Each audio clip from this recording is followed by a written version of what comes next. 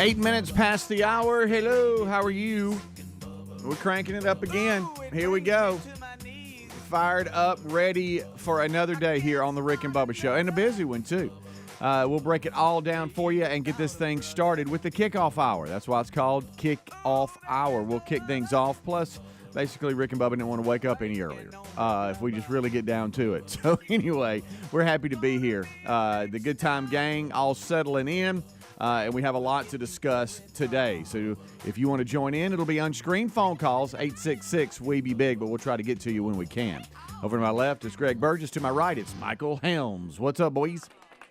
Gentlemen, what up? How are y'all? Oh, man, great. Fired great. up?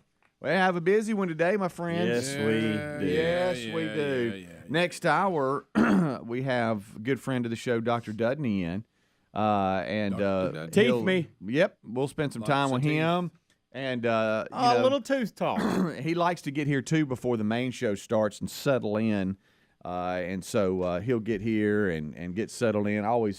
He didn't have to, but he always brings something delicious to eat too. So we look forward to seeing Dr. Dudney and the crew. I flossed this morning just because of it. Did you? Felt the pressure. Yeah. Brushed longer than I needed to. That's good. That's I always great. brush good, but this morning I overdid it. Yeah. Thought I was pulling enamel off my teeth. That's funny. I had a cleaning 2 days ago, and I kept the appointment, didn't reschedule just because I knew he was coming today. Yeah. And I would get in trouble if I had rescheduled. Sure. So that's there for you. We have football tonight. We have the Ravens at the Buccaneers, and it's funny to kind of look at their records because you got the Ravens who are 4-3. That doesn't sound right. And then you have the Buccaneers with Tom Brady who's 3-4. That definitely doesn't sound right. And Greg, it's that weird Thursday night football prime video game on Amazon. I'm so sorry. College football, Virginia Tech at number 25, NC State. That's on ESPN. May give it a little bit of that. That ain't bad. Late one that none of us will see. Some of you might that's streaming or watching around the country. Utah, number 14, Utah at Washington State, 9 p.m. Central Time on Fox Sports 1. And regionally, Louisiana at USM. What's up, Hattiesburg? 6:30 p.m. Central Time on ESPN 2. So those are some of your When's actions. the Astros and Phillies get started? That's should be Friday. Tomorrow. Yeah. They called it off. Yeah. and I went ahead and they released the schedule a little early, so I was looking at it late yesterday on the announcing schedule for college football. And here we go. I've pinpointed Beth Moen's game already, and so we have that ready for tomorrow. We won't do that today, but we do have it ready for tomorrow. All right, so yesterday, and it was funny, last segment of the show, Helmsy, where you know how sometimes we have to communicate with our eyes and our eyes only because we're stuck on air. Yep. And Adler and I have to do it a lot, just trying to schedule the videos or what we're doing next. And we've done a pretty good job at it because – you know, it's almost like we can't use signals because then it looks like on TV look like we're doing hand signals to each other. Yep. So it's almost like we have to do a nod or raising of the eyebrows or tilting of the head, and that normally means something. And you and I made eye contact during the last segment of the show, and Rick was looking at me because he was talking about something that was going on with him, and we're on air. And I was concerned. And your look to me was check out Greg. Yes. And I was already dialed in. I thought the show was over. And Greg was a not. lot of segments. He guys. wasn't sitting down. Everybody was sitting down with headphones on, and he was standing up I with was his waiting hands to in get his my pocket. commercials handed to him Yeah. so we can move forward. So you did think the show was over. Yeah. I didn't look at the clock. One segment too early. Yeah. Yeah. Because when Helmsy looked at you like, hey, what are you doing? You were standing near the American flag. Over there. You turned around and I'm like, well, he doesn't know that we're live right now. I didn't, but Yeah. I mean, I didn't yell out or anything. No, No. No. Now you look. If the camera would have panned it, you looked lost. I was. Yeah. I mean, I thought the show was over. Right. Hands in his pocket. I mean, It just hanging looked out. like somebody had wandered in here and didn't know where to go. Right.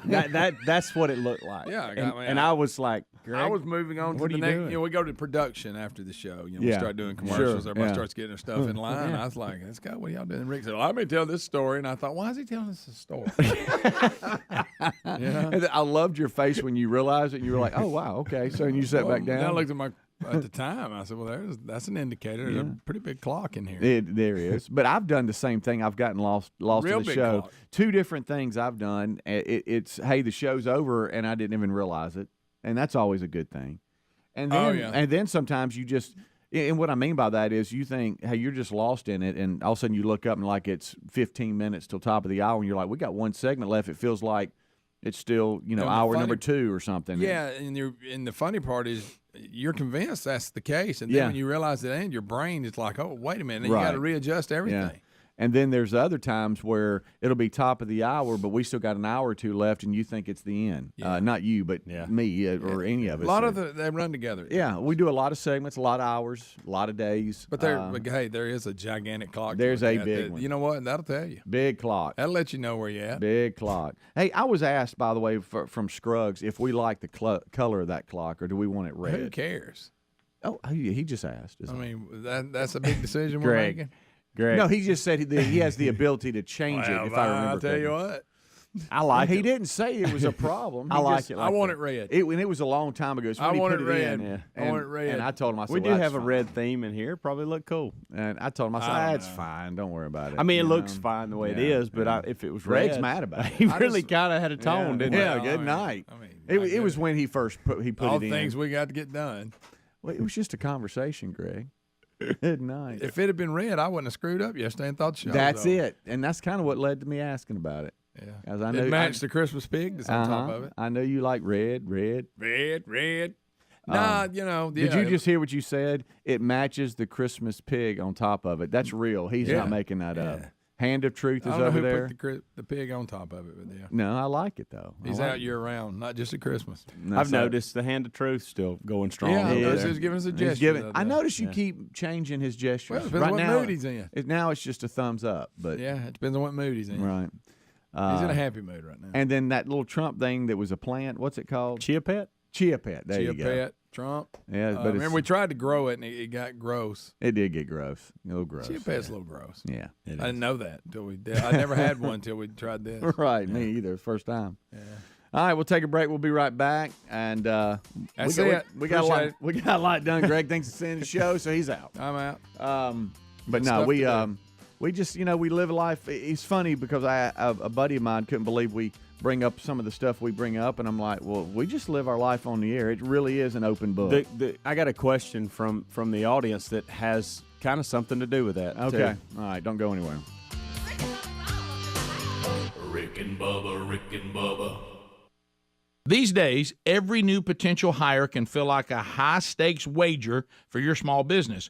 You want to be 100% certain that you have access to the best qualified candidates available. That's why you have to check out LinkedIn Jobs. LinkedIn Jobs helps find the right people for your team faster and for free. Post your job for free at linkedin.com/Bubba.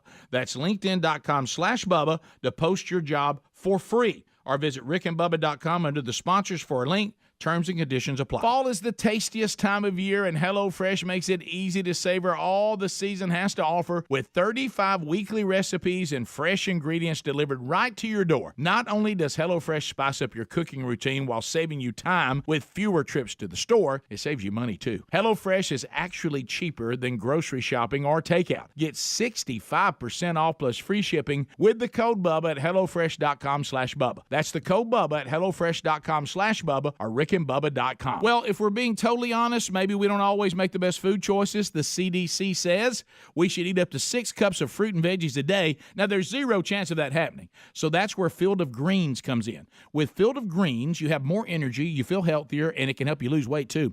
Join us and take Field of Greens too.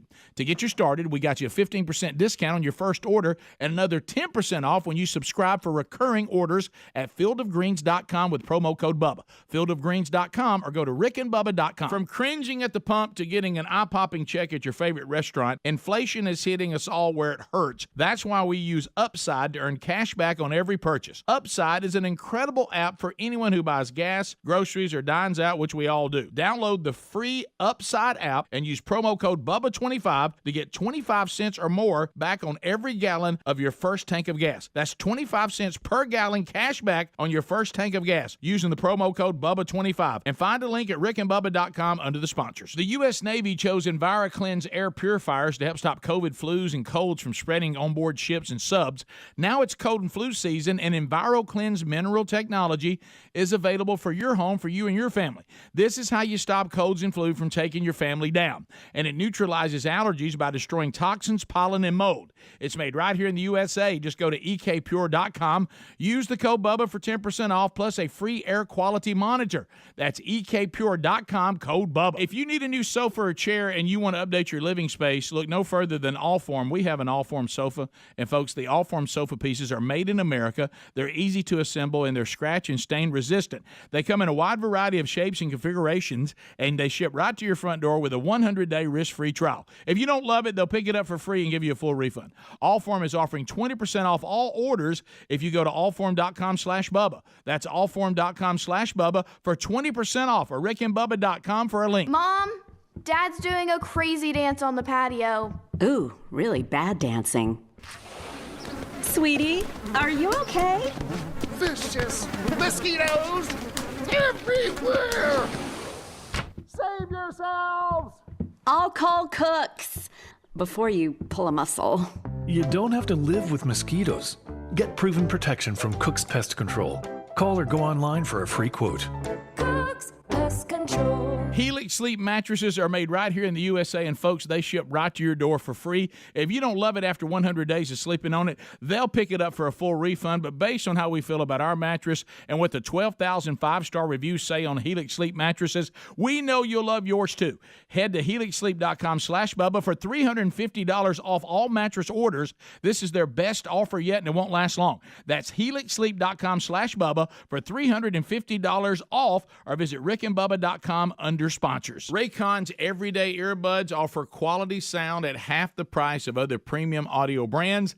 They have optimized gel tips for the perfect in-ear fit, making them comfortable enough for all-day wear. And with 3 different sound profiles and 32 hours of battery life, we can listen to whatever, whenever. It's no wonder Raycon's everyday earbuds have over 49,000 5-star reviews. Go to buyraycon.com/Bubba to get 15% off your order. That's buyraycon.com/Bubba. Our friends at Lear Capital sent us one of those free Kennedy silver $50 that they're offering for free to our listeners. Now, with the price of silver going up, this free silver $50 has value. It's a smart time to invest in precious metals, and Lear Capital has 25 years experience, an exceptional Trustpilot rating, and a risk-free investor's pledge. There's no purchase necessary. Just chat with a Lear specialist about investing in precious metals and get your free Kennedy silver $50. Visit LearBubba.com. That's LearBubba.com.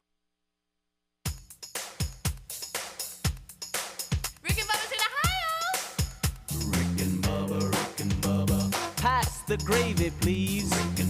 21 minutes past the hour. Thank you so much for tuning in to the Rick and Bubba Show. The number 866 We Be Big.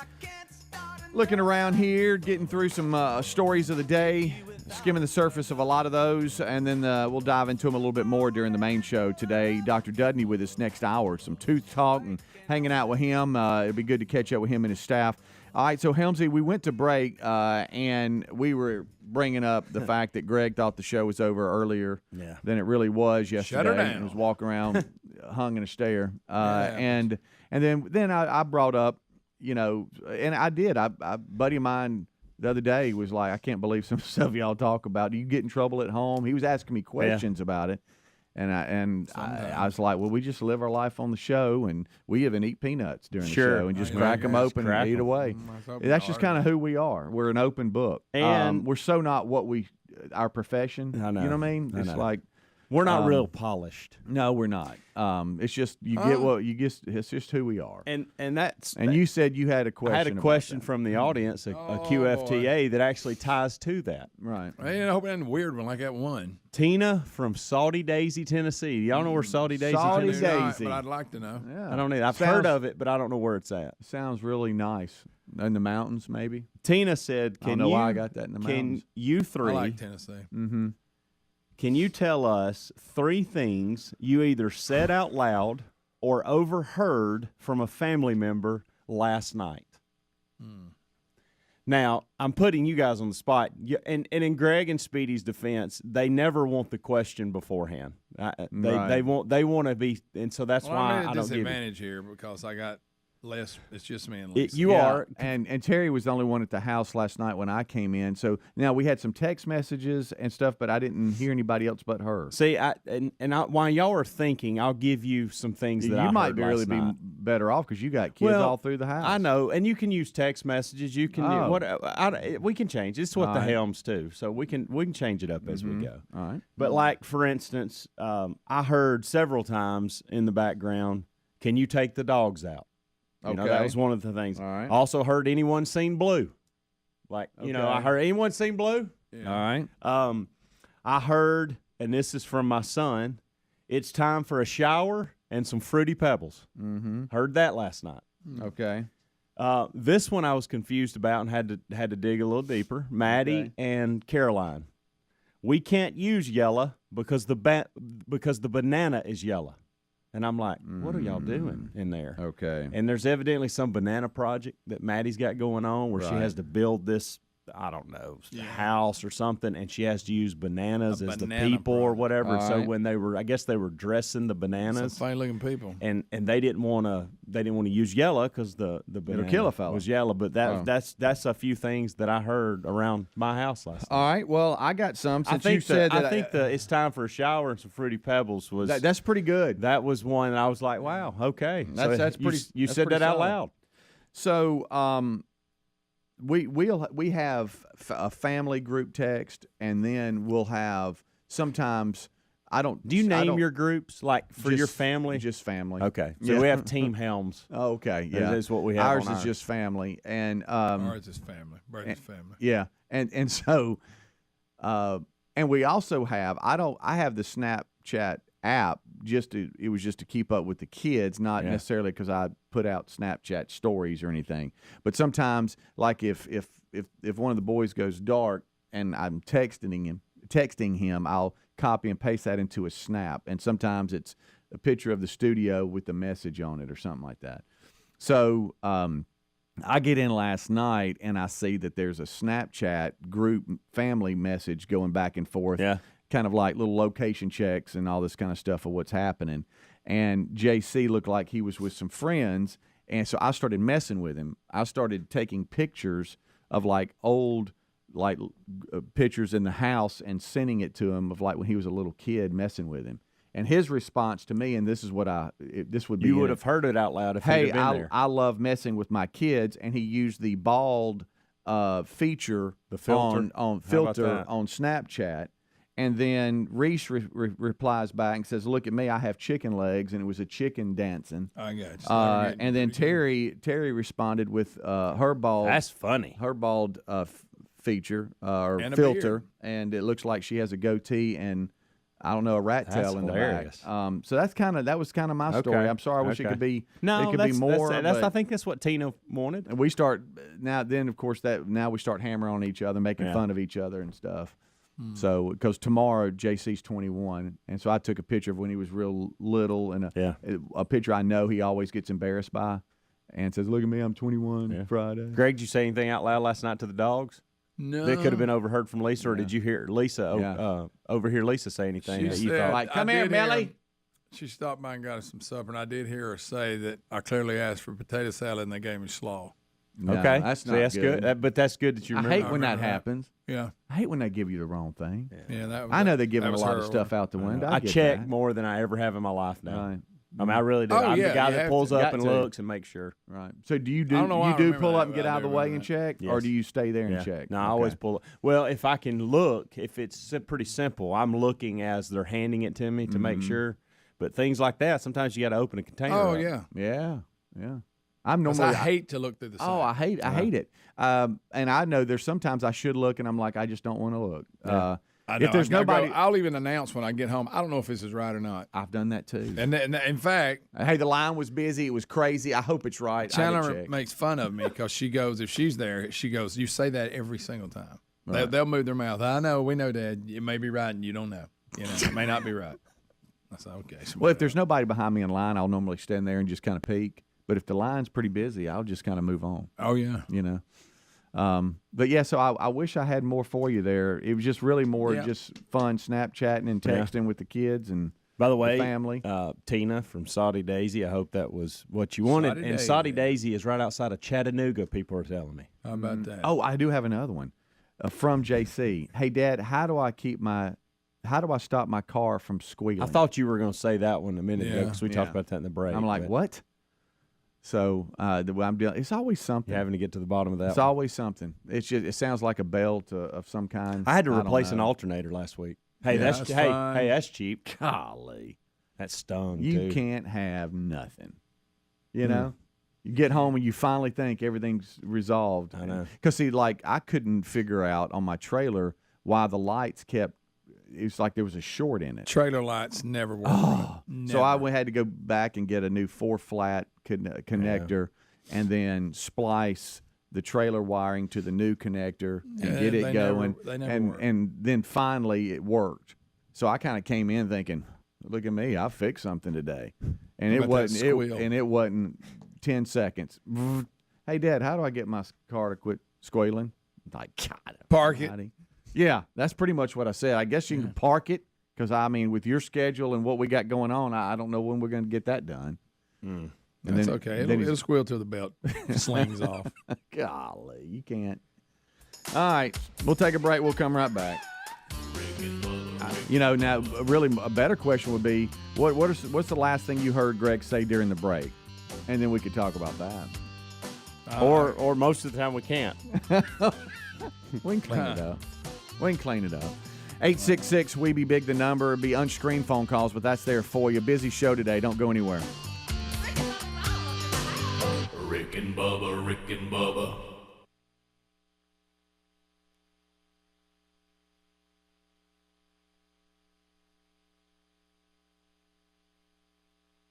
If all home purifiers are the same, then why did the U.S. Department of Defense select EnviroCleanse to protect and purify the air on board our Navy ships? Because EnviroCleanse advanced mineral technology goes beyond ordinary HEPA filters to destroy airborne illnesses causing cold and flu viruses, yes, including COVID. EnviroCleanse is the new science in air purification, and now you can order one for your home. This is how you help stop colds and flu from taking your whole family down. This is how you destroy allergy-inflaming toxins and mold from the air your family breathes. In fact, this hospital-grade technology is so powerful, it promises far fewer colds and allergies and better sleep. Visit ekpure.com, use the code BUBBA for 10% off your EnviroCleanse home purification unit. You'll also receive a free air quality monitor plus fast free shipping. That's $150 in savings. So that's ekpure.com, code BUBBA. That's ekpure.com, code BUBBA. Or find a link at rickandbubba.com under the sponsors. If you've thought about protecting your home with security, but you've been waiting for the right time, you want to listen up. Right now, listeners of this show can get 40% off Simply Safe's award-winning home security system. Now, we use and trust Simply Safe to protect our home and family because at Simply Safe, your safety is the only thing that matters.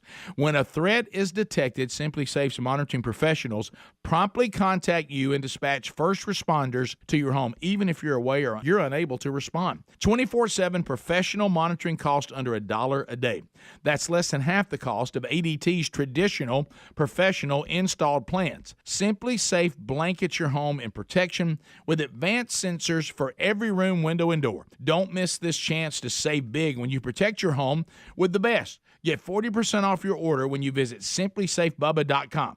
Customize the perfect system for your home in just a few minutes. That's simplysafebubba.com or visit rickandbubba.com under the sponsors.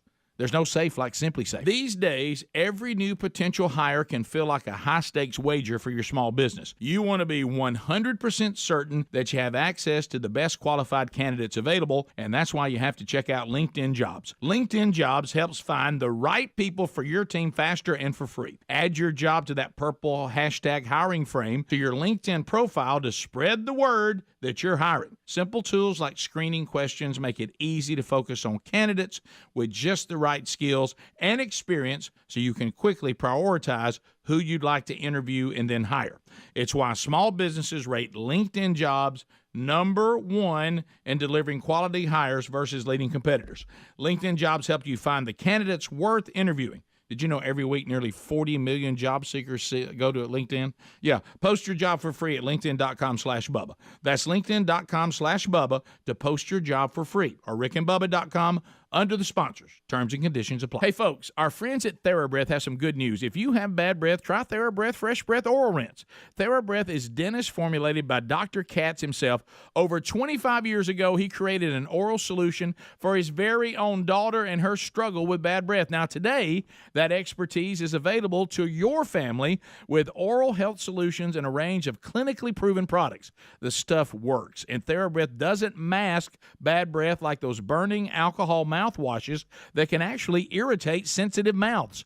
TheraBreath has a gentle yet effective mild mint flavor that is, and listen to this, alcohol-free, free of gluten, and is certified kosher. Plus, no added dyes or colors. If you need one more reason to believe TheraBreath is effective and worth a try, they offer a money-back guarantee. Find TheraBreath in all your favorite retail and drugstores. Just look for that bright orange cap, or online at TheraBreath.com. You can also find a direct link at rickandbubba.com under the sponsors. TheraBreath. Confidence in every capful. Okay, folks, listen up. It's buy one, get one free time at MyPillow. The MyPillow team is offering a huge BOGO extravaganza, and that means buy one, get one free on a bunch of their great products. Now's the time to join millions of Americans who've changed the quality of their sleep with the MyPillow pillows and sheets and improved their lives with other amazing products. Right now, you get buy one, get one free pricing on bed sheets, Giza Elegance MyPillows, 6-piece towel sets, roll and go anywhere MyPillows, and so much more. Great products start with a great company.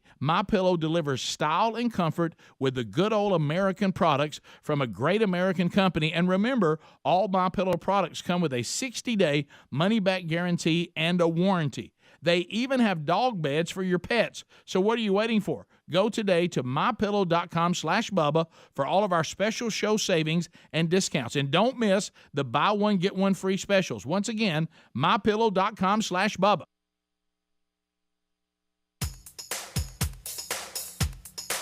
Rick and Bubba's in Ohio. Rick and Bubba, Rick and Bubba. Pass the gravy, please. Rick and Bubba, Rick and Bubba. Ooh, it brings me to my knees. Rick and Bubba, Rick and Bubba. I can't start another Rick and Bubba, Rick and Bubba. day without 'em, brother. Rick and Bubba, Rick and Bubba. Ooh, there is no other. Rick and Bubba. All right, 25 minutes until top of the hour. We thank you so much for tuning in to the Rick and Bubba Show. 866-WE-BE-BIG is the number. It's the kickoff hour. Good time gang here. We are rolling, and we thank you for being with us. Always love, questions from the audience. That seems to have gained a lot of ground, and so we love how those are sprinkled in, and Helmsy normally brings those to the staff here, and so enjoy those. Keep them coming. And Greg said for some reason he wants you to copy him on some of them, so that's Greg at rickandbubba.com too. Thank you. No problem. There's a story that I've been trying to talk to y'all about during the break, and sometimes y'all don't even look up, and then sometimes you kind of look up. Yesterday I felt like I had y'all for just a second, and then you look back down like y'all didn't really care, and I thought it was a pretty cool story. And I'm going to try again, if you don't mind. And only I would We do didn't this. give you anything? No. I thought you would, but you didn't. I don't know that I was around. No, you were. You were sitting right there. Because sometimes you'll look up at me, and then sometimes you won't even flinch. Okay. Did I look up at this point? You did yesterday for a second. Okay. Didn't the other day. Let's see if I hang.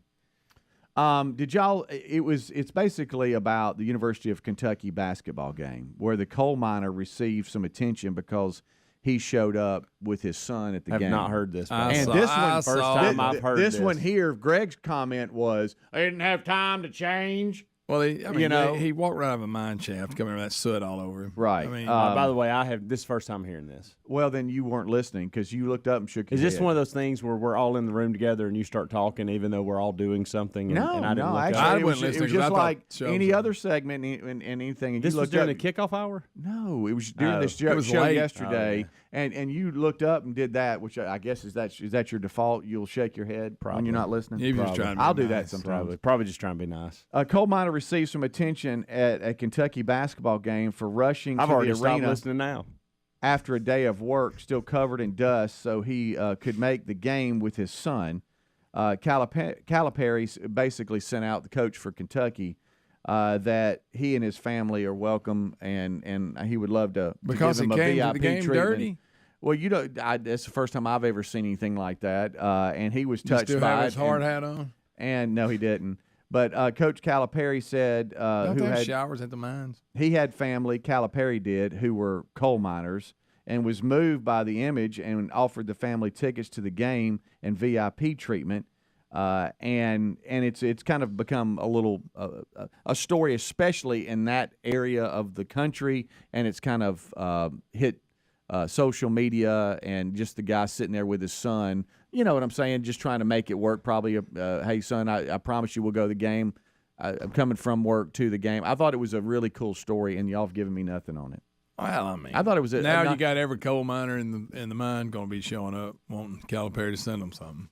They're going to show up at the game with their kid, dirty. That's where you're taking it. I don't know why we can't celebrate anything on this show. I'm just saying. I can. bet he could have cleaned up a little bit. Y'all don't think so? I mean, I think they have showers like there. I think he did it. Try to be sharp. And it worked. He looked real tired. You know, it worked.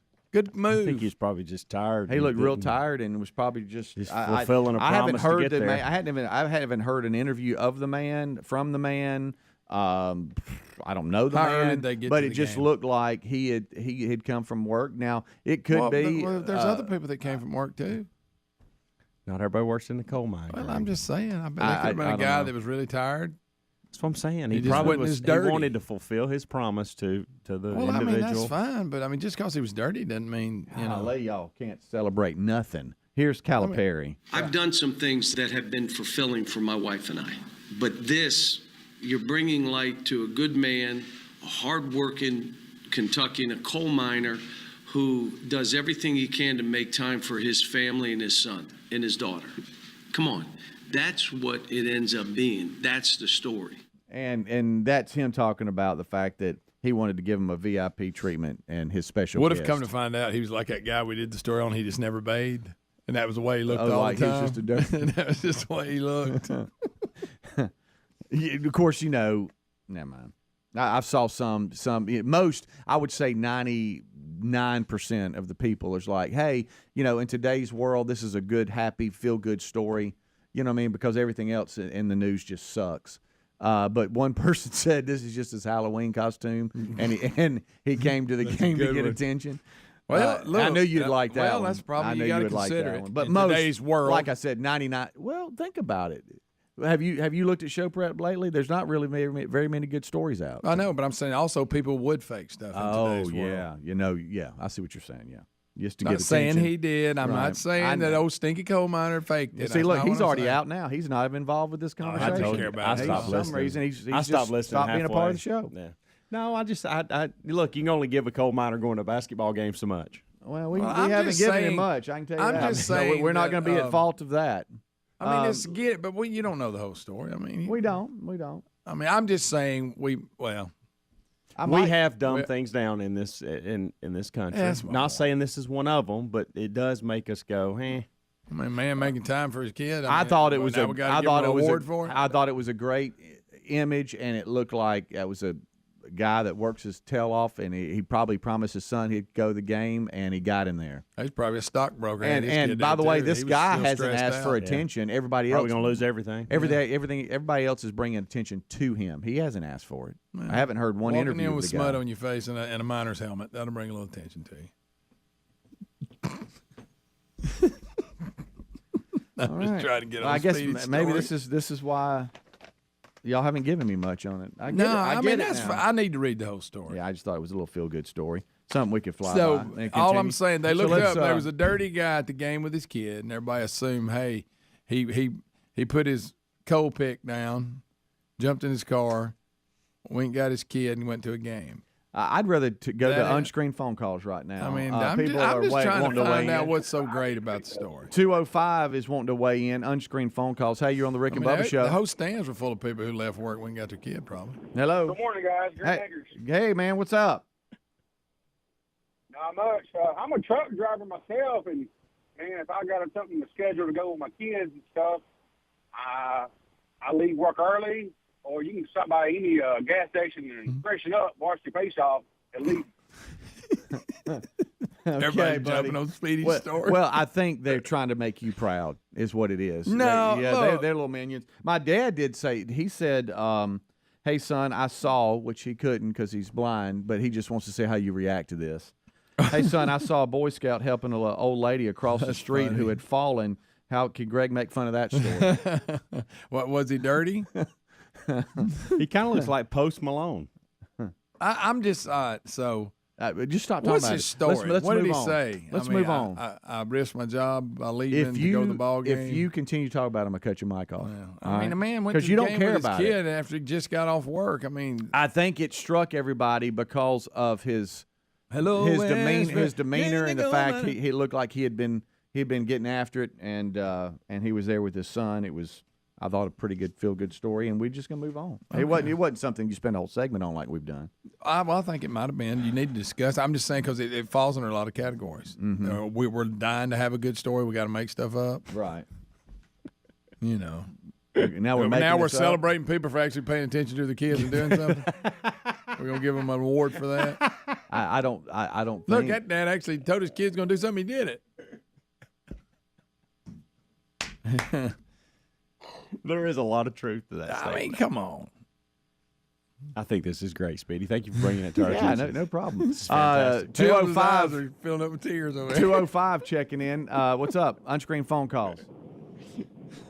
Good morning, gentlemen. Hey. Hey, I'm like Greg. How'd you like to be there to go to the game next? And nice $200 T-shirt fits down in that seat and gets cold dust all over you. I can't hear anything. I can't understand what you're saying, so I'm blowing you up, Hey, buddy. that's been on a speakerphone. I'm so sorry. I I'm don't know so what he sorry. said. I think he said he felt sorry for the person that sits next to him and get coal dust all over. Oh, okay. Now, The guy probably has a better phone that's than a you, good though. point, too. Yeah. He said somebody probably went and bought him a new shirt, and then now it's messed now up. you got soot all over because this guy wanted everybody to see. Now, there's a little of that in there, too. You don't know. I don't You think know there's those a little people of that in like there. the kid that used to like to walk in the grocery store with his pads on after football practice? So everybody'd go, hey, man, you been playing ball? I got another story that I know you'll rip to shreds. Okay. A San Diego high school football player went viral after talking up his military mom and her being deployed, and was talking about her story to his teammates. Then she showed up right then and there to surprise him. Don't tell me she was dressed as an umpire or something. Here is Samuel talking about his mom so Greg can make fun of it. Hang on just a second. Somebody in my family that I respect is easily like, there's a lot of people, but I would say my mom because she's been gone for about a year in the military. Okay, that's different. She's going to continue to work hard. I know what she's doing. That is different. Yeah. What'd you think about it, Greg? What'd you think about it? That's different than a guy finishing the second shift and going to a ball game. Yeah. She's been deployed for a year. I think they're both great stories in different ways. I think they're both great stories. But I know how you don't like military people to come back home and surprise people. You don't like those. Well, we've done it, but that didn't happen in this case. He was just talking now about you're it probably being one of the gone for only a year. Americans that don't like that. No, I'm talking about when they dress up as something. Okay. I'm not talking saying about it's a bad thing, you're but talking we've about done getting it. a mascot uniform. You know, now I'm afraid to go out to a pitcher's mound because I don't know what's going to happen. Okay. But you don't know if the person catching the balls takes off the mask and that's daddy. But you that's don't like fine. that? No, that's okay. There's nothing wrong with that. Okay. I mean, that's more moving than the coal miner who went right back to the shift the next day. Could they and life both? Could continued. they both be great stories? One's great and one's an okay story. One's an okay story. All right. Well, I guess that's why we never talked about it. Let's say I was sitting in there and I had my smock on from working in the meat department. Yeah. I left right after work and took my kid. I mean, just saying. Speaking of left, I think Helmsy left the show. I'm just I'm going to listening. go find him. Y'all are entertaining me. Bubba, Rick and Bubba.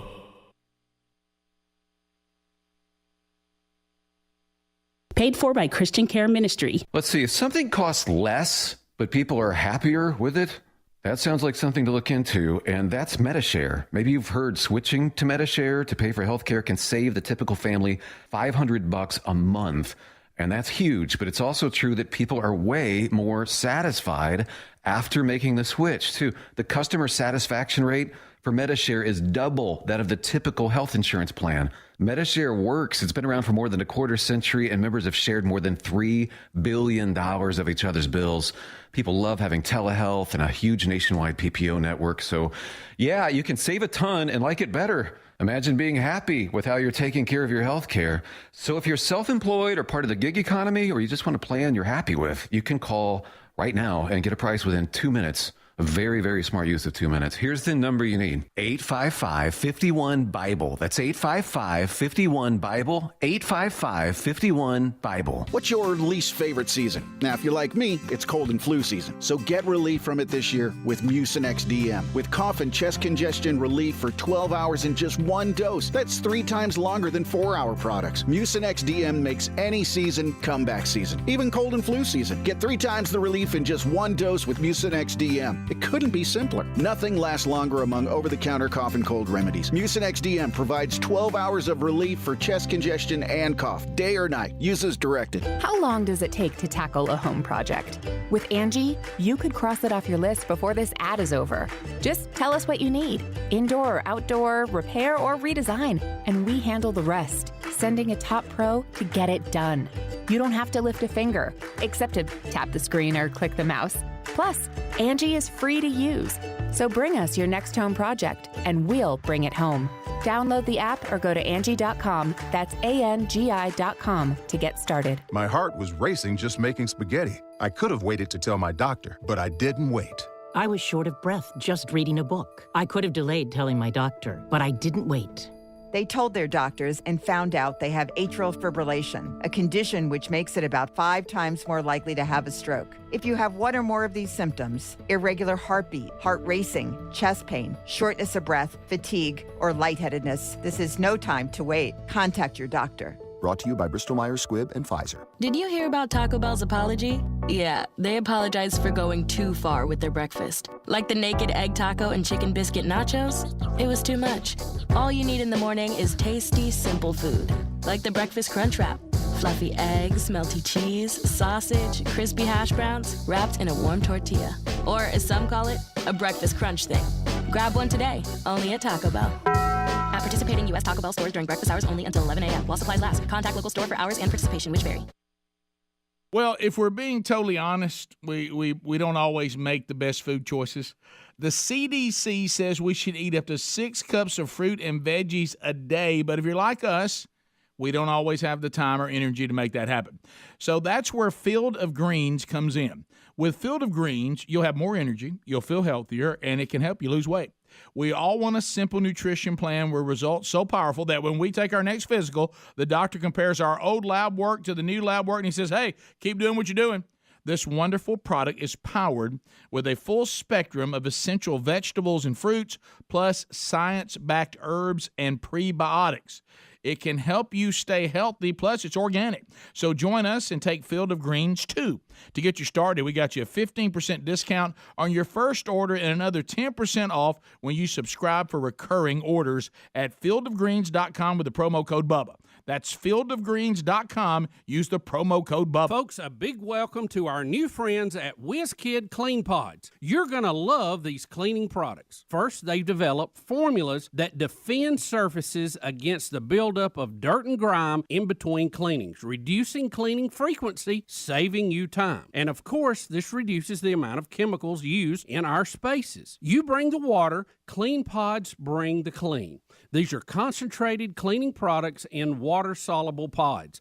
And you're getting your homes clean with a smarter, cleaner system, which means less plastics in our oceans, rivers, and landfills. These are high-quality spray bottles with high-quality cleaning pods that get the job done. So get yourself some WizKid Clean Pods and embrace the smarter, clean philosophy. Get 10% off any purchase plus free shipping with code BUBBA at cleanpods.com/Bubba. That's cleanpods.com/Bubba. Use the code BUBBA or find a link at rickandbubba.com.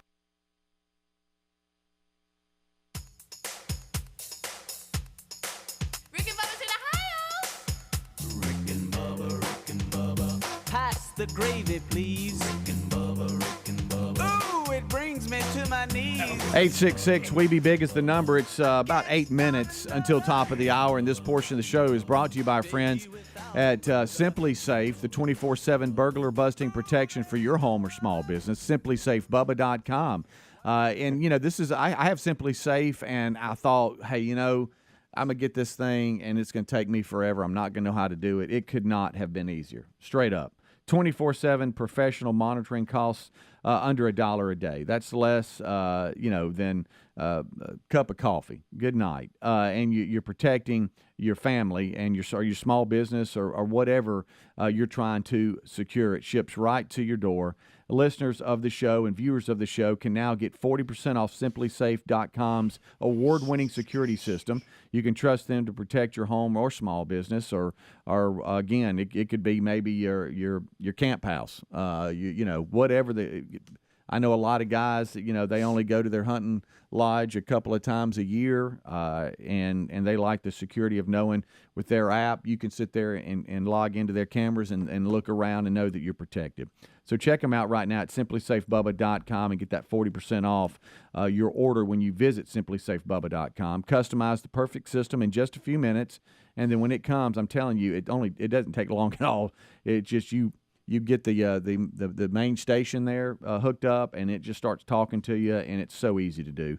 SimplySafeBubba.com, or find a link at rickandbubba.com under sponsors. There's no safe like SimplySafe.com. Just stay safe during this time of year, and looking at the holiday season, all the porch pirates. It'd be good to know that you've got that coverage, especially with their doorbell cam, and you can do the outdoor cameras too and know exactly who's there. Get the notification right there on their app. All right, so as we continue now, about 7 minutes until top of the hour, we talked about this story, what was it, maybe last week or a couple of days ago? I can't remember if it was on air or off air and I think it was on air, about the injuries resulting from artificial turf compared to natural grass. Yeah. And we talked about the uptick in injuries, and is that associated with the artificial grass? That's what it was. Someone actually called in and asked us about it. And first we were like, turf's come a long way. But then we got to looking at the actual stories that were being written about it, and it turns out that there are evidently the I guess knee and below those type of injuries are happening more on turf. Yeah, 14 of the NFL's 30 stadiums use artificial surface, and Pete Carroll is the first NFL coach that's come out and been outspoken about it and said that they need to seriously look into grass turf debates and that NFL fields need to go back to natural turf. That's probably not going to happen. Yeah, I probably doubt dig it. up these expensive fields. But, he's had a number of injuries that has got him talking about this. Wide receiver DK Metcalf. We got the Chargers cornerback J.C. Jackson suffered knee injuries during Sunday night's game at SoFi Stadium, and they were both non-contact plays. And, look, that happens on any type of turf. Sure. But it's got him talking about it. Yeah. I think he was asked about it. The old turf was a problem years ago. I think the one in Philadelphia had the worst reputation. Right. I mean, they had so many injuries, it was terrible. Yeah. But again, and I guess we were incorrect, but I assumed that the new it fields, has it's come better. a long way. It is better. Because now, guys, it used to be unheard of, but now high schools around here, everybody's getting them. Yeah. Right. For a while, there were very few high schools that had turf fields, but now it's pretty common. If you build a new baseball park, you're going to put turf on it. Yeah. Because you're done with it. The maintenance. Yeah. And I tell you, too, if it helps a lot, because I remember when Jacksonville State baseball got a turf field, it opened a lot of the northern teams coming down early in the year because they're trying to escape the cold weather. But they knew, hey, we're getting a game in. There's not going to be a rain out, unless there's severe weather. That's beside the point. But I'm just saying, it's not going to come a downpour the night before a game. We've traveled from Missouri, and now we can't play. You get to utilize the space more, and the maintenance is much lower. That's it. And the players love it because their field duty is really diminished. Yeah. And obviously, you have dome stadiums. Yeah. Even though I know the Phoenix has the one that rolls outside and comes back in. Yep. But not everybody has that. Right. But I mean, it's a conversation that's happening, and now Pete Carroll. The story is today that Pete Carroll is the first coach to come out in the NFL and really say, hey, look, we might have a problem here, and we might need to be looked at. And so that's just part of the discussion today. Jackson State, Deion Sanders was quoted as saying, "I expect stuff like this," and he's talking about College Game Day. Has announced earlier in the week that they're heading to Jackson, Mississippi, for the rivalry game between Jackson State and Southern in Week 9. Both having really good years. Jackson State undefeated. They take center stage in Week 9. And Deion Sanders is pumped about it. So if you're watching College Game Day, that's where it'll be in Jackson. Yeah, they've been in some strange places. Well, I say strange is the wrong word. Places they normally wouldn't go this year. Right, yeah. Which is a good thing. That's not a bad thing. No, well, we sat up here the other morning and on TV4, which is ABC here in the studio, that Good Morning America did a whole thing on Jackson State. Yeah. And Strahan was a part of it, and Sanders was up there. And it was He's just doing exactly what he said he'd do. Big party. He's and bringing attention. I mean, think about all the thousands of colleges that we've never seen up here. Right. And, I mean, like App State, it was so cool to see them there. And so they are branching out and going to some different places, and I think that's good for college football. Yeah. Instead of just your same 10 that you rotate, that normally get it, jumping out and doing stuff like that. Yeah, It's I think pretty it's cool. a good thing. And it's great for the fan base. I mean, think about how crazy Jackson's going to be they're gonna and crank it excited, Back to Pete Carroll. To me, he's one of these guys that never ages. The man is 71. He's 71. No one is ever going to look at me and go, "I'll tell you what, that son of a gun's aging well." Yeah. It's always the opposite. Right. Man, he looks much older than he actually Old is. Pete's looked that exact same for has. years. I've always wondered that when somebody, I know we're on, TV, not just radio, but whenever somebody sees me and they hadn't seen me in a long time, I wonder if they think, wow. I think you two age well. I think he's right, and really, because I see, you know what I'm talking about. If you hadn't seen somebody in a long time, you're like, I know, and you go, ooh, so that's where I look. I know a lot of high school reunions are going on right now. Y'all know what I'm talking about. I know exactly what you're talking about. It doesn't seem like that 40 to 50 is a huge change, but 50 to 65, a lot of things happen. Definitely. Thanks, buddy. That's right where I'm at. Yeah, we're right slap dab in the middle of it. But you two Pete Carrolls are looking great. Pete Carroll. I don't know about that. Oh, Pete. We'll be right back. Main show starts next. Rick and Bubba. Yeah. Lupton. I love it. Tony with a Y and Tony with an I. Yeah. Tony. Steve and Summer Chandler. That's right. And the Appletons are here. That's right. Chris, Jake, Rhonda, and Maggie. And I believe Summer was turning 40 today. I know you're not supposed to say a lady's age, but she said when I turned 40. I was scared of okay. it, I'll be honest. It's She the said new it was 50. okay. Don't worry about it. Yes. O'Reilly Auto Parts, better prices. I've got to ask you a question, Tony. When somebody calls the house and they want to, how do you differentiate which Tony? I love it. Do you say I need Tony with an I or Tony with a Y? We've had Tony with a Y, Tony with an I. The most common one is the good-looking Tony and the other Tony. There you go. I got it. Well, I know Tony, which one that Tony. is. So. Yeah, we figured that out. Thanks. I bet that just looks funny on your tax return, doesn't it? Golly. There was a typo on the golden ticket seats when he was typing it in. He accidentally put an F instead of a T. And so I thought I said Phony. I said phone, like in the break. I'm like, okay, we got Tony and phony. I was like, no. So anyway, thank y'all for being here today. Even though we did that a little bit early, I just want to get on it. Okay, buddy. I was like, I looked down. I thought, is it how me? something gets on your mind? You're like, all right, let's knock it out. Get it over with. Kind of forget what time it is. Study out today. Listen to this. Tell me if you think this is true or not. Okay. No. Severe false. Severe emotional stress V-neck can prompt a sudden heart condition that poses the same sort of long-term damage as a heart attack. This is new research. These are the Brits that did the study on it. I'm not going to try to say the name of this. You told me we have a lady that works with hearts here. How did you say it?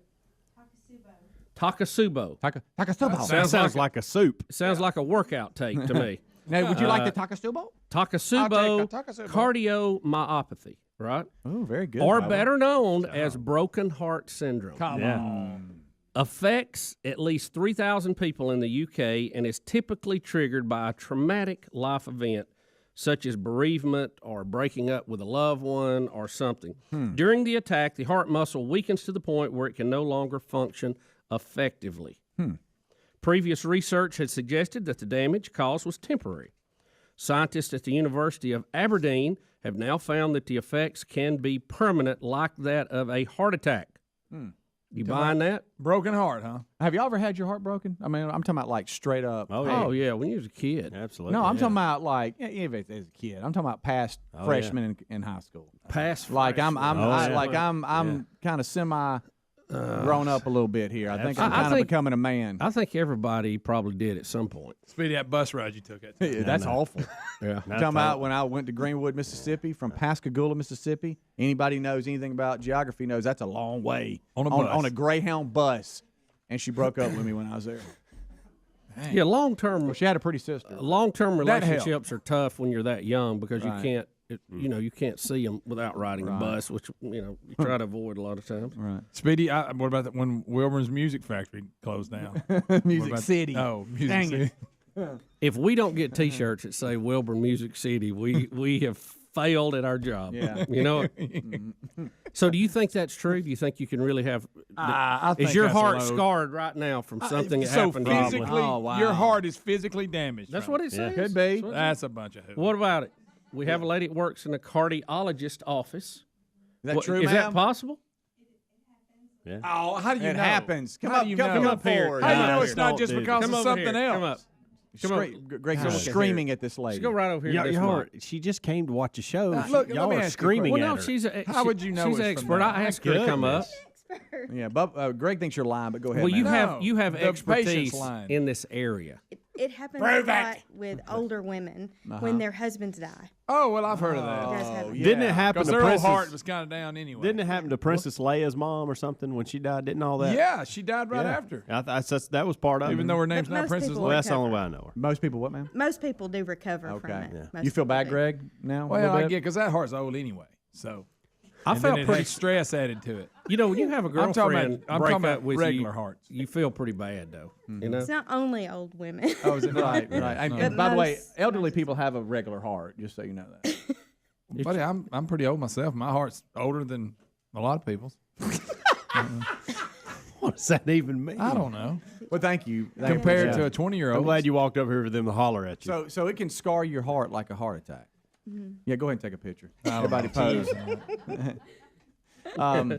Okay. So y'all don't ever remember like just boohooing as a We've as a all dude? said yes. I mean, but you didn't give me an example. Well, I don't want to give you my example. Why? do you remember how bad? I don't need to give you my example. Do you remember how bad you When my felt? dog though? got you killed, I you did. thought you thought well, I'll never make it to be a grown up. Let me tell you something. You know, You talking about some dog kill? I mean, when some my- dogs got hit. when My my- heart is done just for that. Yes, don't make me We'd bring go up- through dog every 3 months. You don't want me to bring up on the school bus and run over my dog while I'm on the bus. Don't make me Oh, bring that my up again. I've told that goodness, story man. 50 times. Yeah, when Greg, I when I had to lost go to school all day. that is awful. Yeah. I mean, was it a bump type thing? Right over. Oh no! And I told you I was trying to pretend I didn't have that old fat girl. I said, "Hey, you can have your dog." Guys, I can name Benji the Chihuahua, I was like, "Hey, shut it, Mark." Abby the Basset Hound, Spot the Dalmatian, Yeah. Muffin, my beagle. Sam the Dalmatian. Goodness gracious, Had a you talking bunch about of them. just heartbreak. Y'all wait just a minute. Hold on. We need to focus here for just a second. Who told you what, Old Greg? fat Martha on the bus ran over your dog. And you already knew it. Yeah, but I was trying to pretend like it didn't happen. How old were you? I was in like the 3rd grade. Oh, that's Greg. brutal. I was petting the dog before I got on the bus. Greg, I've told this on That is a horrible you have, story. but you.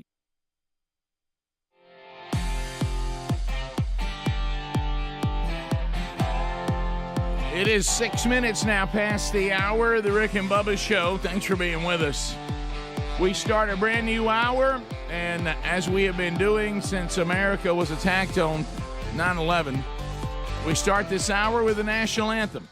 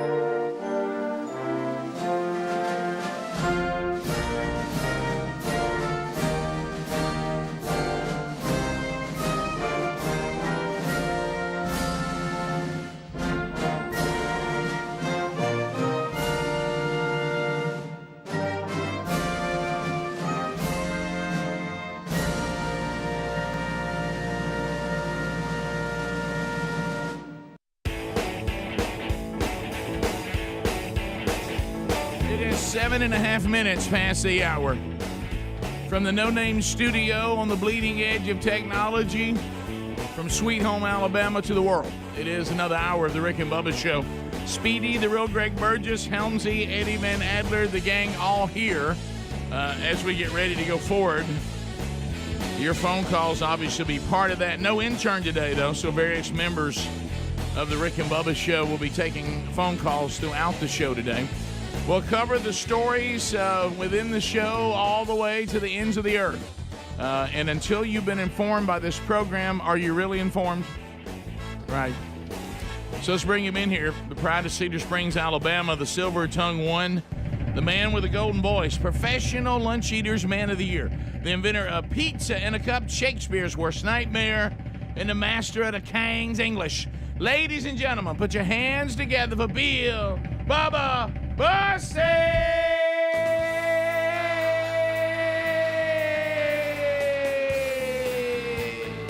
Howdy, Bubba.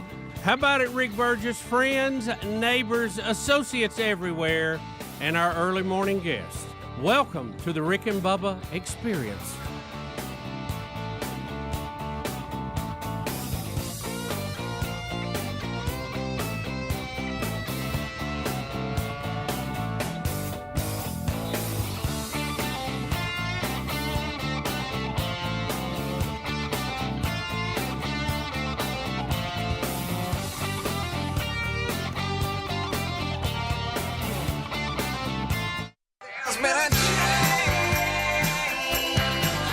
Yeah, there's been a change of heart.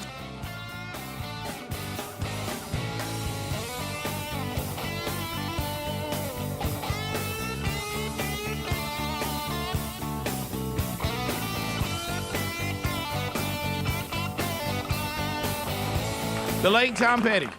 You know, since I was out Monday and got to see that, I quit singing with these songs because, boy, it's rough when it's muted out there. It is, but, you know, the joy it brings to do it. I know. I feel both sides. Yeah, you couldn't care less what anyone thinks. You sing because you sing. I sing for joy. I need to forget what I saw and heard, and then I can partake again. Even I got to put it behind me. Even the Lord God we serve says, make a joyful noise. Yes, and that's always in the ear of the beholder, I guess. Yes, it is. And of course, I remind people sometimes when we use that as an excuse, he said joyful noise. Yes, he didn't say annoying noise, but but anyway, it does help in times like that. It's funny when we said that. I heard a person say, I don't know what I was watching yesterday, and they made the point that did you ever think that, honestly, that Keith Richards would outlive Tom Petty?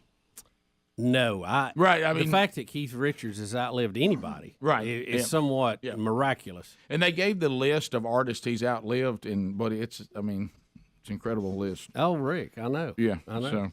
So anyway, scary. We have a lot to unpack today. We have Dr. Dudney. Dr. Dudney is here. He's got the team Dudney with him. He's ready to go. When he shows up, you find yourself watching to see if he's looking at your teeth. Right. But right.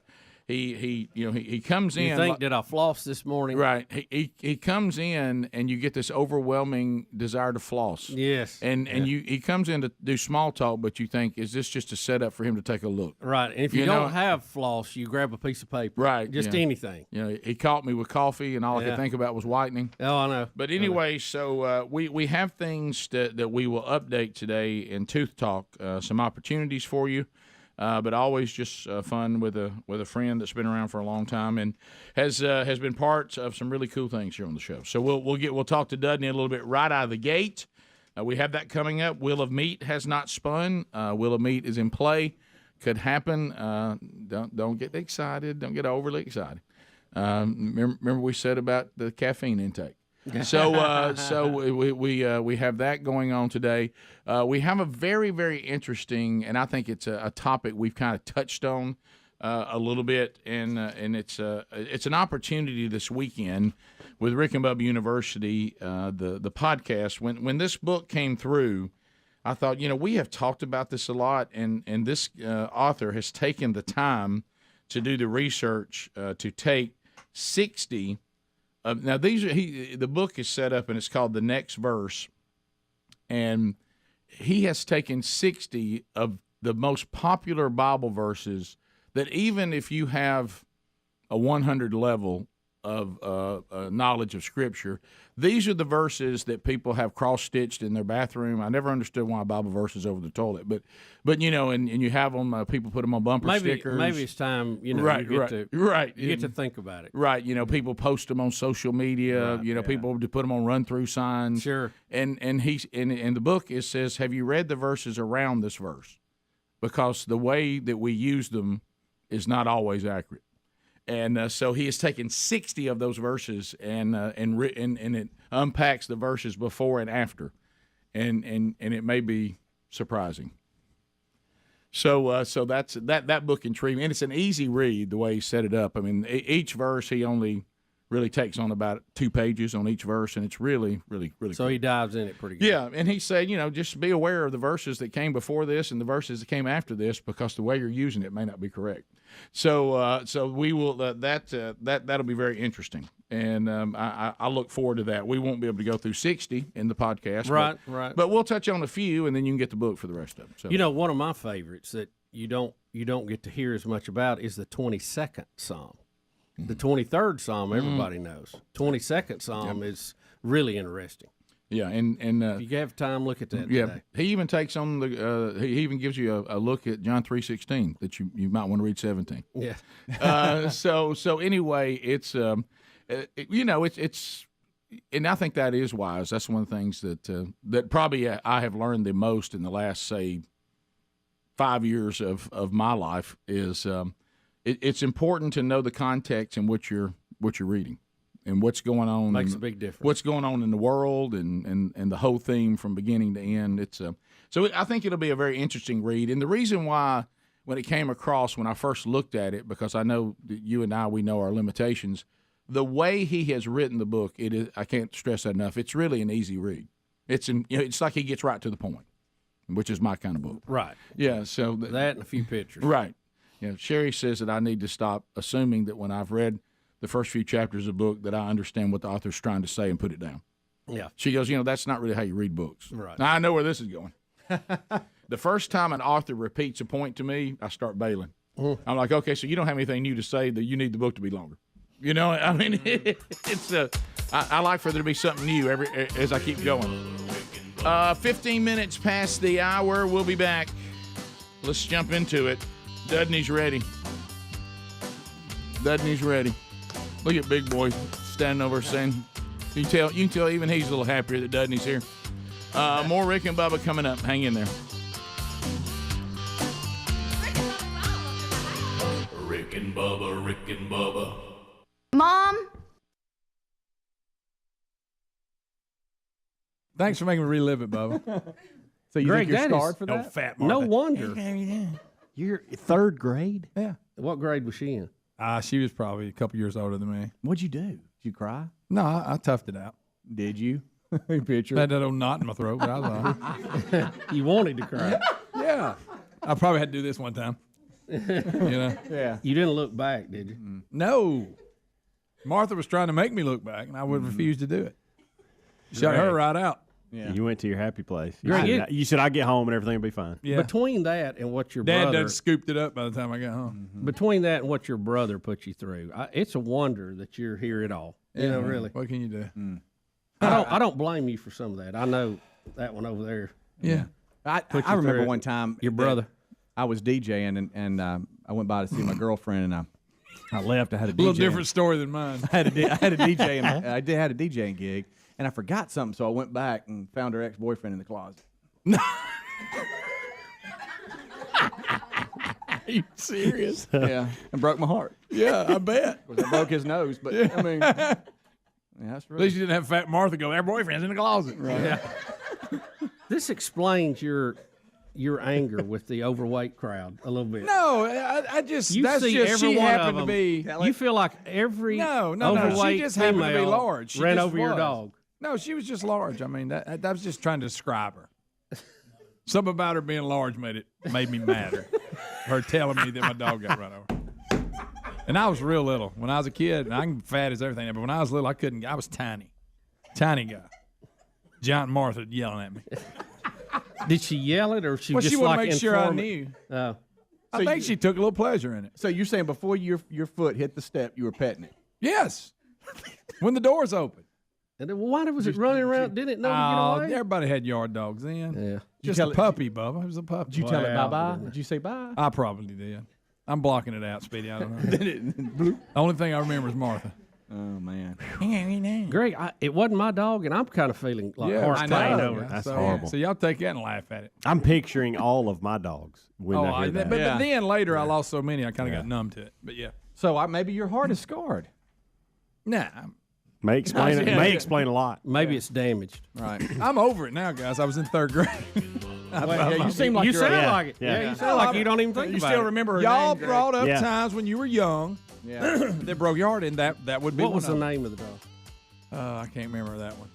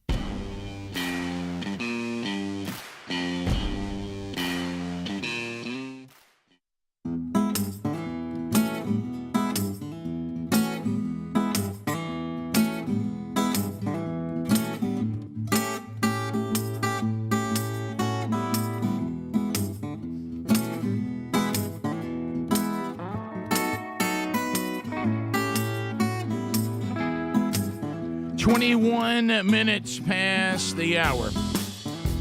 The Rick and Bubba Show. Dear friend, Dr. Thomas E. Dudney, Dr. Dudney, is back in the house. Dudney, welcome back to Rick and Bubba. Thank you, Rick. It's always great to be here. Well, and it's always fun to have you here. I see you brought a little more fun with you. Yeah. We've got our new associate here today. He's a great young dentist. I was talking about the food. I'm sorry. Yeah. Oh. I'm so sorry. I'm so sorry. Yeah. Got to be clear on that. No, I was clearly talking about the food you brought. Okay. Yeah. You got to love a dentist that brings in ooey gooey, whatever you call what it. What is it you brought in? My wife calls them ooey gooey butter bars or something. I don't know. They're ooey and they're gooey and they're pretty good. Yeah, that's right. So I want to thank her for that. Yeah. I know that sometimes you put in the effort to bring the food, but she usually does. She does the work. Now, I will say I cut them, okay, and put them in the thing I brought them in. So I feel like I have to do something. That's an important part. Yeah, it is. So now let's get to the actual humans. Obviously, Christy is here because we all know Christy. Yeah, there she is. And I made the mistake of getting her a cup of coffee. That was a mistake. Yeah. Looking back, I wish I could have that cup of coffee back.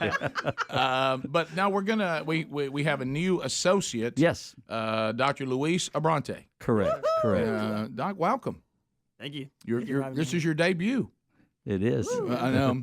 You know what he's thinking? I thought I was come over here to work on teeth. What are y'all doing? what are y'all doing? I thought we were going to talk about molars. Why are y'all dragging me into this place? I don't know why I'm here.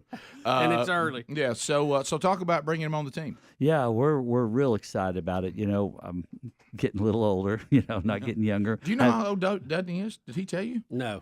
Let me tell you, you've taken care of yourself. Yep. I mean, you really have. I don't know about that. How would you think Dudney is? I have no idea. I don't even want to guess. Are you ready? Hit me. 71. Really?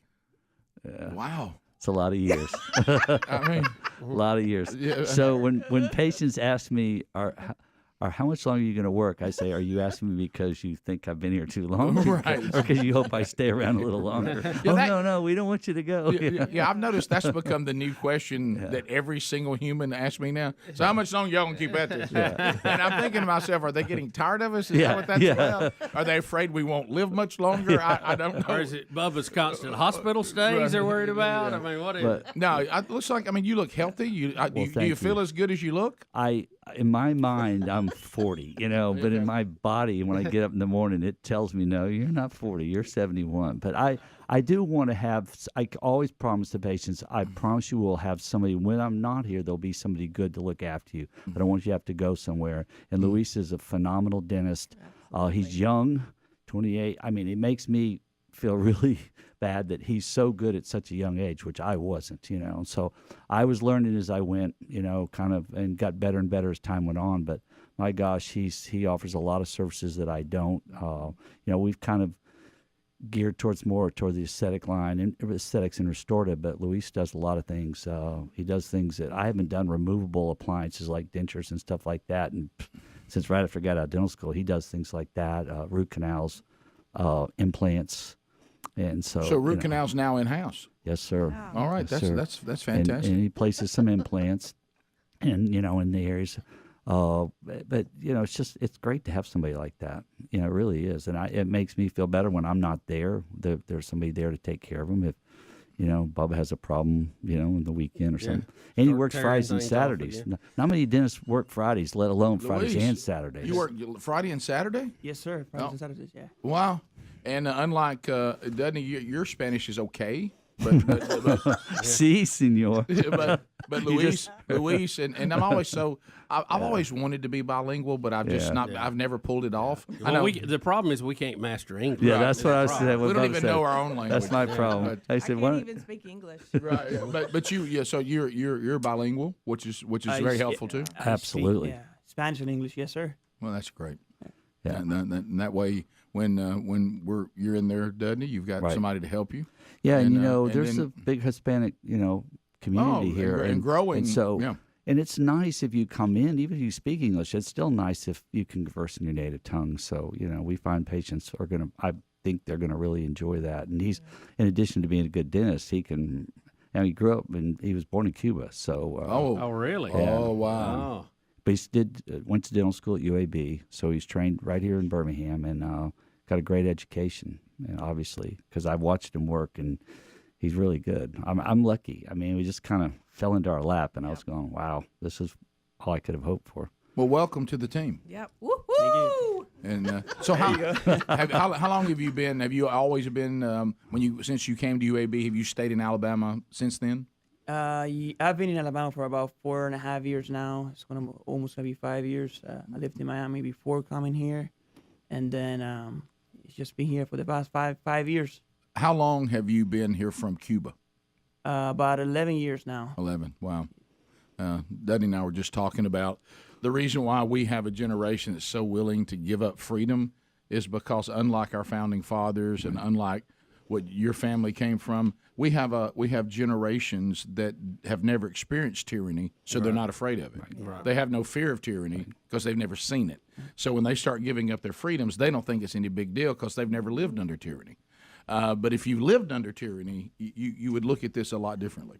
Absolutely. Yeah, and so they don't know what they're giving up. Right, and the freedoms we have, we take for granted, and it's just amazing, and that's why everybody wants to come here. Yeah. You don't see everybody going, well, we want to go to Cuba. They're saying, no, we want to come there to that country with their freedoms. Well, I hope we're wise enough that when people escape tyranny, they don't come here and go, wait a minute, y'all are under tyranny too? Yeah, I Right, know. right. Yeah, it's What scary. have y'all done? It's a little scary. Right. But you know, like you and I were talking, if you the reason why the founding fathers set up the Constitution of the country the way they did is they had lived under tyranny. Right. They lived under it. They didn't want that. They were ruled by a king, and they didn't want that. So they tried to move as far away from that as they possibly could, and limit the government so they could never do it again. But if you've never lived under tyranny, right, you don't know what you're doing. Yeah, absolutely. Yeah. So, well, we're glad you're on the team, Luis, and we're gonna talk about a couple of things that you can participate in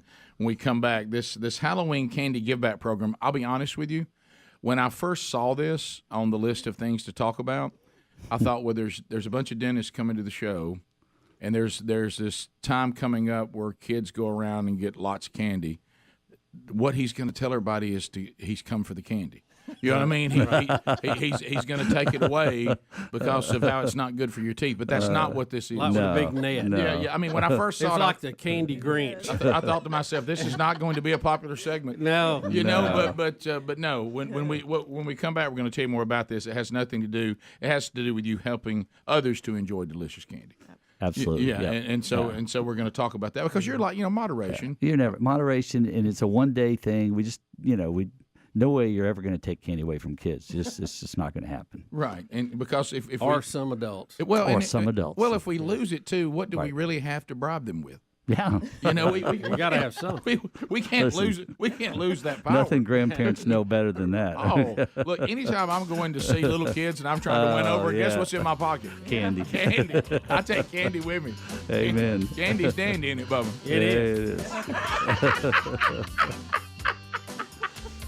When we come back, There's other things that won't rot your teeth. bottom of the hour. So we'll tell you how you can participate in the Give Back program, and when we continue with Dr. Dudney and Dr. Luis Abrante. Rick and Bubba, Rick and Bubba.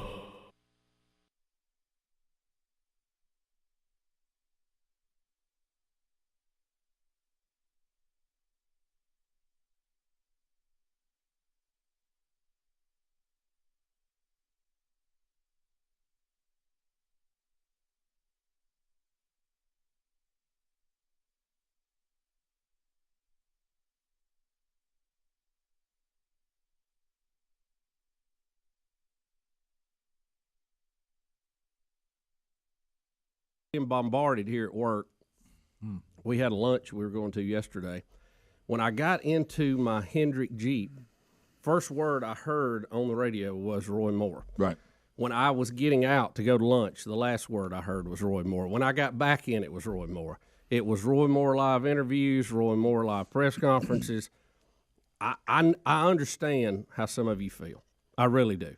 I was in the waiting room, should have been back in the room with my wife, but I was in the waiting room. A TV was above my head that I could not see, facing away above my head. Mm-hmm. It was a talk show on the middle of the day that I'd never even heard of, and I listened, and they're talking about Roy Moore. I will say this: if the people vote for a No More Friday, I want you to come back and make a point every time you billboard the segment. It's a No More Friday. I got a question on the poll. Is there a certain percentage of the votes that has to say we're not talking about it at all? Like if we get 80% of the vote, we're not talking at all. Right. If it's 50%, we do it in 2 segments. Right. How are we doing this? No More Friday or Him It Up. Right. Yeah. Right. And what is the percentage of votes that we need for those 2 categories? I would say anything that's not overwhelming, I'm still going to do it. Okay. Okay. It has to be an overwhelming 95%. Yeah, I'm talking about where people just say, "Look, you're ruining the show with this." Okay. You know what I mean? Right. If it's anything that's just kind of iffy, 50-50. Now, are they voting, or are you going to allow them to comment like what you just said? This is ruining the show. I can't stand it. Let's. No, if you want to know more Friday, I'm going to take that as that's what you mean.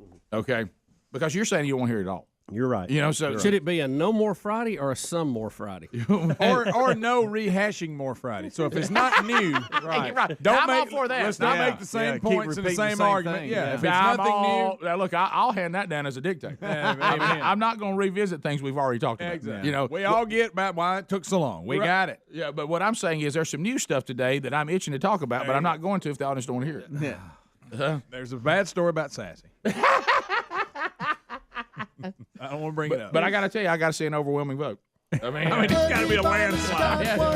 Voice your opinion on the Rick and Bubba official. Somebody say it. Quick Poll. Because if all we do is take these half-half votes, there's a lot of things on the show we got to stop doing. Because I get bad email and everything. Oh yeah, if it's half, that I just got- means do what we want. I got two emails last week saying I don't like the Wheel of Media anymore. I tune out. I think, But I mean, there's Rick, not Rick, I one don't- of those was from me. But what I'm saying is I don't get an overwhelming number of emails like You're that. right. I agree. What I'm saying is I don't get an overwhelming number because I think people like to try to win off of it. So even if listening to it's not much fun anymore, I know the phone blows up. The phone blows up. People like The it. one difference I think is that's That's a the feature intern. we do once a week. Yeah. More we've been talking about every segment. Well, almost of I'm every just saying show. though, you can't Yeah. respond to 2 or 3 angry people. no, because you if can't that's ever it, do if that's that. it, we're going. There's a lot of things we're going week to week. We'll remove stuff from the show. course, yeah. I'd be gone. Yeah, I'd be so gone. would I. I'd be with you. I'd be fired. Would we be at the You can't- farm? you Where can't would do we that. be? Well, I Rick? think this is a special circumstance right. due to the overwhelming media coverage everywhere. It's not just something we do. If you it's everywhere. turned into every national TV and radio show and they were talking about the giant wheel of meat, you may get burned. Right. You know? No. What I don't mean that. I'm meaning that's why I want an overwhelming vote. Right. Yeah. Yes. An overwhelming vote means hey, people really want. But they're what doing is it. We that don't do number? anything that 100% of the people like. No. It's just not gonna happen. No. All right, so just so I'm What clear if on my Roy marking Moore here. spun the giant wheel of meat? Hey, now you got. I'll give you an example. If there's 10 votes, I need at least 7 of those to be no more. I need a 70% vote. Okay. A 50% ain't gonna do it for me. No. I agree with that 100%. That's updating the We news. get 50% on Dean's Christmas. I know. So And I was kind of mad we didn't bring them back. you're sorry I brought that up. Yeah. Now you're working against him. All right, here we go. We ready? So what are they supposed to They're supposed vote? to say they want a no more Friday or they want they don't care. Keep talking about it. So you want no more or roll on more? No or yes. How about more or no more? That's the vote. More or no more. More or no more. Yeah, So you're voting more if you don't care if we talk about updates. Or no We've more. all decided we're not going to keep rehashing the same old point. Right. Yeah. But we got them all. So more means if you got more Twice. if you got more updates, give them to us.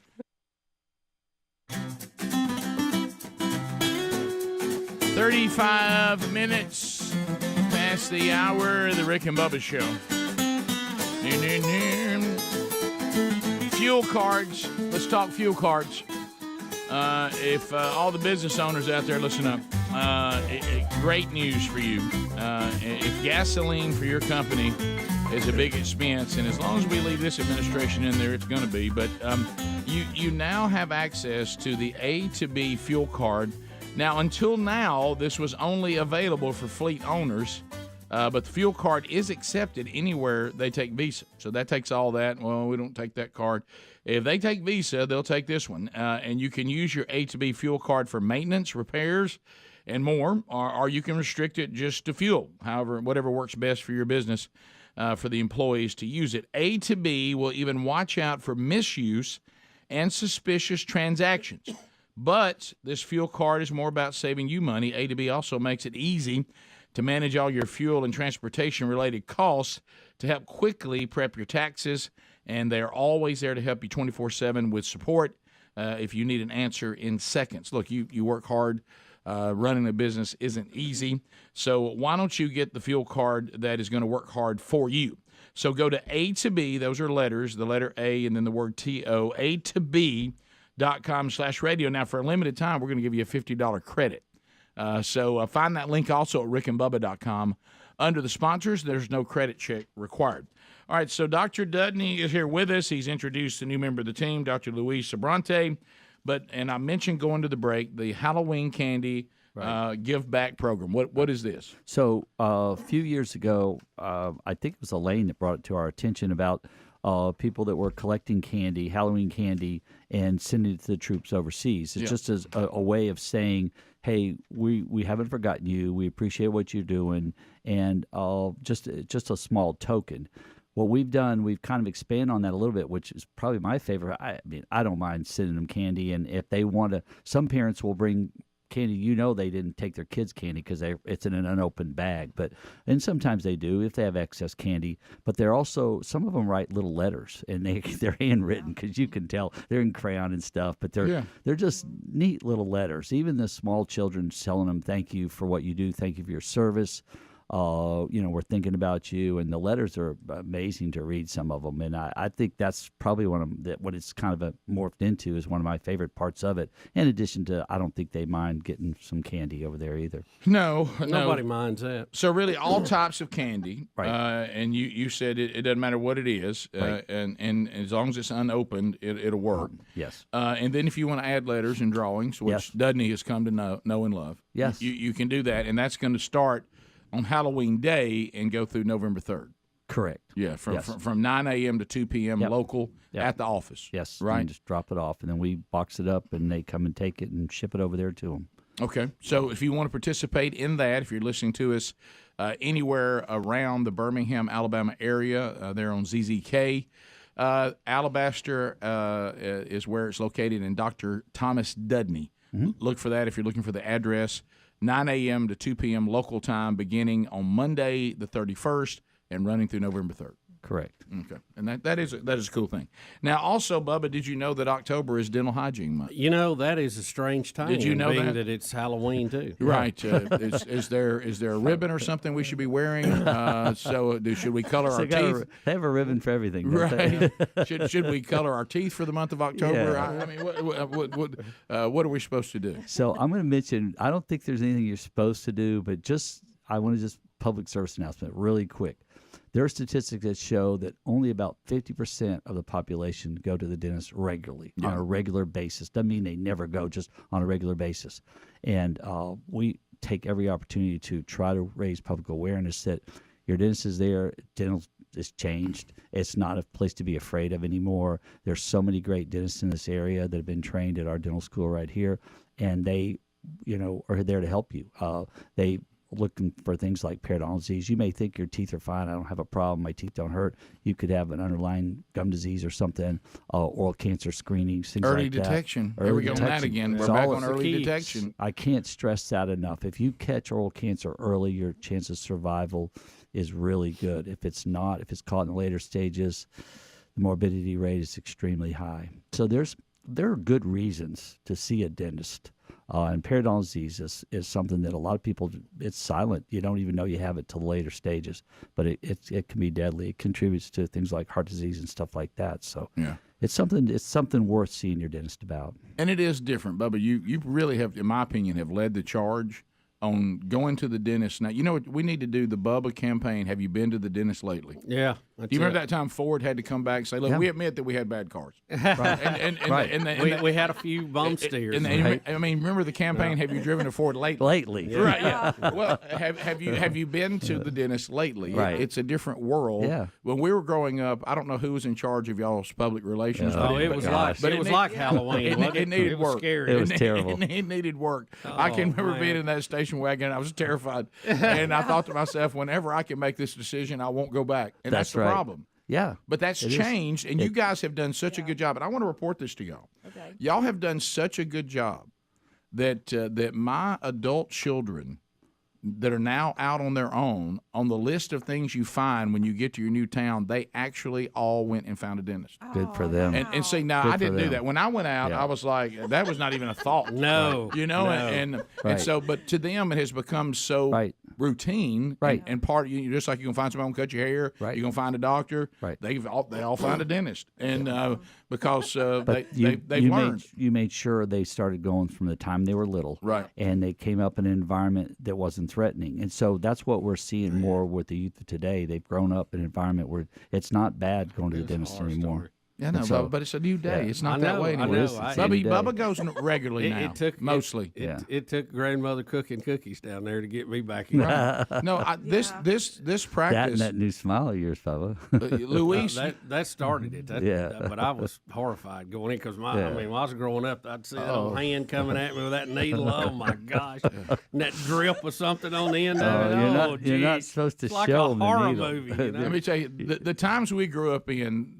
everybody, it's like, I don't know what it was when we were kids, but it's almost like all the adults around us, no matter what role they played, teachers, coaches, dentists, doctors, the training was terrify children. Yeah. I mean, you know, however you can terrify them, then they'll carry them as far as you can down the I'm terrified road, and then bring them back. How do you make kids behave? Terrify them. You know, and we're terrified of everybody. And I know there can be some good on that, but not good when things like I stopped taking care of my teeth. Right.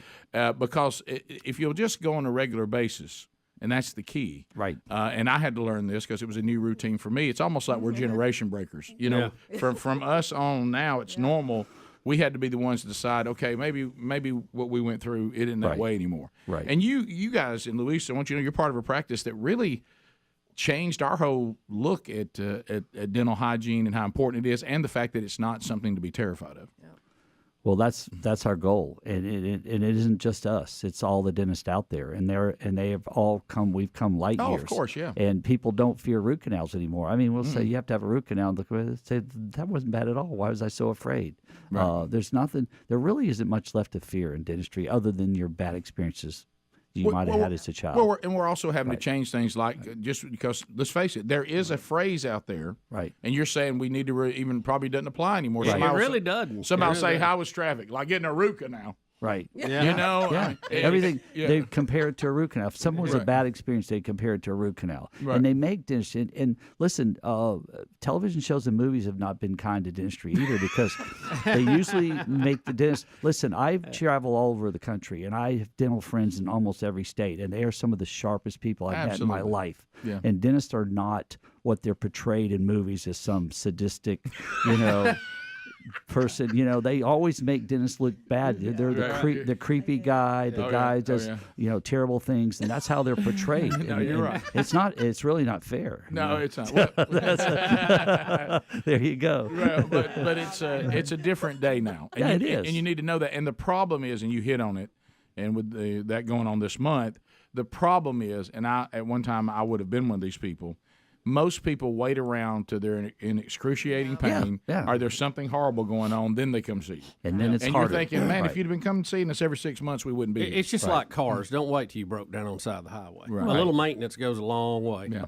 That's a good analogy, Bubba. Yeah, and it's true. Change your oil then, basically. You can pay me now, or pay me later. Pay me later. And early, you said it earlier, early detection. You know, when you come and when you catch something early, it's so, dentistry's come so far with bonding procedures now. We do things so small, and we don't have to drill a lot of healthy tooth away to fix things. So it's amazing what we have with technology, and that's a whole other thing, another topic for another day. Oh, yeah. How far we've come in technology, what we can do now. Leap years. Luis to place implants has to have 3D technology. So we have 3D technology now where we can do what's called a cone beam type of X-ray, where you see. I mean, you can't hide. I mean, you see everything. I mean, literally the tooth in 3D dimensions. So it's amazing the technology that's out there. Even the X-rays y'all take are so much simpler than it used to be. Oh, yeah, a lot easier. Yeah, so and it's just only getting better. And I mean, and the way restorations are made, the materials. I mean, it changes almost literally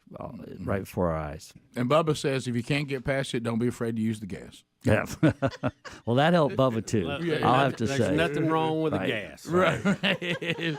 Listen, our goal is for people to be relaxed in the chair, not nervous in the chair. A relaxed patient is much more compliant. They're easier. You know, the procedure seems easier for them. Sometimes they'll take a nap. Right. They do.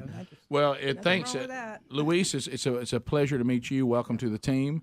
And Dudney, thank you for the job that you guys do. But there's great dentists all over the audience. And what you need to take away today is, if this isn't something that is a routine with your family, it needs to be. Right. And there's great dentists everywhere. And if you haven't been to the dentist lately, make it a priority. You will be pleasantly surprised at the advancements that have been made. Amen to that. And if you want to find out about what's going on with Dr. Dudney, his website is in our show notes today. And on Fridays, if you come here and you're part of the Elite Grade 8, he and thank you for doing this, gives away a $50 American Express gift card every Friday.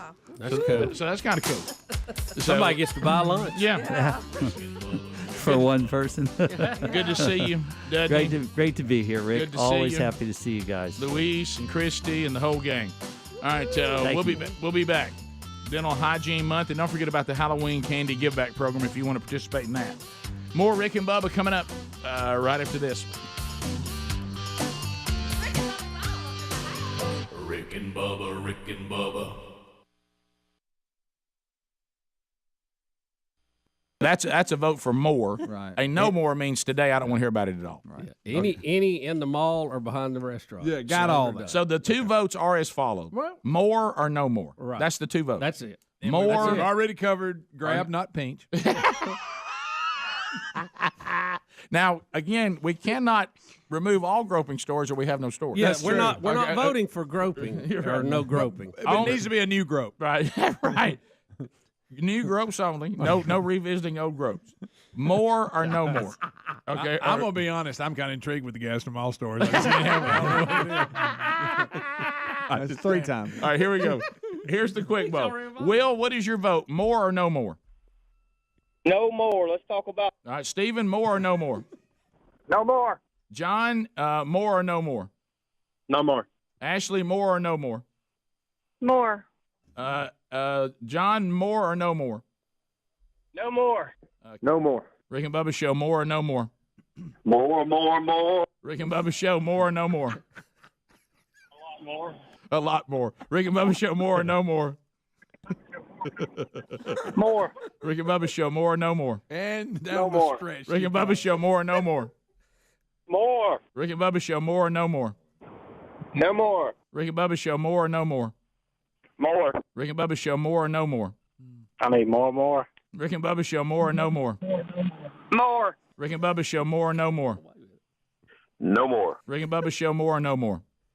No more. Okay, where are we at, Speedy? Right now, it is the mores are 15, the no mores are 14. But here's how things changed.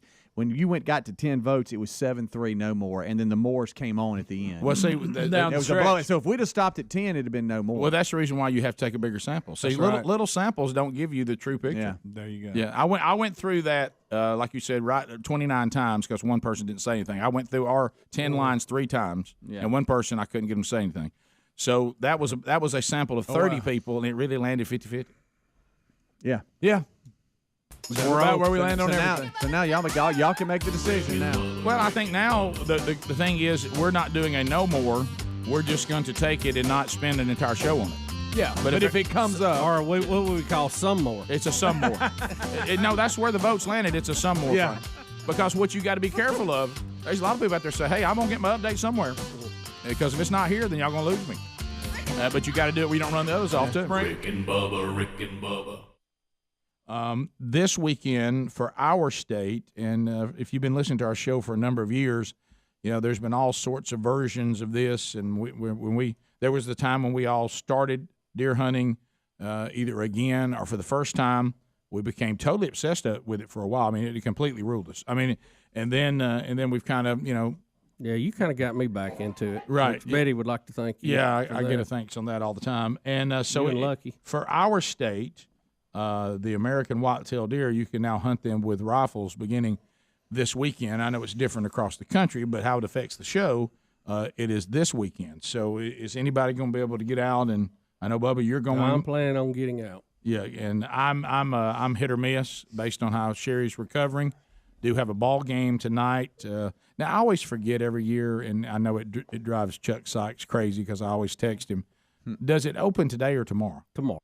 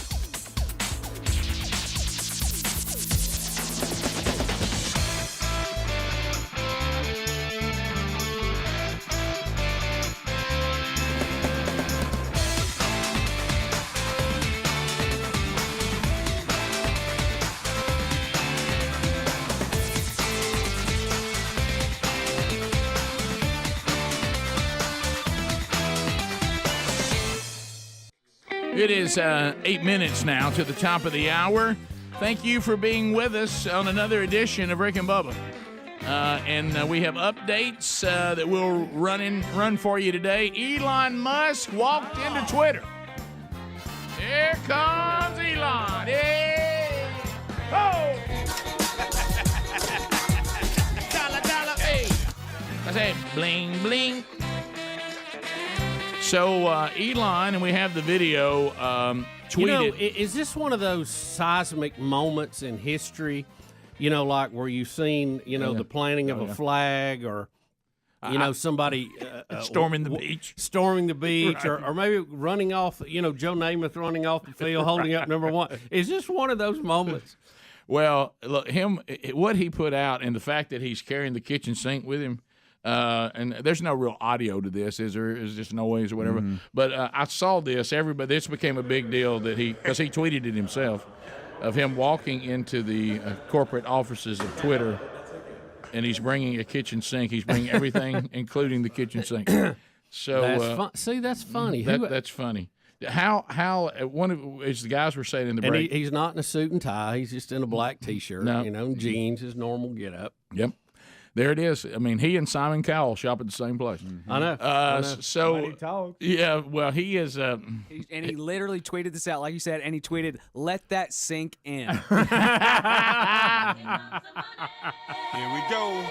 It's on now. Musk, who is officially set to have total ownership of the social media platform by Friday, shared the clip on Twitter while carrying in a kitchen sink.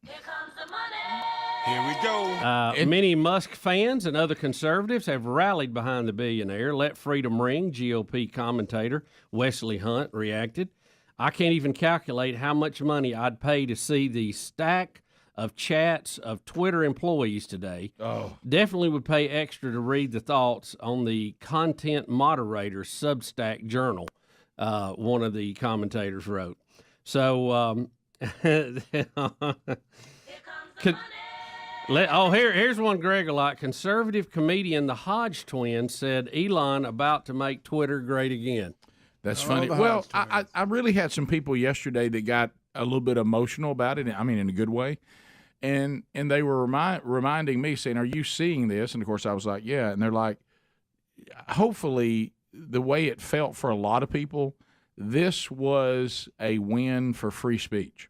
Mm-hmm. This is a platform where people express themselves, but it also was featuring something I think is horrible for our society. I mean, this is supposed to be, the United States of America, let freedom ring, and they were censoring people.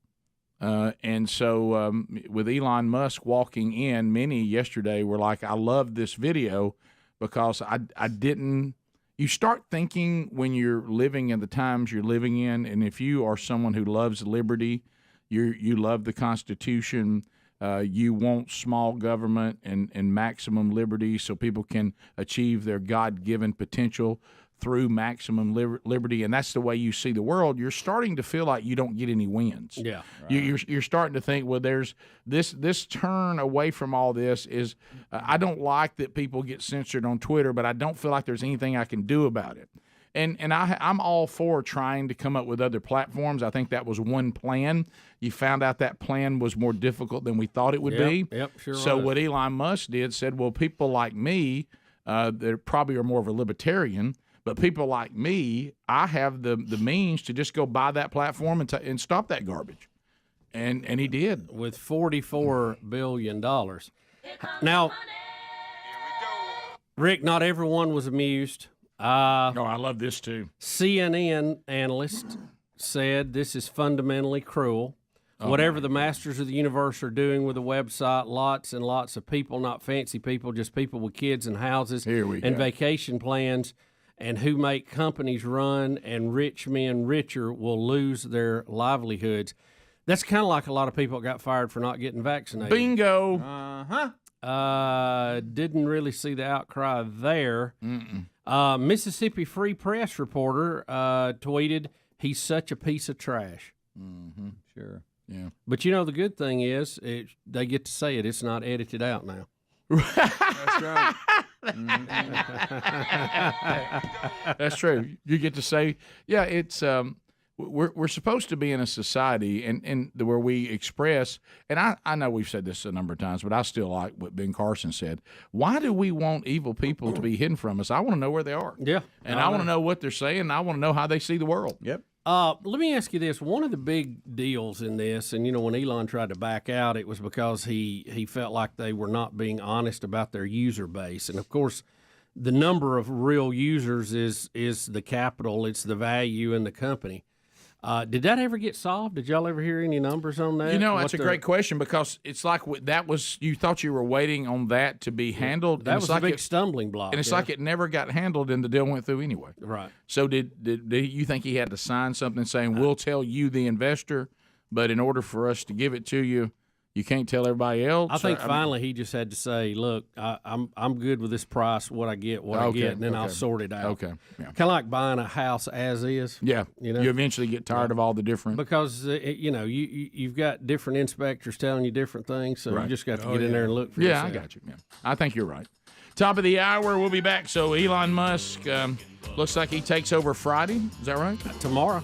Or he's already in the building. He's in the building. He may have his desk already. Let that sink in. Let's just keep the rockets flying and the cars going. Top of the hour, we'll be back. More Rick and Bubba coming up. Our number's 866-WE-BE-BIG. Thanks for being with us. Rick and Bubba, Rick and Bubba.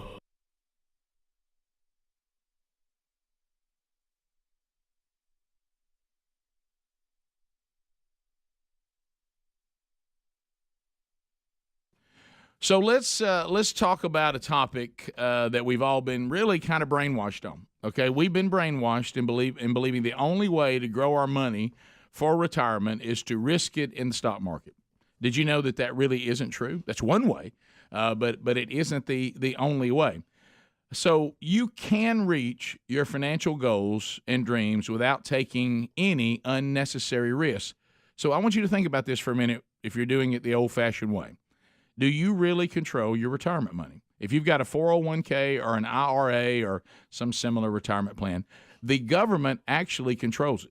This is what Bubba and I didn't like when we realized that time that he told me about the guy from China that we talked about owning land, and then he reminded us we really didn't own it because we didn't pay taxes on it. Guess who gets it? Yep. So the government decides how much you can borrow, when you must pay it back. You'll owe taxes. They decide that. Penalties, they decide. Hey, take it out too soon, they get you. Wait too long, they get you. Even though, and here's the concept you got to get, and that's why that's why this partnership's important. That is your money. It's not the government's money. And thanks to skyrocketing national debt and a Congress that continues to spend like a drunken sailor on a Saturday night, who knows how much you have to pay in taxes during a retirement that could last 30 years? Who knows now? That's why we want to introduce you to Bank on Yourself. Bank on Yourself is a better way to grow and protect your hard-earned money. This retirement plan alternative has never, hear me now, Greg, are you listening? It has never had a losing year in over 160 years. Not one time. So it's guaranteed, predictable growth, retirement income with no luck, skill, or guesswork required. Your plan doesn't go backward when the markets tumble. Both your principal and growth are locked in. Tax-free retirement income. You're in control. Built-in inflation protection. Peace of mind. So why don't you find out more by going to bankonyourself.com and then /RBS, Rick and Bubba Show. But just give the letters.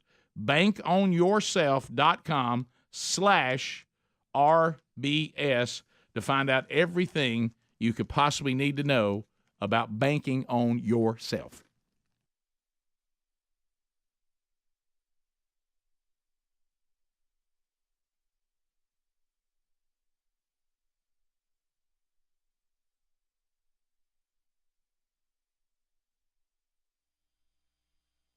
Okay, so you can't get an afternoon hunting today. I can, but I'm still under primitive weapons. Right. I mean, yeah, and you Crossbow. could with a rifle. You just don't be breaking the law. Yeah. So I mean, we don't decide whether we don't do that, Rick. No, there's a difference between can and should. Yeah, you So- can hunt any day. Yeah, well, that's true. Trust me on that one. If you ever heard those things go off, and you're like, well, it's June. but anyway, so you will go, and you will get out. Yes, I will. Looking forward to it. Yeah, absolutely. I was asking I about need it, his Rick. day. I need it. I need to get out. I was asking about his day, and you know, because I didn't want him to leave anything out. No, I know you are. And he said he was going to be going to the grocery store on the way down and getting the important stuff. And I was like, okay, well, what would that be? And he said orange juice and ketchup. Ketchup. There you go. That's the start.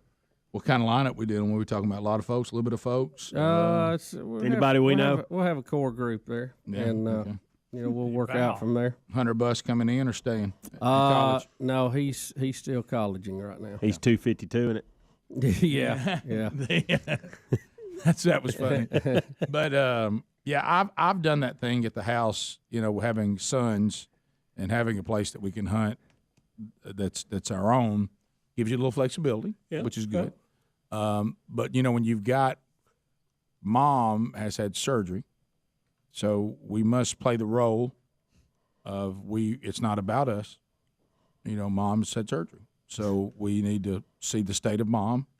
And it was so interesting because, you know, it's so funny. It's like walking around, and so I get the look from the one who's got a football game tonight, but he didn't have anything the rest of the weekend. And he's like, Dad, yeah, but hey, what's going on? He's in his room. Hey, are we gonna hunt? What are you doing? What are you doing? Bring that up. I said, Shh. Have you got your stuff ready? Oh, sure. And I said, you can't go off the spine if you're not ready. And I said, I'm going to tell you something. And I just want you to hear this however you hear it, because I'm going to have to say it in a way that if I'm asked directly about something, I can answer honestly. Do you want to go hunting tomorrow? Well, yeah. I don't know if I want to or not, but you do? Yes, sir.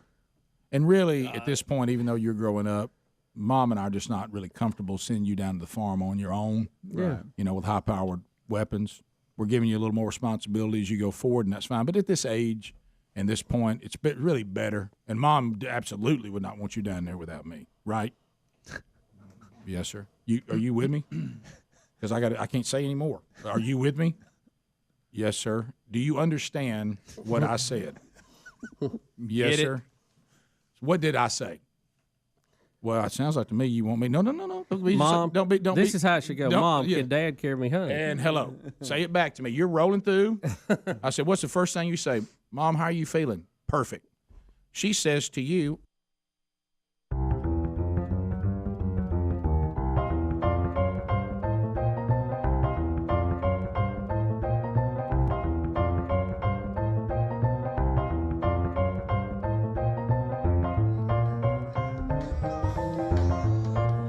"6 minutes now past the hour of the Rick and Bubba Show. I heard the devil knocking around my back door." The gang's all here. Willow Meat's still in play. Probably let the Elite Grade 8 tomorrow spin it. That's kind of been routine as part of a little Friday gift to the guest here in the golden ticket seats, but you never know. Yeah. All right, so Bubba, we just keep on approaching these midterm elections. We got gubernatorial races we're about to cover now. We got all kinds of Senate races and the big decisions that are coming up. Representatives. By the way, Adler, I think today, maybe next segment, we play the parody of a representative's commercial and a senator's commercial that I think Bill Bubba Buss is going to love. And so, because I think it's timely now. I didn't want to do it yesterday since we were actually talking to a senator because I thought it might have made everybody uncomfortable. But Right. but it still is funny. So we've got some of the debates going on. I don't know that we're ever going to beat the debate that we saw in Pennsylvania, but we've got a gubernatorial, a couple of those debates out of Michigan and out of New York. Yeah, just a couple of clips here. Addie, why don't we go to Michigan to begin with 3A? This is Dixon versus Whitmer.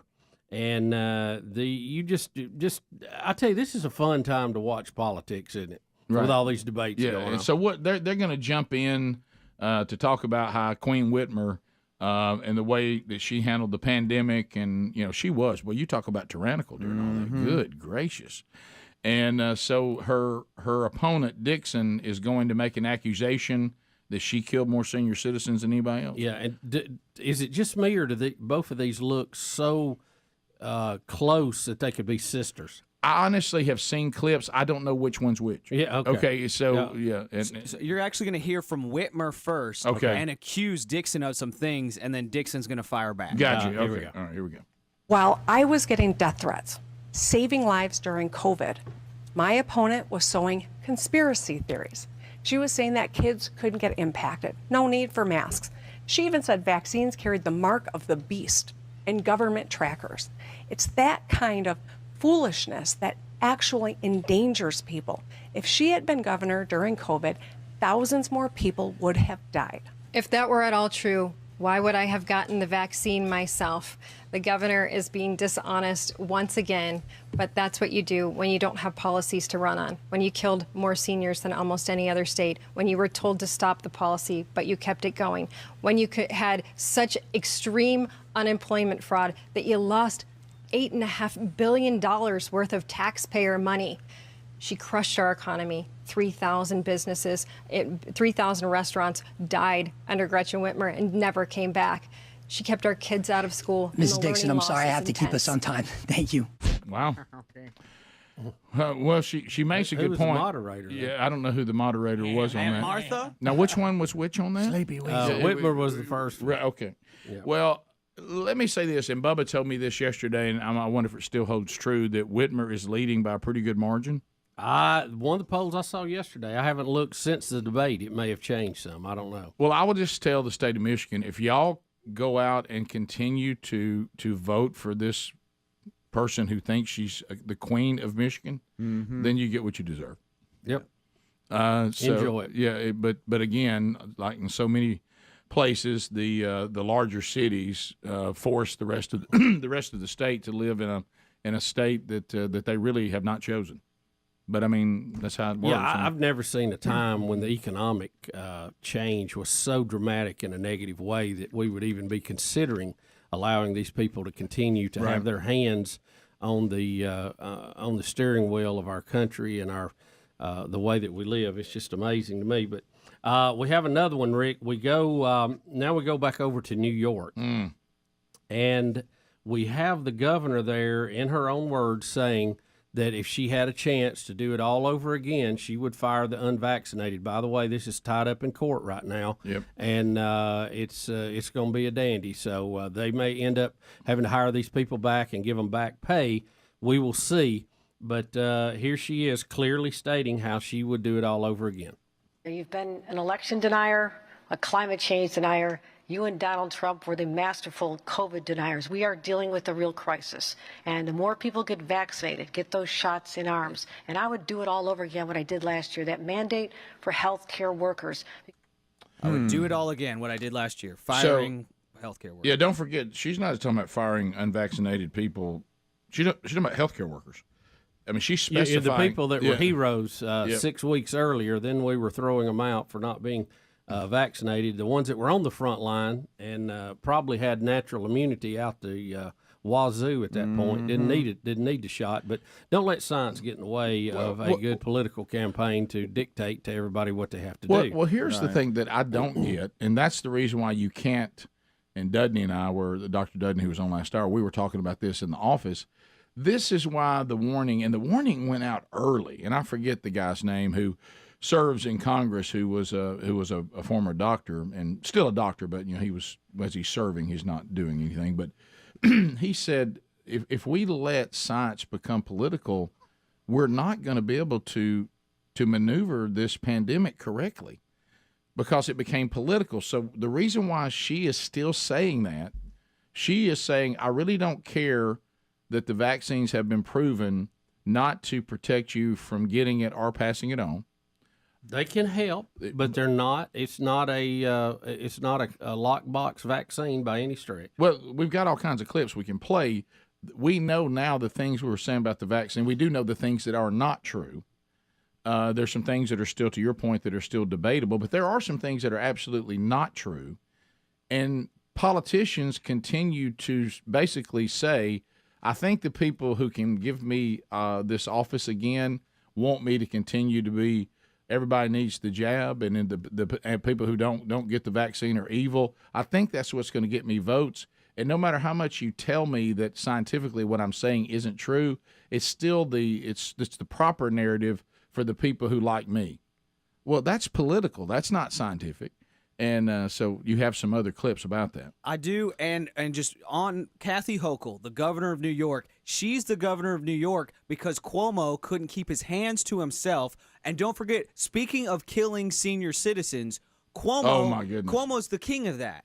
And remember, he was America's governor. He was lauded as doing the greatest job of any governor in the world. He needs to be president. He wrote a book. He wrote a book and got an award on leadership during the pandemic. Lessons on leadership. Oh my goodness. He couldn't keep his hands to himself. That's why Kathy Hochul's even in the position that she's in.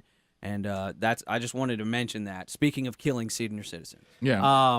And when it comes to the governor's race in Michigan, Whitmer had as much as a 9-point lead. The latest poll taken Sunday afternoon found 48.4% said they'd vote for Whitmer, 47.9% for Dixon. Okay. The margins poll is 2.9%. Wow. So the race is officially a toss-up at this point. All right. Well, let's look back on talking about the governor of New York. Here, this goes all the way back to Chuck Todd on MSNBC. These kind of statements is what I'm talking about. These have now been proven not to be true. So here we go. Please get vaccinated. If you know someone who's not vaccinated, find a way to convince them to get vaccinated. Literally, the only people dying are the unvaccinated. And for those of you spreading misinformation, shame on you. Shame on you. People are needlessly dying because of your misinformation. Think about it. I don't know how some of you sleep at night who are doing this for a living. And Chuck Todd was spreading misinformation. Mm-hmm. That boy Chuck. That boy Chuck. And then the whole thing, even our president, if you'll just get vaccinated, you'll be fine. You can go back to your life. You won't get sick. You won't catch it. You won't spread it. And it's okay to say that those things turned out not to be true, and then go ahead and make cases on why you still think they can be used, as a treatment or whatever. But just tell the truth about what it can and can't do. That's all I'm saying. Mm-hmm. And you can change your story as more facts become available. But we were dead wrong in the beginning, because when we thought vaccination, we thought smallpox, we thought. All those that we had growing up that, were pretty much 100%. Yeah. And this was not. We wasn't. We didn't know it was going to be more like the flu shot. We thought it was going to be a vaccine. And that's the best comparison. It has turned into a COVID shot, just like we have a flu shot. It's not a vaccine. It does not keep you from getting it. It helps, but it's not a very high number. As a matter of fact, the COVID shot is much higher than the flu shot. Yeah. We'll be back. Rick and Bubba, Rick and Bubba. I'm really feeling good. That's great. What do you say next? Oh, that's good, Mom. Do you care? Do you care? Do you care if Dad takes me and I'm gonna be in the kitchen? What? Huh? What? Somebody call me. And then what am I supposed to do? I don't think I can't take unless you just want to go. But I really probably need to stay I probably need here. to stay here with your mom. Rick, I need to stay here. Unless it would mean the world to you to go. Now, if it means the world to you. Oh, I'm fine. I'm fine staying here. Load the truck. Right, that's right. But I'm probably going to stay with Mom. There's plenty of other hunting days in the season. And then you say, yeah, but Dad, I mean, I can't. But this is opening day of season, man. This is probably when they haven't been pressured yet. Don't get too detailed, but that's a good stop right there. And I really want to go down and I'd love to have a shot to kill a deer this year. There's nothing like opening weekend. How much that mean to you? I would really like it. Well, Sherry, what do you think? That's totally up to you. 100%. Because, I mean, I'm fine either way. I want to watch another Hallmark movie. I'm good. Yeah, I'm good to go. I mean, we're already starting with the Christmas shows. Right. I'm all in. Maybe we can catch something. Maybe something from Opryland or something. Yeah. And then, so I'm going to try that. And then, because I have one that's working on Saturday, and I said, and you are Sunday.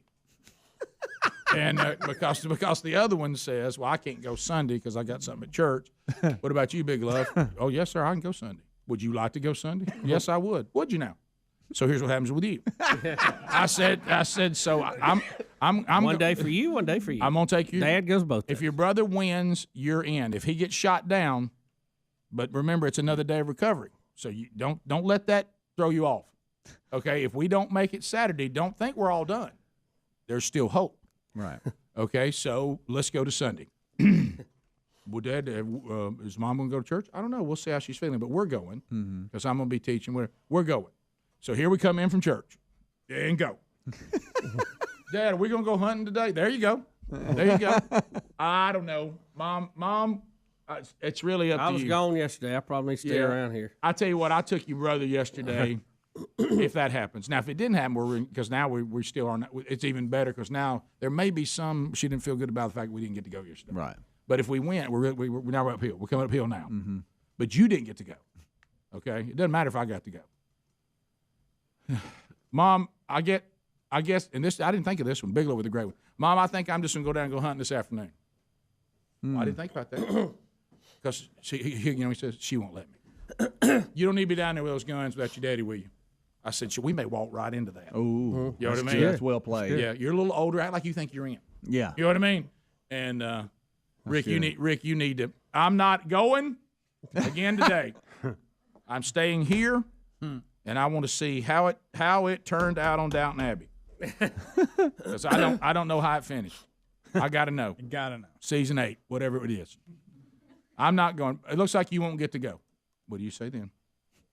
Well, I don't know if I'm going to be able to go next weekend with Thanksgiving and everything and with that Iron Bow. And I said, well, this is maybe one of our best shots to get a deer because they haven't been pressured yet. I said, that's what your brother said, so be careful with that. Mm-hmm. He goes, did he kill anything? I said, son, we're making this up. I don't know what happened. You know what I mean? I mean, it's, a lot of places to cover, okay?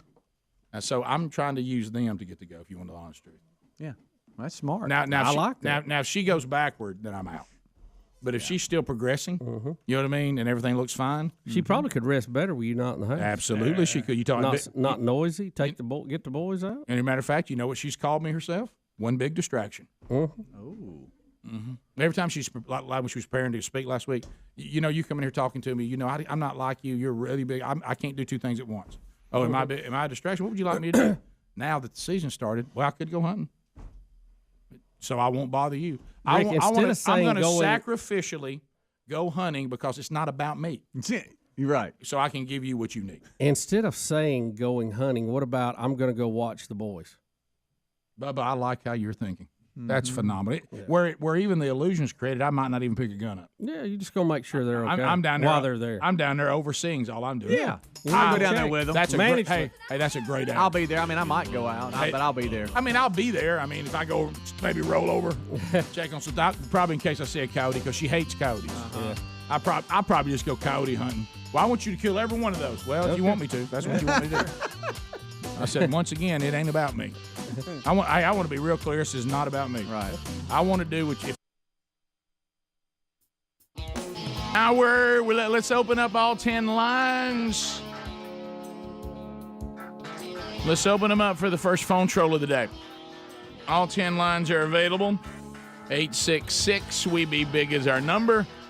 You can come firing in here, make a comment, ask a question, bring information to the table.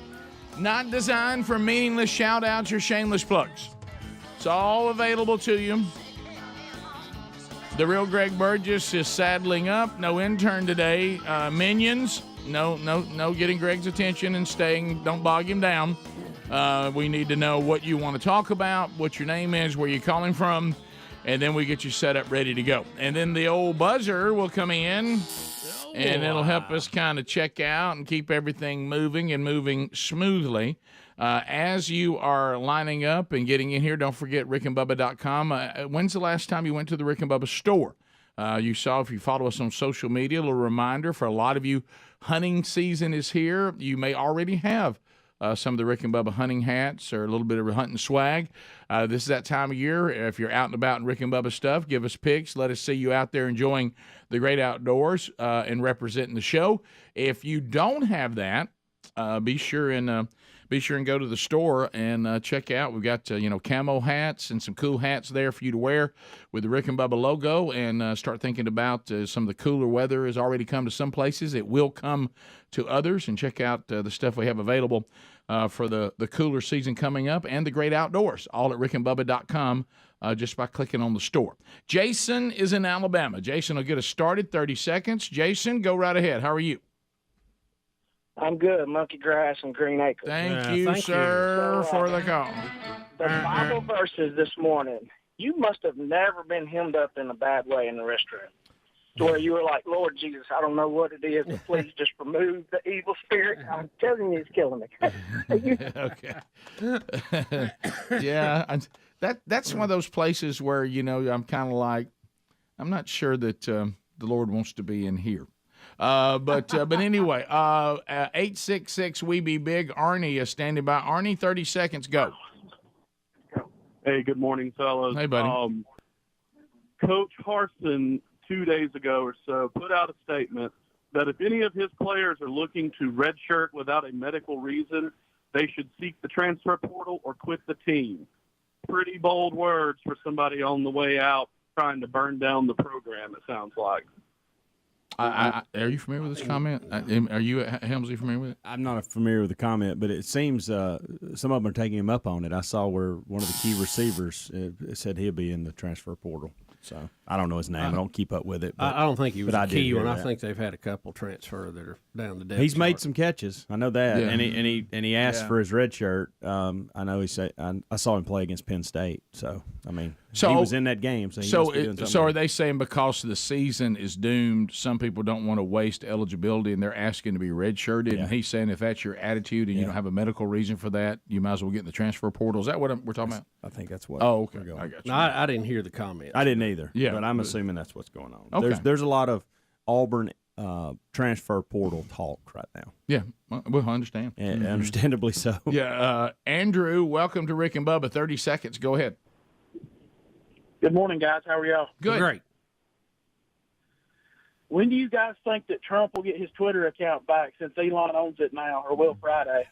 I would think pretty quick. Yeah. I don't know. Now, will Trump want it back? Because he's pushing his own platform. Yeah, I'm having little flickers of memory here. I thought he announced that he didn't want to go back because of Truth Social. Well, that's before Elon got on there. Yeah, I don't know. But now, It'd be good for him to have both. But for your For point, Elon, it would be good to have him on. But to your point, Bubba, if he's got the truth thing, he doesn't. He wouldn't want to be on Twitter, because if you want to follow Trump, you don't. He doesn't want you to be able to stay with Twitter. He wants you to come to where he is. Right. So I would, if you're Trump and it's your network, wouldn't you be exclusively at your network? Well, you would think. Our platform. I mean, you could do it either way. You could say, hey, I need to be everywhere, or I'm going to support the home team here. Yeah. Is this Louise? Louise, 30 seconds out of Alabama. Go ahead. I was just curious why you're the only one that does not have a nickname, and where all the other ones came from. Well, Bubba's came from when he was the engineer when I first started doing a show where he was working. Yeah, the highly trained broadcast. Yeah, engineer. so I said you remind me of everybody's Uncle Bubba, and Boy, everybody in that's Alabama tough. has one. Yeah, Yep. Speedy's came from us trying to think of something to call him when he would be out on location, trying to, hey, I got the bumper stickers, I got this, hey guys, this is where I'm located. And Calvin the Van Man almost made it. And Johnny Quest was another one. Running, but Speed Racer, because we thought about him being out there in the van, scooting around. Little did we know he'd wreck it. Roadrunner was thrown around. The Roadrunner. Helmsy's is pretty easy. His last name is Helms. It was a child. It was given to me as a child. Yeah. Helmsy. I was like 13 or 14. Everybody started calling me that. And it's kind of not stuck. Helmsley. It's Helmsy. Yeah, thank you, Speedy, for clarifying Helmsy. that. But sometimes we will say it that way just so other people will say it that way to annoy him. Correct. It doesn't really annoy me. Yeah, that's how Nadmar says it. Yeah. But Eddie Van Adler was an intern here, and because he's a rocker and he's bad in news, and he can play the axe. So we went from Eddie Van Halen to Eddie Van Adler.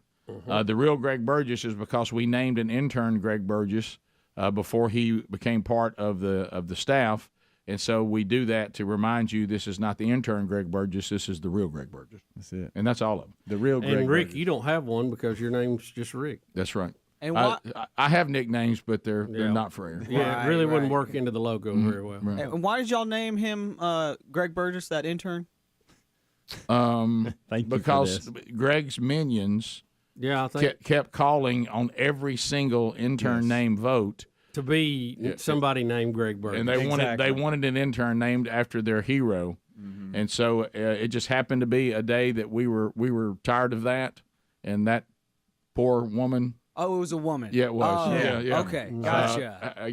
Got named got named Greg Burgess. That's unfortunate. Yeah. So, but Greg's minions caused that. That's where that came from. So there you go. Let's go to Bobby. Bobby, welcome to Rick and Bubba. 30 seconds. Go ahead. Good morning, Rick and Bubba Show. Thank you for taking my call. It's our pleasure. Oh, well, thanks. I'm glad you called. What's on your mind? Yes, sir. I know that the infamous time change is coming up. I don't see if y'all had any update. I know y'all talked to Senator Tuberville. Did you hear it yesterday? He said that I did not. He said it passed the Senate. Yeah, he said it passed the Senate and it would probably pass the House, but Nancy Pelosi won't bring it to the floor. And then if she did, they don't know if Biden would sign it or not. Yeah, so that's. You think anything that he could do to have to not remember something like changing the clock, he'd be for. You know? So true. We'll be right back. Rick and Bubba, Rick and Bubba. Discussed that yesterday. Out. By the way, it was fun. It was funny to watch my wife, coming out of anesthesia, going, "Why is everybody emailing me wanting my cranberry recipe?" I said, "Yeah, it's a show. We talked about it." Cream corn, Bubba. Talked about that yesterday. Yeah, cream corn, potato chip. Can you imagine green bean casserole? Chip. Oh gosh, Rick. I hate green beans. I love green bean casserole. I like green beans. And I do too. I like green beans chip, too. Though. Well, you don't know. Don't knock it till you tried it, friend. I don't know. A green bean, the only time I eat a green bean is because I'm solely doing it for health reasons and I'm obligated. I do not desire it. Oh, the people make. Let me tell you something. Whoever's making them for you or not making them the right way. I could not make myself eat a green bean if I had to. Man, you used to be that way, but you'd give me that where they put that old flavoring bacon, and fat spice. And all that in there. Talk to me. No, I've done that. I'm just saying it doesn't. I'm not against it. I don't ever say, "Ooh, green bean." I mean, I just doesn't. Not just the regular. You know what I say? Oh, okay, some green beans. I kind of have that reaction with the casserole. Can I tell you why, too? And Bubba's ready for this. We said it 1,000 times. Happened again, by the way, this Tuesday. Mm-hmm. People who have banquets. I don't know what y'all must be able to get 1,000 green beans for a penny. Okay, because every single banquet I've ever attended or spoke served green beans. And I think they've just burned me out on them. I mean, if you go to a banquet, you're going to have green beans. You're going to have green beans. And they're runny and they get over in the good stuff. They must just be. They must be the cheapest, most effective thing. Rick, somebody told me you can get a railroad. Smelly subject. Somebody told me you can get a railroad car of beans for $10. Maybe. So you got to snap them, Rick. But on that note, when we spoke at the Selma Quarterback Club, best green beans I've ever eaten. I agree, they were good. Bubba didn't eat his. I ate his and mine. But keep in mind, I'm declaring this the best. But they were spiced up. The best green beans I've ever eaten. Oh, I love it. I mean, that's like saying I won the NAIA. You know what I mean? I mean, I won a tournament, but it's not a tournament. Well, the folks in Selma know how to cook them. I mean, if that was your thing, I would feel very confident that they would be some of the best. But they were good. But I don't know. But let's get back to the bigger thing. Even if we like green beans and green bean casserole, do we want a chip that tastes like it? No. Well, Rick, here's the thing, though. Same thing with wings. I mean, we all like wings. At first, when they said, you want a chip that tastes like a wing? I don't like that either. I like that. Do you? And that's what I had yesterday. You talking about the buffalo chips? Yeah. They don't taste like the wing. They taste like the Rick, buffalo sauce. I may not like this, but I'll tell you this. I'm going to give that a run. Okay, let me say this. And this, I like the I'm a little bit chips. tainted, and this may shock y'all. Not a big flavored chip guy. I like keep it simple. Yeah. Let's don't get weird with Well, look, if I have one choice and one choice only, I'm going sweet heat. I don't want to. That is my coup de grace. All right, let's go. Let's go to mac and cheese chip. I give it a run. I like mac and cheese. I'd like tasty chips. Don't we Tastes like- already have that called nacho cheese chips? Not really. It's a different taste. Different deal. Yeah. It would be interesting to taste it. I don't know, but sometimes when they say a chip or something's going to taste like something else, Bubba, what it if they doesn't. came up with a Pringle that tastes like ketchup? Ooh, Bubba, you're in. They already have that. Not a Pringle, but Not a Pringle. I They have know. these ketchup All right. chips that gross me out beyond repair. Because that's something you love. I'd rather run it through ketchup. We've had those here though. Somebody What if brought you us had a today. ketchup Pringle and ran it through ketchup? I don't. That's a double dose. I think when we tried it, I didn't like it. Are we ready for the final chip, gentlemen? Pumpkin pie. No, I don't. See, I don't like see, mixing Greg, sweets like you know, that. I know you No. don't like I don't that. like pumpkin No. pie, much less a pumpkin pie chip. I'm tempted to say something here, but I know if I do, there. I will almost be asked to leave, Oh boy. and I'm afraid to say it. And I'm not proud of it. But it is so out of character. You'll declare that someone that rigged it must have stayed home with his wife today, and somebody else came to the show. Okay, Body double. I'm gonna go this far. I'm not even gonna say it. It's too controversial. Wow. Go for it, buddy. I like sweet potato chips. Oh wow. And fries. Yep. Oh, I do. I'm all about that. Really? I like. Y'all sweet- don't like sweet potato As much chips as y'all and, make and fries? Well, No. as much as he is a fry It purist, is. It is that's strange just coming weird from for you. you. Yeah. I don't like. Now, is sweet that like the potatoes. homemade chips? Is that what people Yeah, call it? baby. I will get sweet potato chips at the store. Oh Really? Come on. Wow, so you'll walk down the aisle That's and get them. ridiculous. I like that. And if you ask me what kind of fry I want right now, I'll pick a sweet potato fry. I'm all You would about it. rather have. I'm all about them too. I'll a say sweet rather. potato fry. Didn't say rather. Okay, that's better. But now I will tell you this: if somebody's got just a regular thing of chips or or sweet potato chips, I'd rather eat sweet potato chips. If we just stay in plain. Yeah. Not me, buddy. I know. I said it was controversial. I acknowledge that. If I heard it from me, I wouldn't like it. Right. I'm not even proud of it. It's not a good statement. It's not a good statement, and it's something I wish I hadn't said. I kind of don't like it. I don't like where it's headed. And I will take sweet potato chips and never eat them openly. Right. It's always something private. I didn't know there's such a thing as a sweet And potato. I knew I needed to talk about it because somebody's going to come out and say they actually saw me eat them.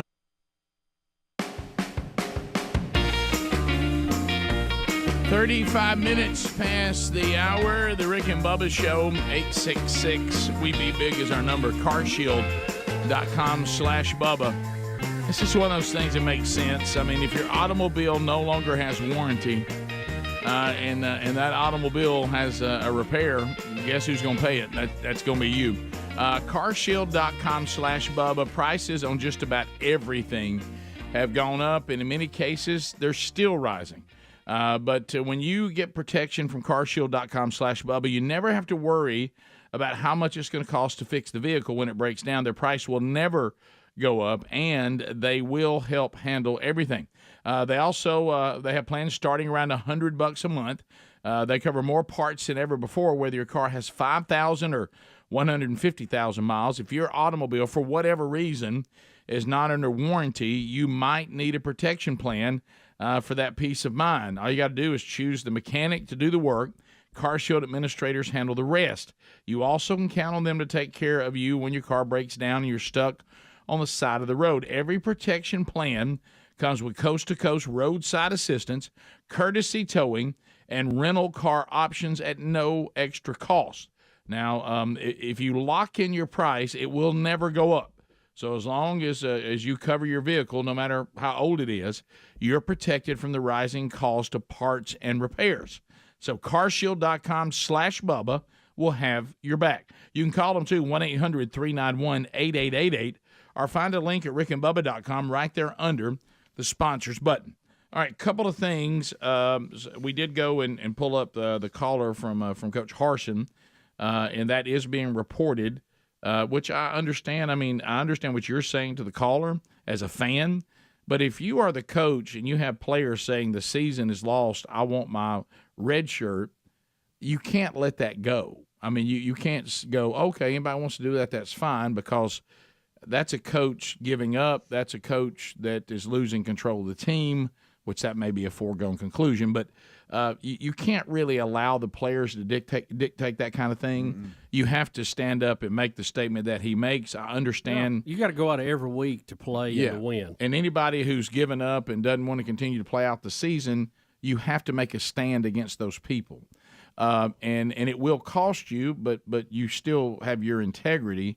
And also, you try to teach them the lesson that you can't live your life, saying, I couldn't care less what happens to the seniors on this team.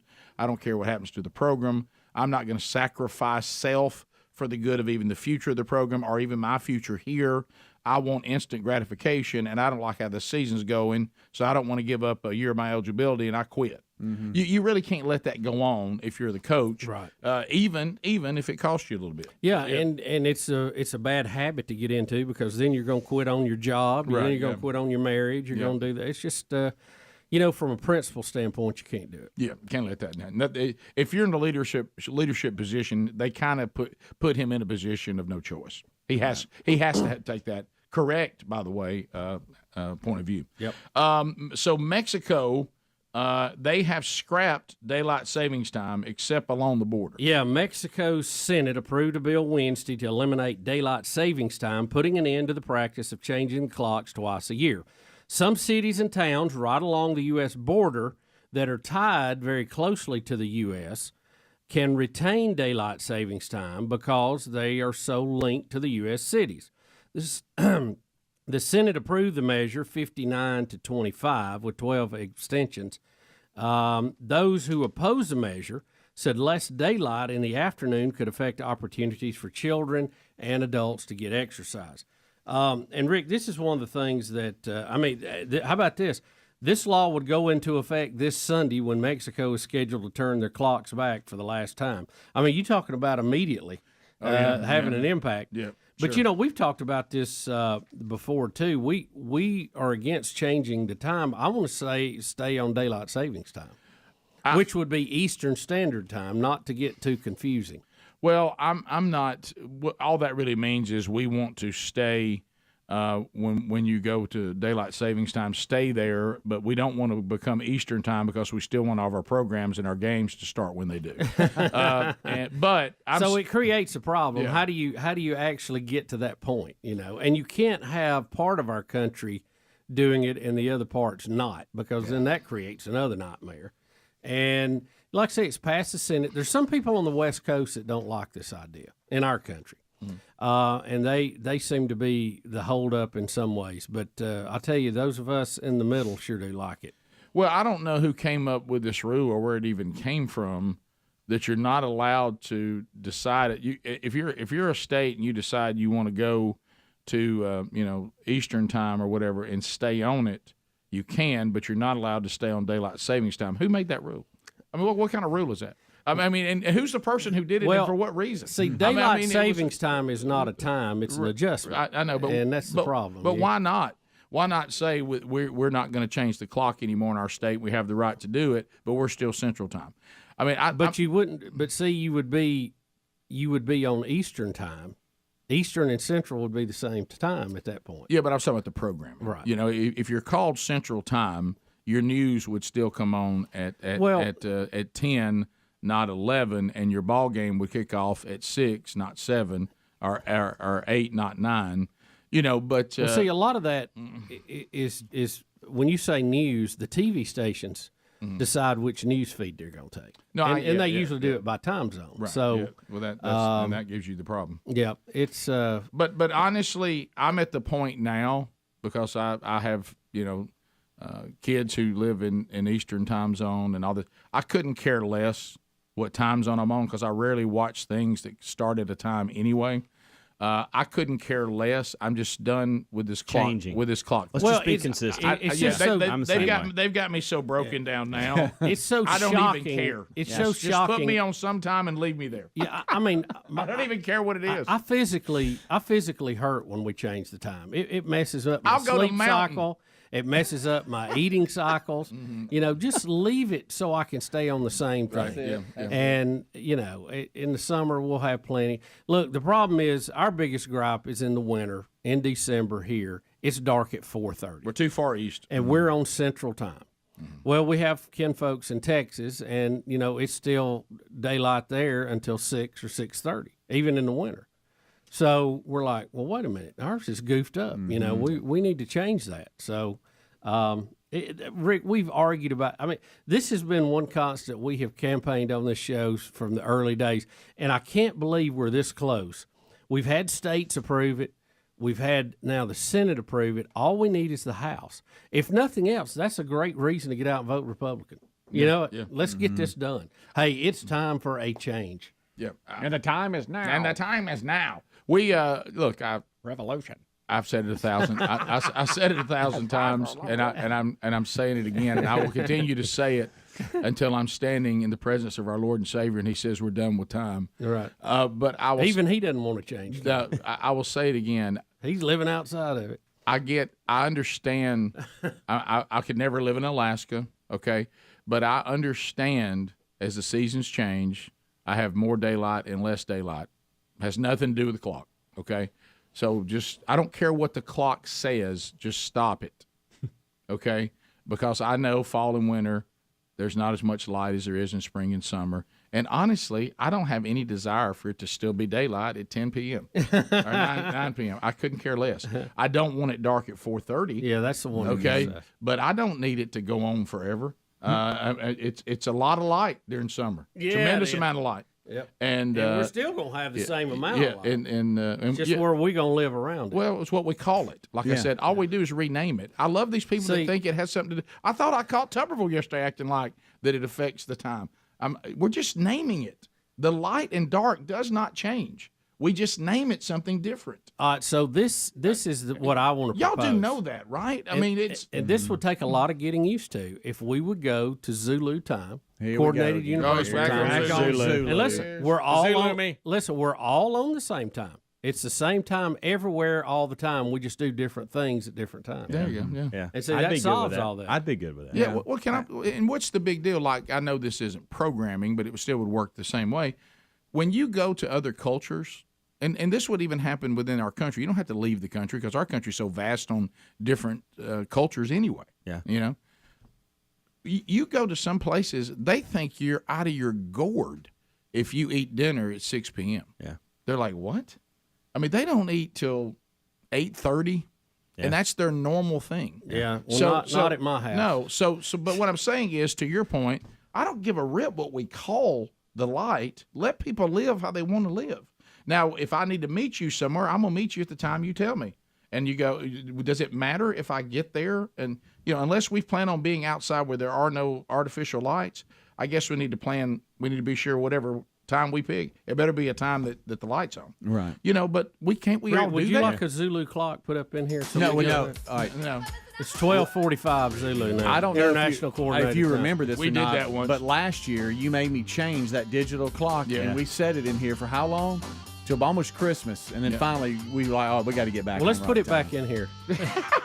So we can have local and Zulu time. We need another clock just like that one mounted right next to it. We'll be back. Like we're a real, studio here. Yeah. Rick and Bubba.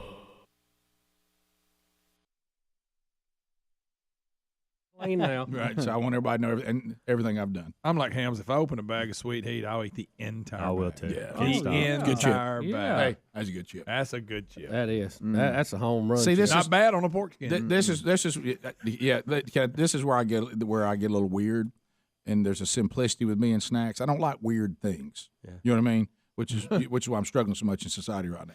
Is like if you have like when we were kids, this says it all.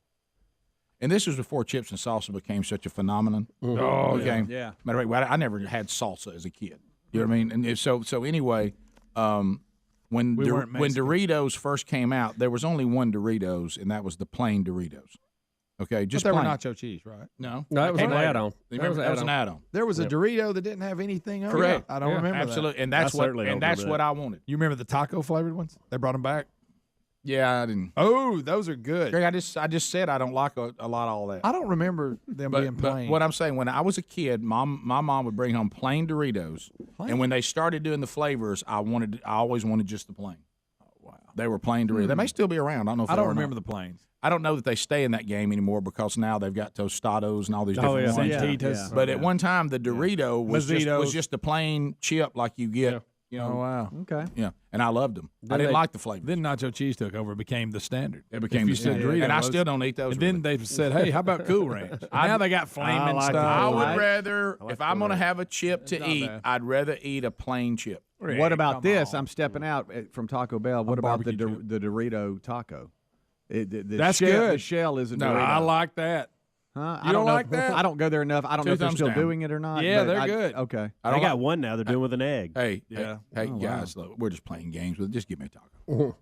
I don't like listening to get on these games. Hey, sweet potato chips. I don't think you. No, have you're enough. right. Sweet potato You're right. taco shell. You're right. I don't think I the almost have to menu- tell myself sweet potato chip is nothing but a regular potato chip. It's just cut off a sweet potato. They didn't flavor it. To me, the menu should not be as complicated as trying to fly the space shuttle on reentry. Right. You know? I mean, I'm saying things now. You go to Taco Bell, you say something, you don't know what you get. Right. Well, I'll you take do I'll know take a combado. I want a cheesy gordita crunch. I thought a gordito was something a doctor would say we got to remove it. Yeah. Hey, the I'm double. I'm sorry I you will have tell a you this. gordito. JC introduced me to the double dia.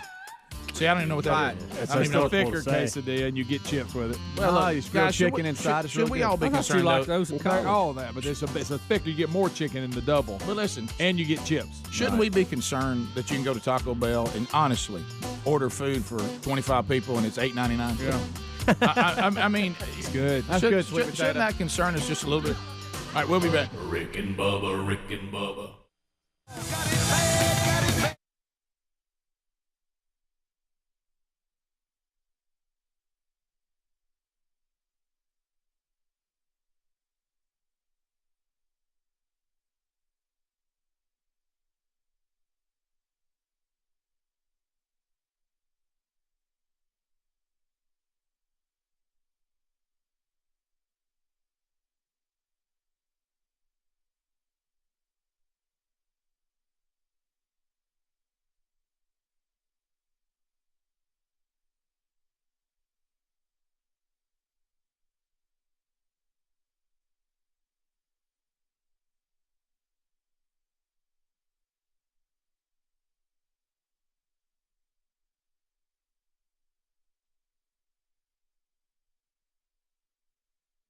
Because people are, saying, well, I don't want to vote for the Democrat, but, Roy, if he gets in and these allegations turn out to be true. We've heard so many rumors and ifs what's and going- cans. Yeah, and- something about Luther Strange stepping down means a new election, and the governor says not going to do that. So can you clarify some of this a little bit? Yes, sir, I'll be happy to. And let's just start from the top just to make sure that people know that on October the 11th, we had to have the names from the major parties or independent parties or third parties to appear on the ballot. We received those. We placed them there. Alabamians began voting on October the 18th through the absentee process. Our military servicemen and women have been voting since that time, and any voter that wants to vote an absentee ballot has been able to do so since that time. Because we're within the 76-day window, there are no provisions in state law.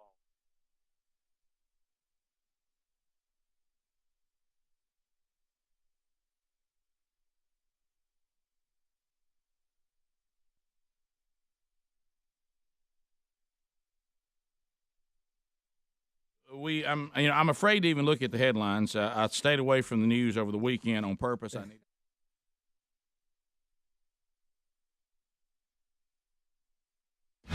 Minutes to the top of the hour. Rick and Bubba Show. 866 We Be Big, our number. We thank you for being with us. All right, so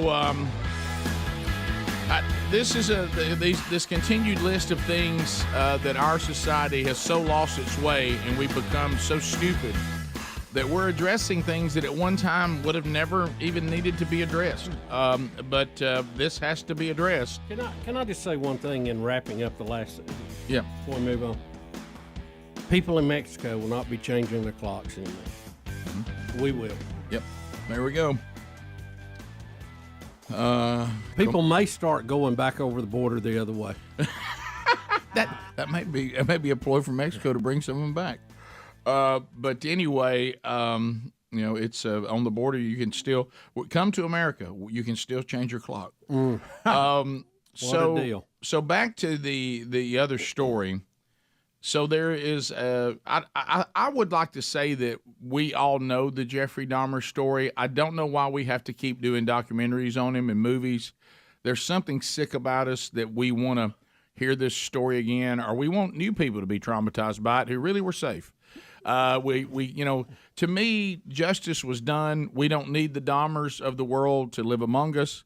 Even criminals decided they would kill Jeffrey Dahmer as soon as he was put behind bars, and he was done away with. And if he, got right between him and God before he died, we certainly hope so. But he did pay an earthly penalty for the things he did. He did. That was justified. So for some reason, Netflix has decided to do the Jeffrey Dahmer story, and it is a horrifying story. I wouldn't go near it. I wouldn't watch it. I don't know why you would want to. Yeah. If you don't know this story, you don't want to know it. Okay, just stay away from it. But anyway, do you think Dahmer's story is worse than which one was it? Was the clown? Eddie Wayne Casey or John Wayne? John Wayne. What was Did his you name? say Eddie Wayne? What was his name? John Wayne. Yeah, John Wayne. Is it Gacy? Gacy. Yeah, that's right. Do y'all think that one was worse? The clown guy? Cannibalism is to me is Dahmer a game took it changer. to a Yeah. level. When that- you that have a nobody freezer will take full to. of people's bodies and you're eating them, I'm sorry, dressing up as a clown's bad, but Yeah. Bubba, once the cannibals start, when you throw cannibalism into your resume, you go to an unfortunate elite group. This guy. This Wow. guy, Bubba. I know. This guy. I remember. So anyway, we've actually had to tell people, and this is these people that I'm telling you this time of year. I saw it again yesterday. Some of y'all, when it comes to Halloween, you're revealing things about yourself that concern us. Yeah. Some of y'all are evil, dark, and twisted, and you're weird, and you're a little too into this. Okay, let's get back to let's get candy and let kids have a good time. Where y'all take this is awful. But anyway, we've had to tell people, we've had to ban the Jeffrey Dahmer Halloween costume. Y'all, Who come on. in their right mind? Look at this. Look at this right here. Who Look. in their right mind dresses up their child as a serial killer who ate people? What is wrong with you? How have you been allowed to parent? What in the world is wrong with you? How does that thought enter your mind and you let it go? I mean, this child should not even know this story. I mean, if they're this young, they could have been protected from this story. Yeah. There's no need for them to know this story. But not only are you going to the point you're going to educate them on the story, you're going to dress them up as an evil, wicked, twisted serial killer that ate human flesh. Do you hear me saying this? Why did this thought not enter your mind? See, that tells me things that now I'm concerned about you. Why couldn't you think this through? Why couldn't you come to a basic parental decision? My kid dressed as Jeffrey Dahmer is not a good idea. I don't think that's the way to go. Maybe I can find a superhero. What's wrong with Spider-Man? What do you think their backup was? What was number 2 if this one was sold out? Yeah, I mean Charles Manson. Yeah, Charles Manson. Yeah, y'all want to tell them that story too, and let's stay away from real life serial killers. I just can we just stay away from that? And I can't believe anybody's got to be told that. I mean, it doesn't even matter what your spiritual views are, your worldview. Who are people? Where is this group of people says, I got to tell you, I want my kid dressed as a serial killer? Not a pretend one, a real one. Yeah, let's just stick with pretend serial killers. Can we just settle on that? I would stay out of serial killers altogether. Yes. But if you're gonna do it, at least do a pretend one. Well, what's wrong with an eye skeleton? Man. A pumpkin. Yeah. I'd get out of Peter everything. Pan. Let's get back to superheroes. Yeah. Let's get back Let's to get just fun policeman, things. fireman, football player, cheerleader. I mean, just princess. Spider-Man, Superman, Wonder Woman, whatever. I was Peter Pan for like 3 years. I had a blast. Yeah. And you remember Advertisements, his favorite was when he was the gorilla head with a suit and tie on. You thought that was awesome, dude. I was that for 3 years. Oh, yeah. You got to give him his. He'd stick to one. Gorilla mask and then just a suit underneath it. It was great. This is great. Funny. Don't miss, guys, and I really need to watch myself because I'm elevating. Yeah, you are. Don't miss that most of these kids I'm seeing the pictures of, and of course, they're taking away the adult costume too, which is wise. Most of them, there's no way they're old enough to make the conscious decision to want this. Their parent had to decide, had to be part of this process. Yeah. They wouldn't. No kid this age would walk in and say, "I think I want to be Jeffrey Dahmer." No. I just. The parent thinks it's cool. And if it does, if your kid says that, sit down immediately. Stop whatever you're doing. Dinner can wait. Okay. If you have a meeting coming up, call whoever you're meeting with. Say, "Can you give me a minute? My kid just told me they wanted to be Jeffrey Dahmer, and that's a red flag." Right. I need to find out. I need to search. I need to take their phone from them. I need to search all what they've been searching. I need to sit down and we need to talk about life. And right now we got to have a discussion about where you are and why you think this way. Right. And if you're going to a couple's Halloween party, you're an adult. You know how you go as couples and you dress Dahmer's up or out. whatever. Don't go, just public service, don't go as Jeffrey Dahmer and your spouse be a victim. No. Dress like a victim. Let's not do that either. Seeing that out there. No. Do y'all know what that means? Don't be Jeffrey Dahmer. Do you realize what that means? Carrying a cooler. Yeah, I think so. Don't. Be Mickey and Minnie Mouse.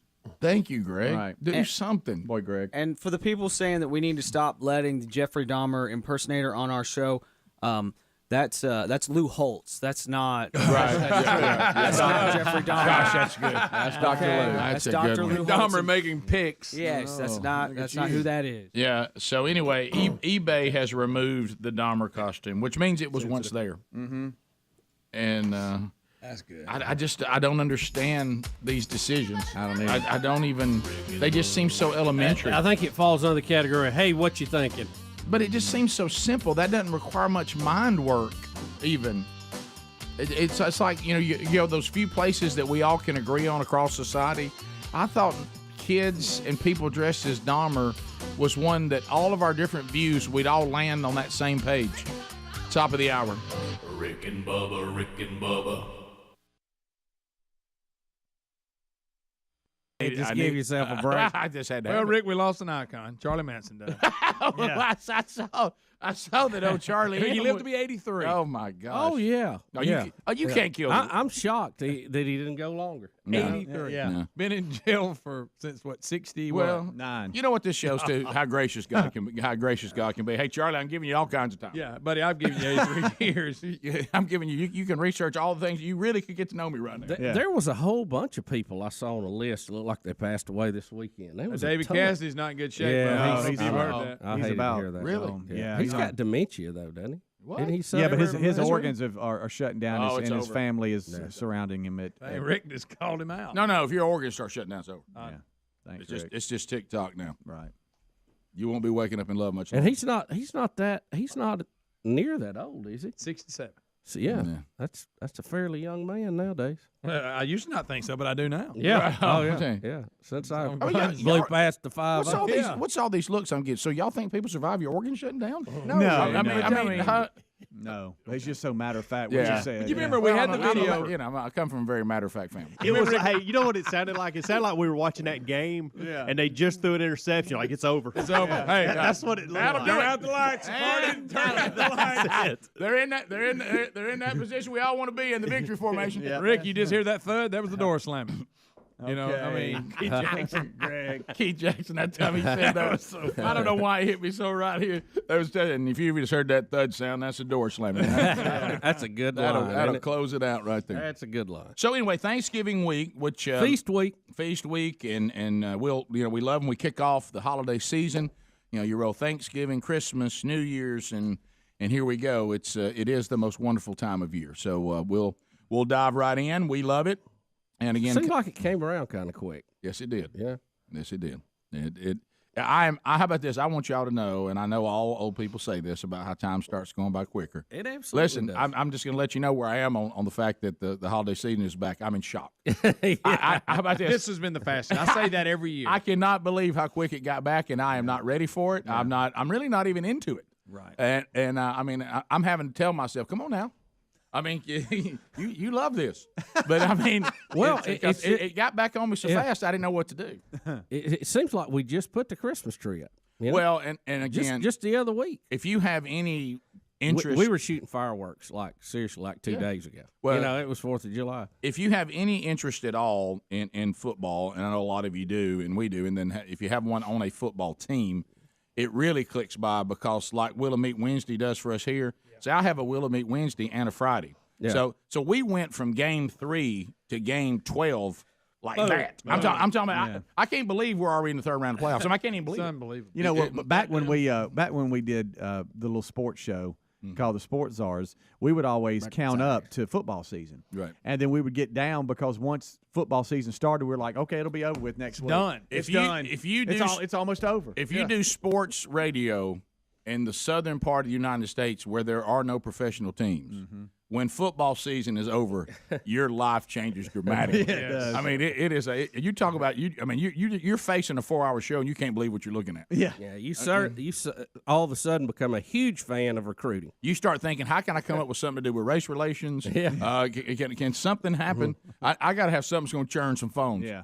You know, you start playing little games. I mean, whatever you can come up I with. remember it. And then when we had the what sports now my favorite is in where we're from in our culture down here in the deep South is how many times we've watched sports shows declare we're not going to be held victim to football. We're going to be a real sports show, and none of them make it. I mean, you know why? Because when football's over, nobody cares about the other sports. Yeah. Not to the degree that can keep Yeah, you going. not like talk about it. Yeah. and have a feeling and a passion about You got all the coaching firings. That'll take you a little ways That past will. the season. That Once will. you work that out, maybe if you get a good scandal, somebody paid somebody, that'll help. Yeah. You know. And you just hanging on for February for signing day. Oh, yeah. You can try all you want Don't to. they have an earlier signing day? I think they Greg, do. we're going to That talk. was made for sports radio. Greg, we're going to talk about the NBA. We're going to talk about Formula One racing. We're going to talk like that. And you're thinking We're to gonna yourself, cover it all. You're thinking to yourself, and you're not going to have a job. Yeah. You know, why do you talk about football year round? Because that's all anybody wants to talk about. That's why. Down here, you're right. You talk recruiting. Good night. Let's get to spring training. Yeah. You know what I mean? Something. Let me talk about an A-Day. So anyway. So we'll jump in. We got a lot to do. And for a lot of people, speaking of football in college, it's rivalry weekend. A lot of rivalries. Had a few last weekend. Wasn't a lot going on last weekend. No, it was everybody was saving up for this next weekend. Yeah. So anyway.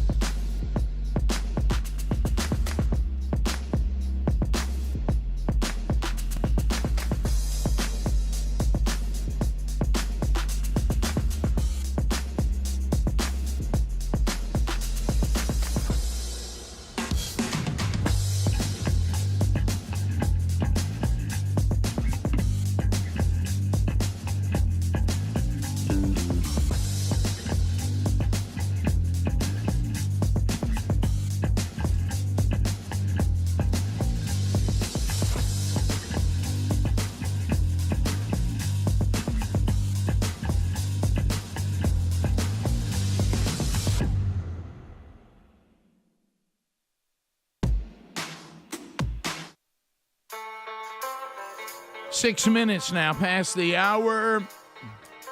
The Rick and Bubba Show. We're here from the No Name Studio, out on the bleeding edge of technology, from Sweet Home Alabama to the world. Speedy, the real Greg Burgess, Helmsy, Eddie Van Adler, all here today.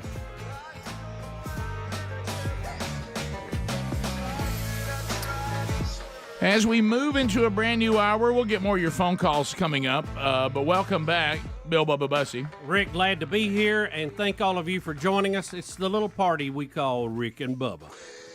And here we go. Where'd he go? In the basement. Does anybody know a Basement Joe? Well, once again, we continue to try to get the president out and let him communicate. And, of course, I don't know who keeps doing that. Probably the same people that dressed their kid as Dahmer. But anyway, here we go. We've got more clips from the leader of the free world. Remember, the left can tie anything under the sun back to, they've got these topics they always go to: racism, misogyny. Of course, they have been in their past some of the biggest offenders in these areas, but they, of course, have said their past can be cleaned up, yours can't. Right.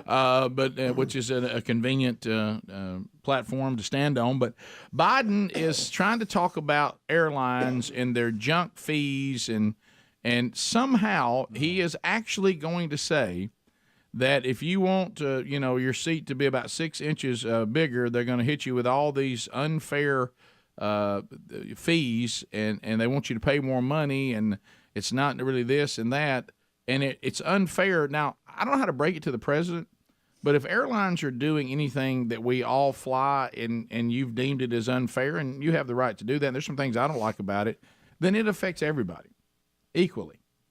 I mean, because we're all in the same situation. Mm-hmm. But somehow he wants us to know that the marginalized Americans, this is their new word, people who are marginalized, and people of color are especially affected by the way airlines do things. So here we go. Decision. Some airlines, if you want 6 more inches between you and the seat in front, you pay more money. But you don't know it until you purchase your ticket. Look, folks, these are junk fees. They're unfair, and they hit marginalized Americans the hardest, especially low-income folks and people of color. They benefit big corporations. What? Is there a color limit on the seat that they were talking about? Is that only sold to certain people? Well, beside him trying to make a racial issue out of everything he talks about. Correct. Why now? You've been the president 2 years. You shut down a major pipeline with a stroke of the pen in the first hours that you were president. If this was such a problem, and he's covering junk fees that airlines charge, that credit cards charge, that banks charge, there's a whole litany of things falling under some of this action he's taking. Why didn't you do it then? Why now? Right. Why 10 days, 14 days, whatever it is, 12 days before the midterms are you tackling that now? And you know why. So he can say a statement like marginalized and people of color. It's just somebody says, any way for us to talk about, once again, we're the party that cares about marginalized Americans and poor people and people of color. Well, I got this airplane speech I'm going to give. Yeah, throw something in there about that. Yeah.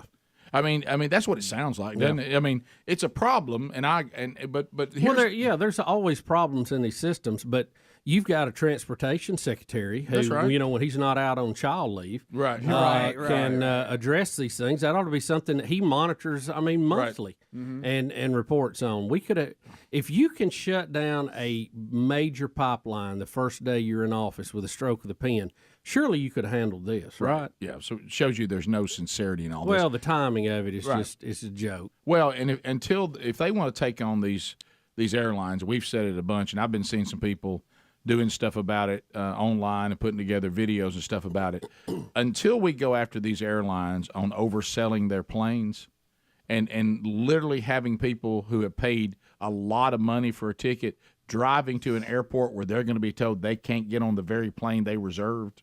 That is infuriating. It's underhanded. It's dishonest, and it's immoral. And doing that and taking people's. I mean, there's people that have saved their money, and this airplane ticket and the trip they're going on, they've been saving up for years, and they get there and you've oversold the plane and told them they can't get on. And you start all this trying to buy people off and all this stuff. And you end up all they want to do is go on this vacation. They got their straw hat on. They're excited about it. Got their flip flops. They've been talking about it for years. And now they're in some hassle because of what you did, and it has nothing to do with what they did. And you did it to them, and you did it deliberately. Something's got to be done about that. All right, the next thing is a reporter is going to ask the president his reaction to the Saudis on oil urging the U.S. not to use the reserves. But he's getting, what is this? A booster number 11 for him? Or what, I mean, what is it? he got an updated booster on Tuesday. He's only had COVID twice, right, while being boosted and vaccinated. Yeah. Isn't it twice? I think He's it is already had twice. it. Yeah, I think so. But anyway, so he's getting boosted again, and here's Boost me, baby. Here's this comfort. There we go. What's your reaction to the Saudis on oil urging the U.S. not to use reserves? Look the face. Face. Sir, do you think it was a mistake for New York to Get your COVID shot. What did he say? He said, "Get your COVID You know shot." what He that- didn't want to talk about it. He wanted to talk about COVID. Well, you know what happened too? Do you see him? It's almost like, all right, I don't know why these people are saying these things to me. I was told to sit here and say, get your COVID shot. Right. He's gonna read his script. You know, Right. I'm supposed to say, get your COVID shot. I'd like to know why we're getting it. Mm-hmm. For what reason? It's just time to be boosted again. Okay, I mean, you're right. supposed to, won't you get one every other month or Right, something? What is sure. the deal on that? Yeah. Yeah, I mean, but you know, well, he probably does. His age group and all. It's probably highly You recommended. think there's anything in that needle? But if I want to say something, so funny watching my mom and my parents. She said the other day, she said, I'm a little leery or something, and I said, okay, Mom, what's going on? She goes, I went to get my flu shot. And I said, okay, and she said they had a special shot just for old people. Yeah. And she goes, what's this special shot about? Uh-oh. Isn't the flu shot the flu shot? And she goes, I didn't take it. She, you know what she said? They're trying to kill us off. Tell her that Well- they call that the night shot. Right. Yeah. She goes. They're trying to kill us off. Night. Well, I didn't know that old people had a special flu shot. Did y'all I've know never that? heard of it till this year. Yeah. This special. And of course, special I shot. said, "This is my." I said, "Mom, you sure you got?" We'll know, Rick, about Sure another about- year or two because they'll be offering it to us. Right, you're right. Now this is one of those kind that Speedy may have to leave the room. This Not is our good. president that can't quite figure out the term "day after tomorrow." Is going to be investing $100 billion. I think I go day after tomorrow or the day after tomorrow. What? I think I go the day after tomorrow or the day after tomorrow. Yeah. Or and let me throw this at you. Could be day after tomorrow. Or yeah. Is going to be investing $100 billion. I think I go day after tomorrow or the day after tomorrow. Instead of that, same time. he should just go the day after tomorrow. Yeah, Yeah, or there's the Same. day after tomorrow. Yeah, I think he probably meant tomorrow or the day after tomorrow. No. He said the day after tomorrow twice. What Is he that did, it? what he I think was trying to say. I think I go day after tomorrow, or maybe the day after that. Oh, you think? Yeah, it that's could what. be either, That's what something. I think that's where he's trying to get out. But again, I think we keep missing. We're getting on the main things he says, which is fine. Mm-hmm. We're overlooking a lot of slurring.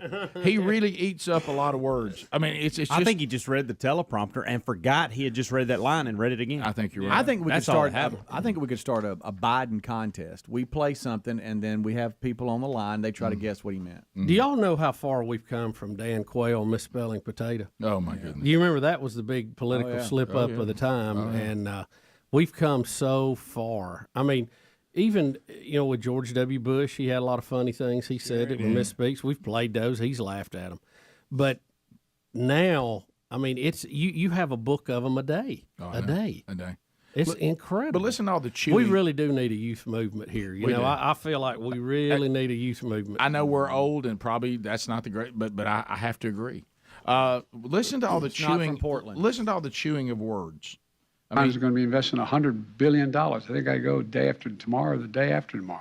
Is going to be investing $100 billion. I think I go day after tomorrow or the day after tomorrow. He's chewing it all up. God love him. Let me ask you this too, as I look down the sound ledger, and we'll come back for this.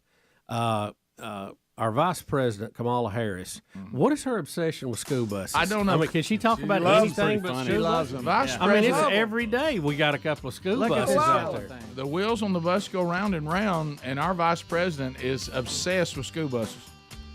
Loves them. Yep. I tell you, if we keep doing what we're doing with public education, there are going to be a lot of empty buses, whether they're electric or gas powered. Right, Yeah. right. Because ain't nobody going to be on them. They're all going to be homeschooled or in the private school. We'll be back. Rick and Bubba, Rick and Bubba. We said going to the break because we have the TVs here in the broadcast plaza and teleport, and we noticed that they just blew up the Georgia Dome and, and took it down to the ground. Rick, I have not seen that much smoke and dust in Atlanta since Sherman rode through. Well, there. I mean, look at that. Well, and the wind blew it right on top of the Mercedes. Was that part of the consideration? Were they wanting it to go the other way? All right. Well, it looks like they're at the mercy of the wind, Bubba. Yeah. But I mean, blowing. wouldn't that be one of your criteria though? We're going to wait till we have a north wind or whatever wind we need to blow it toward the parking lot, not our new building. Do you see the Mercedes dome is sitting right in the middle? You can't even see it right now because of all the dust and you know that's going to be a dusty mess. Every air conditioning Get the unit pressure washers out. Do you think somebody had the wind wrong? They looked down and said, "No, it will be good." Well, wasn't they supposed to do it earlier this morning? Wasn't that delayed a little They were bit? about 30 minutes behind, according to the news article. But I mean, you could see if you're going to do that. Go, guys, we're going to wait. It's like if you do a controlled burn. We're going to wait till we got a wind out of X direction so it'll go the way we want it to go. Is that what they wanted to happen?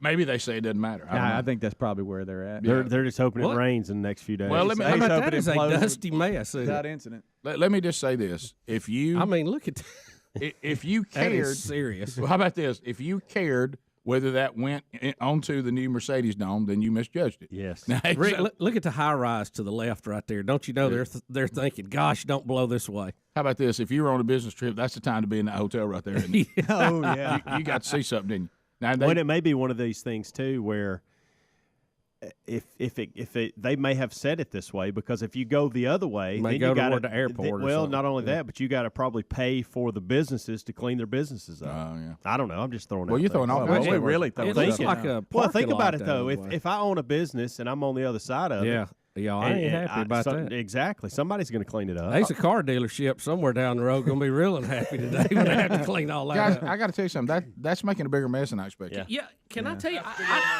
It appears the Georgia Dome was very dusty. Does it appear that way to you? Well, if you think about it, doesn't this look similar to 9/11? Yeah. I mean, the building wasn't dusty, Bubba. Yeah. I mean, that's a lot. I mean, you see some when you of them crumble explode. cement, that's what it looks like. Yeah. Now, what's this cat doing down here blowing water everywhere? I'm sure that's part of the dust control measures they had in place. Well, let me tell you what, we ain't got enough water. We're winning that. We're losing that battle. You're peeing in the wind, bro. They should have cranked them cannons up a little sooner. Well, look, the wind's blowing the cannons where the water's not even getting on it. How about they got a real wind issue? They do. Pretty windy. And And how do you pick the time to? What if you're sitting there and you want to sleep in today, and you're at a hotel near there? You can't even. You can't have nothing. You really can't. I mean, so anyway, the Georgia Dome and all of its memories are now in rubble. We had a moment here on the program in Rick and Bubba history. That's Speedy, as we instructed him to score a touchdown at the Georgia Dome while they were setting up for the SEC championship game. Was that right? Mm-hmm. And he had to run down the length of the field and being chased by security until they broke his player chain. And did they put a tear in your shirt, or was that the Old Man Roughneck? That was Old Man Roughneck. Yeah, that was that in the Kiss concert. Was that. Yeah, Pawpaw Roughneck did that. Yeah. But they did run you out of bounds, and you had to go back and finish it. Well, they kind of tried to tackle me, but I'll be very clear. I didn't go down. Right. They don't think they tackled me. Right, because they did. No. But you do remember you thought it was over, and there was still 10 more yards. Yes, y'all let me know about and we it. had to uncomfortably say, this is very impressive, but I mean, you didn't score. Right. And once again, the key to getting in that place was just acting like you're supposed to be there. Until they realized Intern Lurch was there with me. He was nervous. Yeah, I remember him calling us when you were taken in to be, evaluated. About when I was detained. Yeah, detained's the word. Yeah, that is it. Lot happened there at that old Georgia Dome. Yeah. I was at the NFC Championship game just last year. Well, how about that? I've been to a lot of stuff there. Been a lot of games there. Can I ask you a question? Because that is such a huge dust cloud. Did they think that one little cannon on the corner was going to help call that? That is a massive cloud. It looks like surely they might be hitting a spot. Well, how about this? No, surely that's not the only cannon. I mean, because it looks like even where that's at, there's some lined up like you would have them like cannons ready to go to war. The Mercedes Dome is really taking a lot of dust. Yeah, a little dusty. Yeah. And you maybe a good old rain shower. Really good rain. Yeah. Well, how about this? No, we'll tell you what you open. You better hope you got all the vents closed. Yeah. Yeah. What if somebody had left the roof open? That'd have been terrible. Oh my gosh! Don't you know every air conditioner, the vents, all that stuff? They're gonna have all kind of problems out of that. Is it a maze to you the parts of the Georgia Dome that are still standing? Well, I can't really tell what that is. What part of it? Is that where they had offices probably? Yeah, I'm not sure. There's two sections. Her theme song playing in the background. The vice president Apparently, she's been assigned school buses. A lot of what is her obsession with school buses? I mean, are we playing the same clips over and over every day, Al, or what? Does she talk about school buses every day? Yes, hey, got another school bus speech. Vice President Kamala Harris. Everybody together. Come on in. Hey! Come on, Kamala.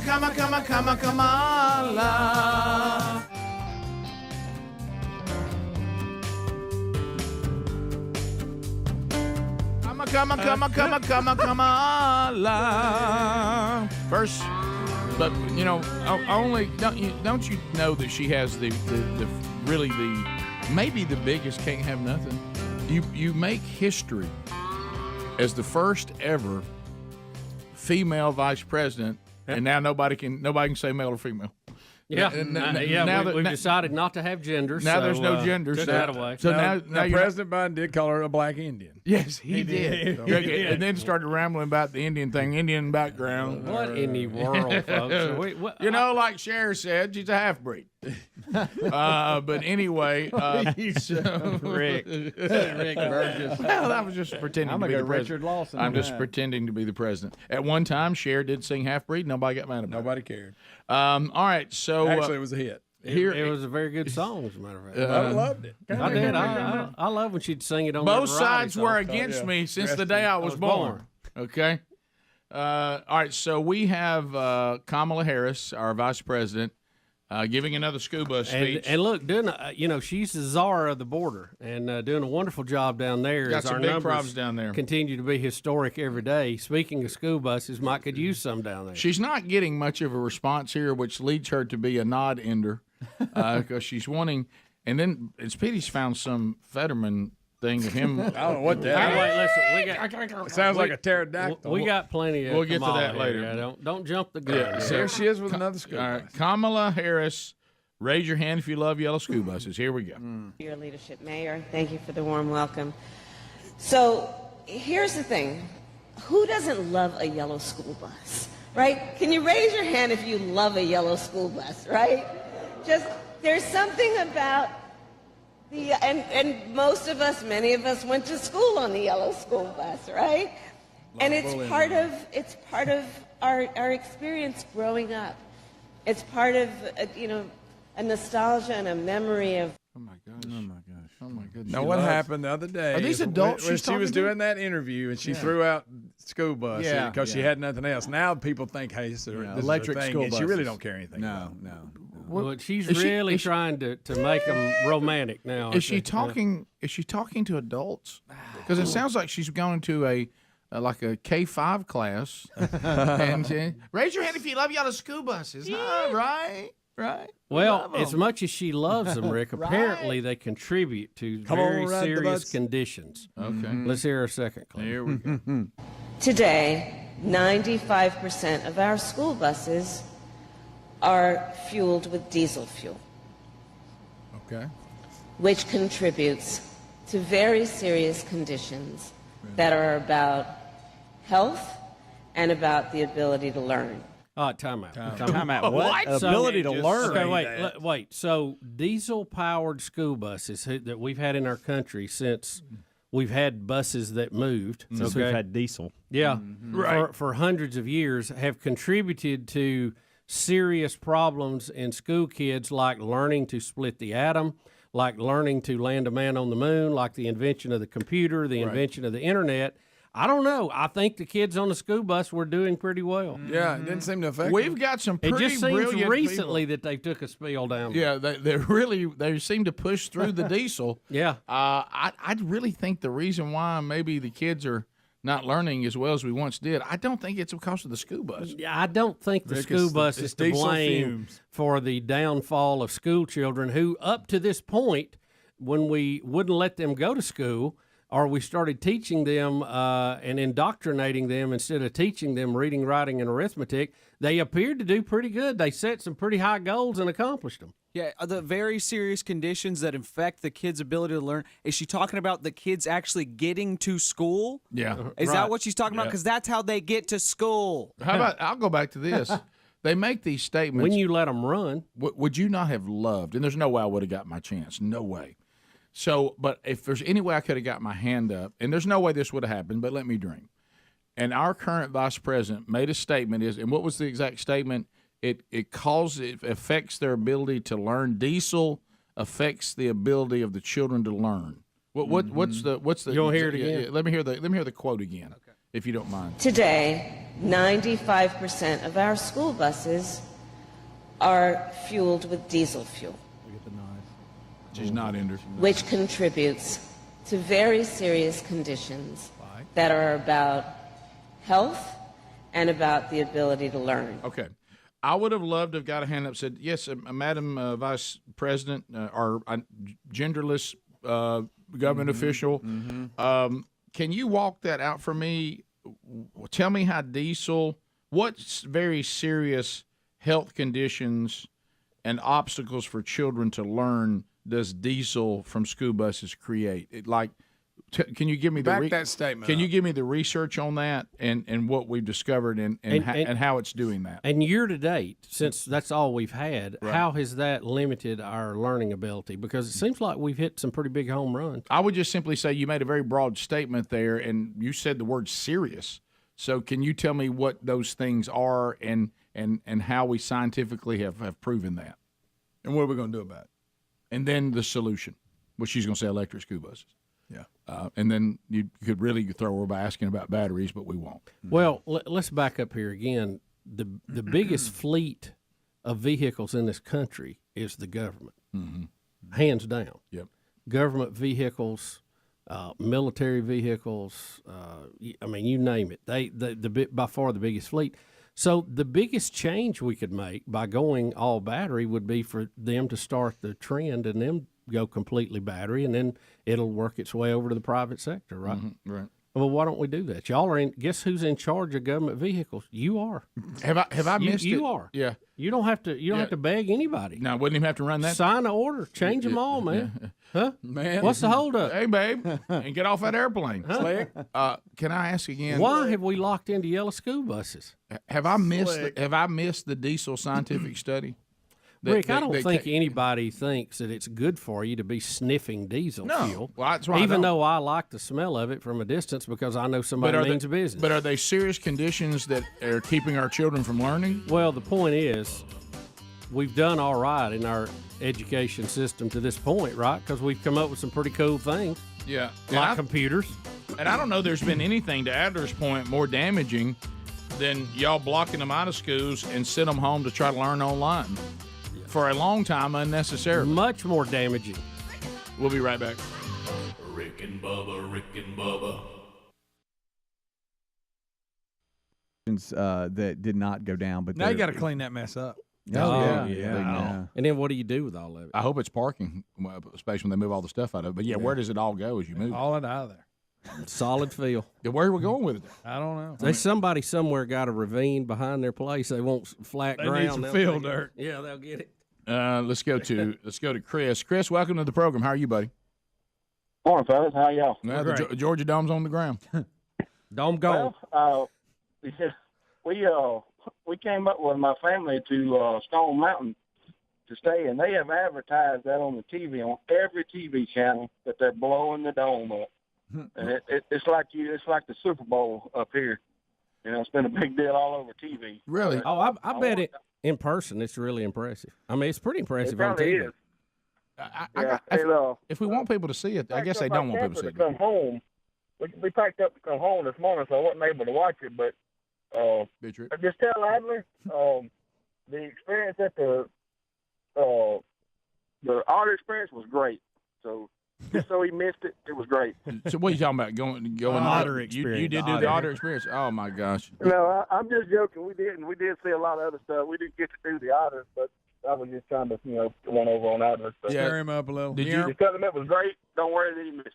Did you? So you camped out at Stone Mountain. Now have they in the laser show? Did they now kill Robert E. Lee when he rides across there? Well, he falls off his horse. It's an amazing. We didn't see the light show. Kids got tired. We went on back to the camper, but that's an amazing feat on the side of that mountain, and here's what I would tell them: if you want it down, climb up there and blast it off yourself. That's Well, I started saying the same people that just did the Georgia Dome, they're going to get that next. Yeah, because it took some brave guys to do that. It's a long way up that mountain. Let me go ahead and tell you. It's amazing whoever chiseled that. Can you imagine what kind of job that was? Well, look at like Mount Rushmore. I know, Have you seen how they guys, did that's that? unbelievable. That People is. can do They on that. them ropes. How about that? And then it looked like what it's supposed to look like. Don't forget that. You followed. What about if you? How do you know? Oh gosh, I took a little too much out of his nose. You know, I mean, Yeah, I don't know. The sculptors is one thing when they just sit in a room. Yeah. When they go and take something that's sitting there like a mountain and sculpt something out of it, that's unbelievable. You know, with Stone Mountain, as opposed to knocking the whole thing down, maybe they can just, you know, when they decide to do it, they can just maybe change the faces. You know, like put famous Georgians up there. So put Hank Aaron on one of them, you know. On a horse? Why's Hank on a horse? With a cape. Rick, everybody knows Hank like to ride horses. Hey, I'm just trying so, to think of a way they can save money and not Right. tear the whole thing down. Yeah. You know? Just so that we're clear on this, they actually did protect the Mercedes-Benz with a covering. Oh, really? And yeah, I don't know if it was a big tarp, but they that's a big tarp. I started saying, where do you get a tarp like that? According to this article, they did put some protection around it. Wow. That's a big solid Look at the trail for that. Imagine, I want you Miles. Let's talk a little bit about that meeting, okay? Yeah. The terrible person had to bring up, guys. I hate to bring this up. We're going to get some kind of tarp for this. We need a big throw. How much did the Mercedes Benz It cost doesn't to look build? like a throws over. Wasn't it? No, I think it was. What were you in the 2 billions? billion, Yeah, 2 yeah. billion, Yeah, we something got $2 billion investment here, just steps from what we're imploding. Let's take care of that puppy, and they did. They rigged some kind of system. I know that.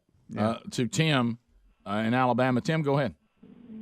There's so much logistics that goes into doing an implosion like this that it really didn't matter which way the wind was going to be blowing today or if it was raining or what the weather was. It takes a month to get ready to do this. So when they got ready to do it this morning, the timing was right. It really didn't matter what the wind was doing. But I mean, if you had your preference, wouldn't you try to control where that giant dust cloud went? If you had your preference, but in the demolition and the construction business, we never get our preference. We just have to take what Mother Nature sends us, and usually she don't send us what we want. Yeah, well, today she said she sent you a big old giant dust cloud right over the new dome. I mean, You know, like he says, you do all that work to get it ready. It's go time. It's go time. It says there was a 50-foot high fence. But I don't see a fence. I don't either. It says it was created. It was a couple of football fields long to help block any flying debris. Okay. And they said today they got a text from Trump says, "Hey, let me come look at that." Yeah. Weekend. Well, Rick, in our state, as I mentioned earlier, it was the opening of gun season for whitetail deer. Mm-hmm. It's one of the 2 weekends that I hold very dear as far as being an outdoorsman. And getting out and having a good time. And there's a lot of advantages on opening weekend that we don't get later in the year, the pressure factor and all that. So it's usually a pretty big deal. And, last year we had a wedding right in the middle of it. You may remember that. Speaking of Adler's 1-year anniversary. Yep, celebrating that. And so we're all geared up this year, ready to go, fired up. I mean, fields look great. Everything's just,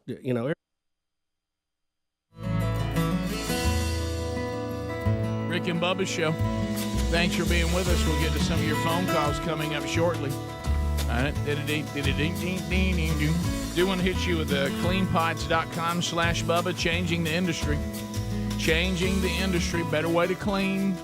And if you have not gotten your Clean Pods, you can get them now at cleanpods.com/Bubba. Maybe you're hearing this for the first time. What do you guys mean? What are you talking about? Cleanpods.com, revolutionizing the industry, a better way to do it, less expensive, and the quality is outstanding. They have pods. You buy different little packs of pods based on what you want to do. Glass, floors, countertops, bathroom, and they've got them. And then they send you commercial-grade spray bottles. You pick the pods, take the little gel pods out. They're highly concentrated, which means they go for a long time. Drop them in the now provided commercial-grade sprayer, fill it up with water, shake it up, and let's go. How about this? You've got a full bottle of cleaner for about $2 a bottle. It's a better way to clean. It doesn't have some of the harsh chemicals of some of the old formulas that we've learned as we've gone forward. There's better ways to do this. And you can go to cleanpods.com/Bubba, cleanpods.com/Bubba, or find a link at rickandbubba.com under the sponsors. We'll get you 10% off and free shipping on any product you buy. Put your bundle together now at cleanpods.com/Bubba and do it a better, less expensive way. So we have one more Vice President Kamala Harris quote. Maybe the most offensive one. Well, you can tell the election is in, when Democrats smell election and when they smell that they may be in trouble, they go back to this same old stuff they've been doing for decades.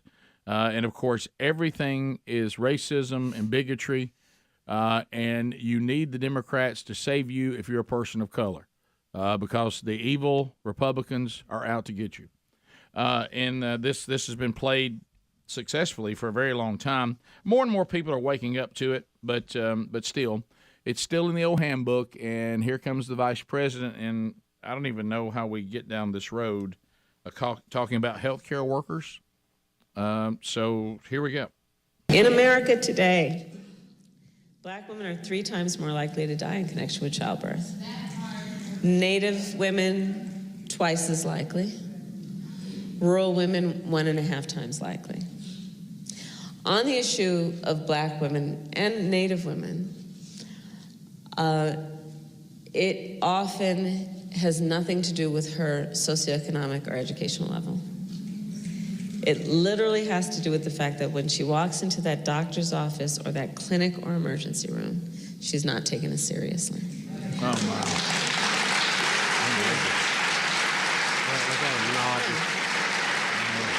Yes. And so when I was in the Senate dealing with this, one of the proposals, and that is still part of our agenda now in the White House, is to address one piece of this, which is the racial bias piece of it, by requiring training of healthcare providers.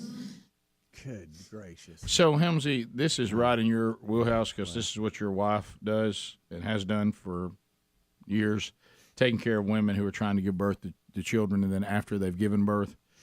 And your vice president is claiming that because your wife sees a woman of color who needs her help, she often has a hard time with childbirth, many times leading to death of the child or the mom, because she's a minority, and those people at the hospital see her as not as valuable. Yeah. Yeah, I heard that. I listened to it in the break. Y'all heard my reaction. Won't say what I said in the commercial break, but that is one of the most offensive things I think I've heard in quite some time. Unbelievable. The crowd was enthusiastically supportive of that. Well, I've sat in a lot of waiting rooms, Rick. I haven't seen it. No. Can we honestly say, straight up, in 2022, that takes place? I mean, this is the. I'll tell you why. What's going on has nothing to do with anything other than skin color. When she walks into that emergency room or that hospital, nobody cares about her. She doesn't get the same care everybody else does. I just don't get that. I don't get how we're just allowed to say that. Yeah, right. Well, and cheer for that. Well, like it's true. Well, because she's playing to an audience, and she knows she is. She knows that there's really no grounds for making such an outlandish statement, and really couldn't care less how offensive it is to healthcare workers. No, you're right. Yeah. So what about rural women? Did you notice that she was like, rural women? Oh, I didn't mean to say that. Forget them. And she brushed past that. It literally mentioned it, and then said, "But what? Let's go back to that." You know, that's just not right. That doesn't poll as well, though, Adler. No, right, and it doesn't go with the narrative of it's because of racism. Right. So. The biggest threat to Black Americans from healthcare workers is called an abortion doctor. Mm-hmm. Check those numbers out. Yeah. And there it is. Yep. Also, the rest taking a lot of them. Pretty minor. Also, rural women is very hard for me to say. You get my point. Still, I'm still making the point. It's very, very tough. Right. Yeah. Country folks. By the way, I will tell all of us too, based on what just happened to me on my trip to go to the restroom in the break. Oh wow! Awkward social moment would have been the end of Speedy. The show, like it's doing right now, can work us into a frenzy. In the past, when all we needed was inside our own private confines, right, I would only interact with people on the show, maybe a golden ticket seat person, but But now we go out into the world and we encounter other people like within the show, which is a new thing. We haven't experienced that in a very long time, and trying to become accustomed to it. But as y'all heard, like this also kind of got worked into a frenzy on the Jeffrey Dahmer costume. Mm-hmm. And I think isn't Monday Halloween? It is. Yeah. Mm-hmm. And It so sure a lot is. of, and I've seen people are doing fall festivals, and there's offices doing dress up and all that. Just because the show works into a frenzy, I just went through the lobby a minute ago and I saw a guy and I said, "Oh, so you went with the Dahmer?" Huh? And because there was an office, and then I went into the restroom and realized that I think he just looks like Jeffrey Dahmer. He's not dressed up as anything. Oh my God! Yeah, because there are some people that just that just That's look. what you said that to somebody? I was wow, so you went with Dahmer, and then all of a sudden it dawned me as he went past me. Wait a minute, I think he just looks like Dahmer. So Do you know him? No, I don't know him. Rick. He looked a lot like. And the minute I saw it, we just been doing that in here. And then Spilled over into the lobby? It spilled over into the lobby, and I just want to apologize because I think you just look a little bit like Jeffrey Dahmer, and you seem like a very nice man. I don't know, Rick. And I hope I didn't mean anything by that. Rick, it's the 27th. I know. Why would he? I got worked into a frenzy. He looked just like him. Oh my God! It looked like, it looked like somebody who was dressing up as Dahmer. And I've seen people that got that look. And we were kind of emotional in here a minute ago. It's not uncommon. It's Thursday, the 27th. Rick. You know how people do. I saw Fall Festival just yesterday. Some people like to make a whole week out of it. Yeah, they like to make a whole week out of it. There was some and offices that they really get into that. But probably if we're going to all work on the day it is, probably they're not doing it. Now we dressing up tomorrow. We're gonna wait till Monday. Yep, I am. There was an assumption made at our house, wrong. So I just want to apologize to whoever that was. And Yeah. those glasses look fantastic. Yeah. I have glasses. Rick, anybody that's just white and has glasses, Has wire rim glasses, right? on. And they're not Jeffrey Dahmer. It looked like somebody trying to dress up. Yeah. Well, we thought we thought Halloween was going to be celebrated over the weekend with trick or treaters, and we come to find out now it's just going to be Monday night. Because some cities will do things that happen on weeknights on the weekend. They'll move it up, but we were wrong because Terry was like, "Well, we need to get candy, for the trick or treaters that come by." So some of the cities officially move it. But Yeah. When would they move it off on Monday? That's I've seen them move it Rick, off Sunday. Hey, Rick, I've seen them move it off Sunday. Rick, I don't think they are. That's the whole point. Well, there was a move. Maybe a lot of people are going, I wish we get this over Saturday. There was talk about moving, and I think there was discussions with local governments about moving it to a Saturday night just to get it out of the week. When school and everything. That's brand new?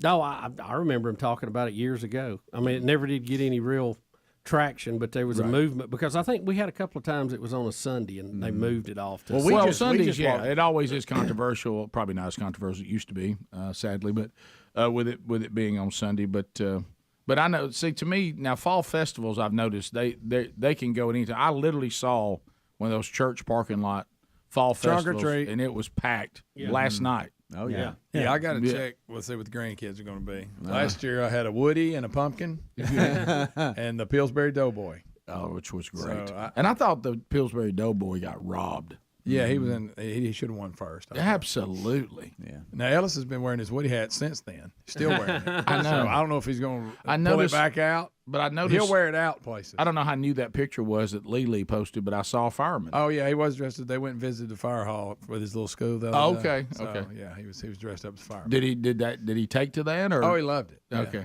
Oh, yeah. So Halloween when you got grandkids is just to see what they're going to be. Oh, It's yeah. funny. And if they're going to participate. Oh or not. yeah. Which a lot of times is not. I've noticed that there is a certain age where you're pretty much going to be a pumpkin. Oh yeah, that right out of the gate you're going to be a pumpkin. Yeah. that's easy to put in a basket and push around. Oh yeah.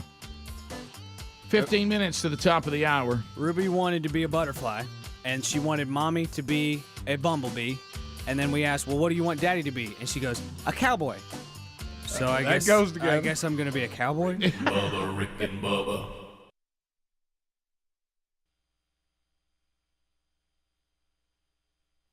Thing looks really good. And we're there Friday getting ready, getting equipment ready. And, you do all that cleaning and, changing the batteries and everything, get it all ready to go. You couldn't love it more. I mean, that is, you're just thinking, it's kind of like the night before Christmas. You're thinking about how good could it be tomorrow. Right. And you're getting everything ready to go. And I go to bed early because we're going to get up early. We got to get up early. Beat the crowd. Beat everybody. Beat everything moving out there on the Saturday morning. And I get a call from Betty, who woke me up, and she's got some issues going on at the house, and we had to tend to that. And then after you woke up, it's always hard to go back. Especially if you're an early to bed guy. That's the worst. Sure. And so didn't get a lot of sleep that night, and we ended up out there. And then later in the weekend, I'm out. I'm in a stand. It's just beautiful. I mean, it's chilly now. It was perfect temperature to me. Oh yeah, because it's cold, so you don't sweat. But it's not like cold, like I'm going to freeze. You know what I mean? Yeah. You can manage that temperature well. And I get a call from my daughter Caitlin, and she says, "Dad, don't worry, Mom is okay, but we're at the ER getting her head stitched up." Oh my gosh! What happened? What the? And, all I'm thinking is you can't have nothing. No, You just can't. Even. It's like this opening weekend has now become a target area. Can I ask you a question? And I want you to answer me honestly. Yes. It sounded like there was a lot of preparation for this opening weekend. Had you begun to think that you could have something?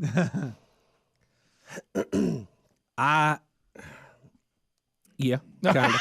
Yeah, sure. I saw you go, I'd love to come to another conclusion, but you let it creep in there, didn't you? You thought you could have something. And I should have been telling myself, I'm just waiting on something to happen. Right, because you can't have nothing. No. And then you get mad because I should know better. Right. I've seen enough of these. Right. Mm-hmm. So I said, Caitlin, why is your mother at the hospital getting her head stitched up? And she said, now, Betty is hypoglycemic. We've covered many of her fainting spells here on the air. Oh, yeah, some great ones. And I think what really set this one up, Betty had declared earlier in the week, her one goal for the holidays was not to go to the ER. Right. Because the last 2 years, we've been to the ER over the holiday break. But not this year. Not this year. I am not going to the ER. I'm going to take care of myself. Not in 2017. I'm going to eat right. I'm going to eat on schedule. I'm going to do all the things you have to do if you're hypoglycemic so that I do not have a problem. Well, apparently, sometime in the middle of the night, she got up. She was having a hypoglycemic reaction, and in her way to the bathroom, she fell, and we think she grabbed a porcelain tissue holder in an attempt to catch herself. Right. But I will tell you this, porcelain tissue holders will not hold you up if they're just sitting on the counter. No, they won't. And she fell and took this to the head, we think, because she broke it, and it had some blood on it. So, oh, baby. So we really don't know how long she was out in the floor in the middle of the night. Oh, good bleeding. We don't think it was too long. She came to, and she got up, and apparently was feeling better at that point, and decided to clean up the blood and the glass and all that stuff, and said, we'll just deal with it in the morning. So when she got up in the morning, she had a pretty good gash on her head that required 5 staples. Oh, my. Staples? Staples to the head. To the head. No, back up in here. Oh, yeah, at the top. Okay. I think she fell and just hit herself gosh. with that thing because it was kind of heavy. So are you on? Let me get this right. Are you? I'm in a shooting house. So are you going? I got a rifle in the window while I'm getting there. So what now? Yeah. So your mother what? Put your mother on. Hey, what? Put your mother on. What are you saying? Betty, what the devil? So I'm hunting. Betty assures me that I do not need to break off the hunt. Well, everything is fine. All you're going to do is cause trouble by going home. That's right. Yeah, I think they were kind of delaying that. How dare you come home? Yeah, right. So I'm looking for assurances. I said, call me when you leave the hospital. Betty calls me and says, we're headed back to Oxford for her dad's birthday celebration. And I said, Betty, now let's think about this here. Was staples in her head? Let's think about this. Most people do not leave the ER and get on the interstate and drive. Right. That's just normally what we don't do. Right. So she assured me she was fine. I said, well, now you've passed out recently. So yeah, you have 5 staples. All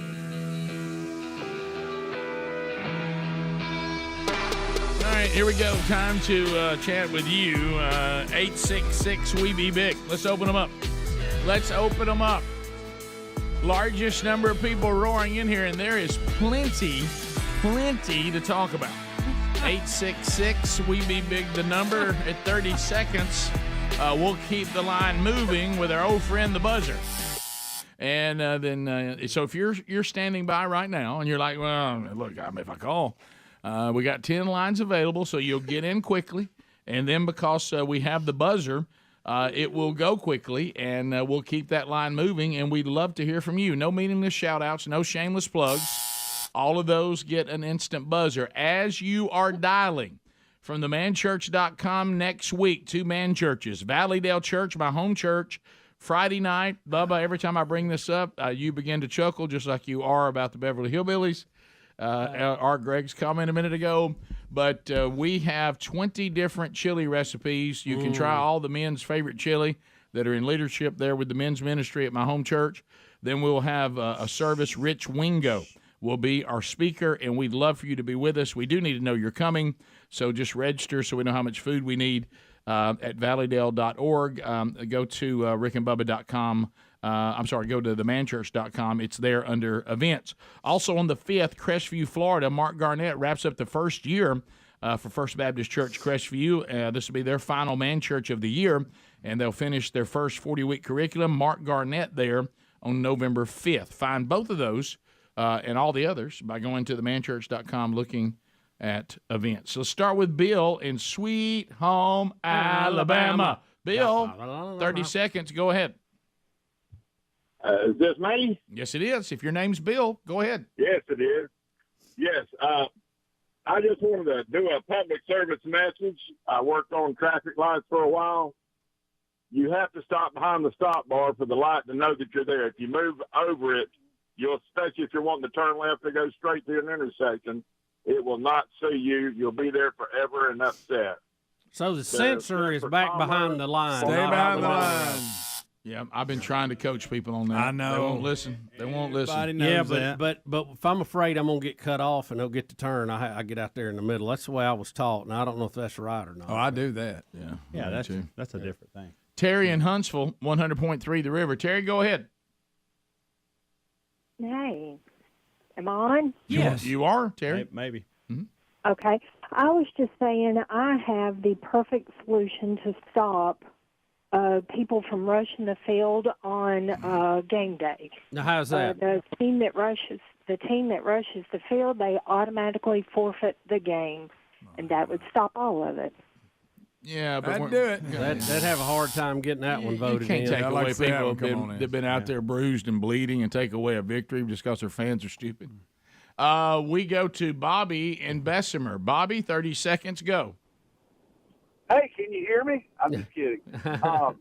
Anyway, I want to applaud you guys for showing so much maturity that you've really grown to the point that, when Greg can say, I had a Woody, and you guys just keep pushing on through. Hey, I'm proud of you. Bravo. A lot of growth there. Well, he quickly followed that with a pumpkin and Pillsbury Doughboy. Yeah. And it's not too much growth. Don't give us too much credit because Speedy and I were saving it in the commercial they'll use break. it later. Oh, my goodness. To put in Bank 9. Right. Let's go to Mike in New Jersey. Mike, 30 seconds, and go. Hey, guys, just about Kamala Harris and this crap with her with the fumes. I've been driving an 18-wheeler for over 44 years. I'm in one right now. I could outthink that idiot on the worst day of my life. And maybe she should come here and put her mouth over this smokestack out here and get some of these fumes in her, and then she might know what she's talking about. Oh, Mike didn't like that at all. About it. Get out of here. Let's go to Anonymous on line 1. Anonymous, go. Hey there, can you hear me? Sure can. All right, listen, I'm very passionate about this. I'm a labor and delivery director, and you just had the segment about how women of color and everyone is mistreated in labor and delivery, and I just want you to know I've been doing this for 23 years, and we have never mistreated anybody based on their race or where they came. Yeah, no, that's, I'm not that's sure the what vice, that's the vice president said that. Vice president says, yeah, I'm sure she has so much experience in all that. The vice president. Yeah. Maybe, Well, again, maybe it's- somebody with 23 years knows more than the president. It's getting very close to election. We're not doing good. So gotta throw if you notice, every comment about anything has racism tied to it. Well, because we got November what? 12 days. 12 days. days. A couple weeks. Let's go to Mike in Alabama. Mike, 30 seconds. Go. Yeah, well, I'm agreeing with Florida now, but on the clock thing, it would lot better if everybody's on Central Time. You talking about the whole country? Well, yeah, because I cross time zones as a truck driver. It doesn't faze me, but I mean, if we want to keep our news where it's at, we have to keep everybody on standard time, not Central Time. Excuse me. Oh, I see what you're saying. Yeah. Well, whatever. I don't care. I like daylight savings time. I wish it was that way year round. But I'm like you. At this point, I'm just so tired of just whatever. What was it, and I may have this completely backwards, so don't quote me, but it seems like when this was brought up nationally that there was a certain part of the country said at certain times of year wouldn't get daylight till like 9 o'clock. Yeah, that was the Great Pacific Northwest. I say let the states do what they want. I mean, why does it have to be a federal issue? If the state wants to say this is our time, we're going to stay on it, they should be allowed to do that. Well, they'll make the argument that it'll affect interstate commerce, which is something the government is allowed to regulate by the Constitution. So that's probably where they'll step in. But what they have done at the federal level is say, we'll let the states handle it. And that's really what Senator Tuberville's bill is all about. Yep. Keith in Athens. Keith, go ahead. 30 seconds. Good morning, guys. Monkey Grass. Thanks for the call. What's on your mind? Been listening since I was in 4th grade, 35 years old today. Thank you. My 9-year-old son met you guys. We're out about 8.5 years in Huntsville at a hunting and fishing expo. I got a picture of Greg holding my 9-year-old. Just wanted to share with you guys that just a couple months ago, my 9-year-old son accepted Christ and followed in believer's baptism. That's great. Right, man. Well, that's great. You're a little rough on the phone quality, but we got what we needed. So thanks for letting us know that. That's fantastic. That is awesome. Jim in Alabama. Jim, go ahead. Congrats. Hey, guys, I think I figured out what's wrong with Uncle Joe and slurring his words. What's that? It's not water in his glass, it's vodka. It could be. He does actually. He does. He really does.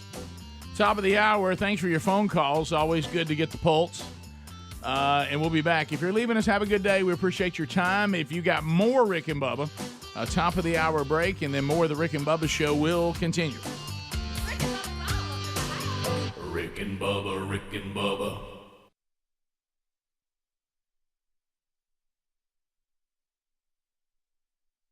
Yeah, dear. Yeah, she sent me the picture that they took at the hospital.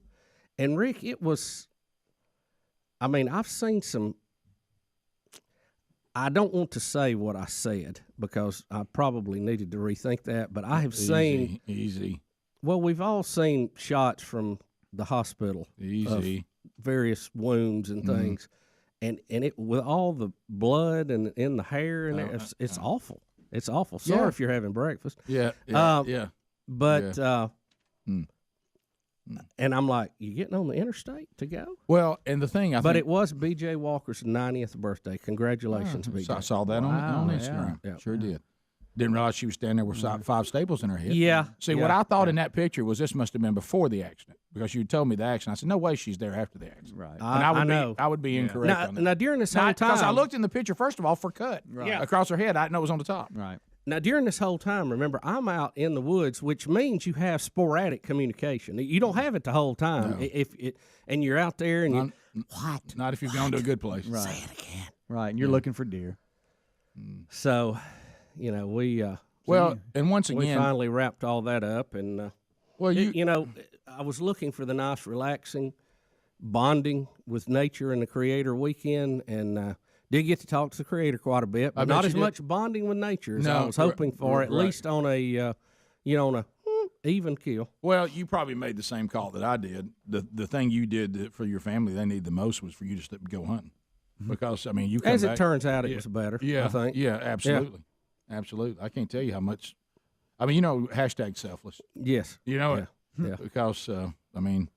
Well, it's the most expensive meat on the planet. There's no doubt. Yeah. And see, I just lost a freezer full of it because of a GFI plug situation that I have now had fixed, by the way. Good. So there you go. I don't know why they wire plugs like that. I guess they're trying to save a nickel when they build houses. But I had a GFI plug in the basement, and then downstream from it, they wired the outside sockets. So anytime an outside socket got water in it, it would cut the GFI plug off in the basement. Well, it just so happened that's where the freezer was plugged in. So you get some rain outside, it cuts your freezer off. You don't know it's way down in the basement. Oh my God! I don't go by there and check it every day. You know, you can't even have a freezer. So anyway, we got that. You have to have a GFI plug in the basement. That's fine. That's a good rule to have.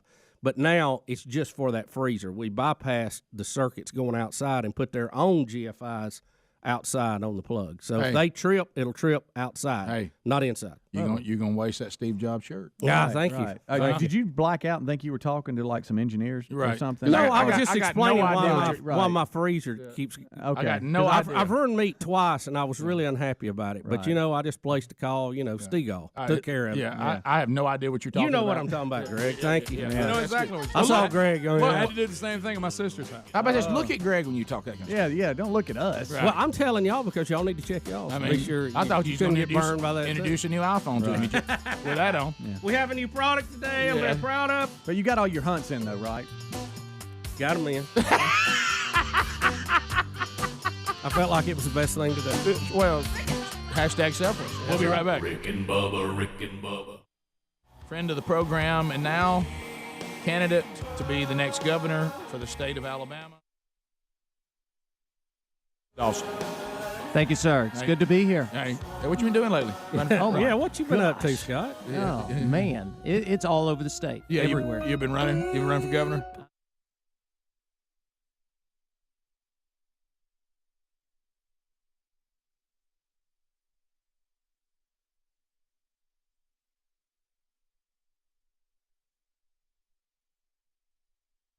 You don't have any agenda today except you just need a break to come hang out with your friends, right? I thought, my gosh, put me in a room full of friends in the fun zone. That's what I need. Well, yeah, you sent me a text that, hey, how does Monday look? I want to drop by, and I thought, well, he must have something he really wants to get out there. and then you show up in the kitchen and say, I really just need to come hang out with my friends. This is a night at home. This was last night where I could say, hey, I'm going to actually stay in town and be with my buddies. It's all over the state. It's fun. It's fun. You've been everywhere. I mean, my goodness. I mean, they're my friends. You have you have been. We got a pretty big state. Yeah, we do. 67 counties. None of them are really close together, I don't think. Right. You can travel for hours. The other day, I started out at a breakfast, and I left my house, Tara. Our wives getting up at like 3 a.m. to go on a tour with you.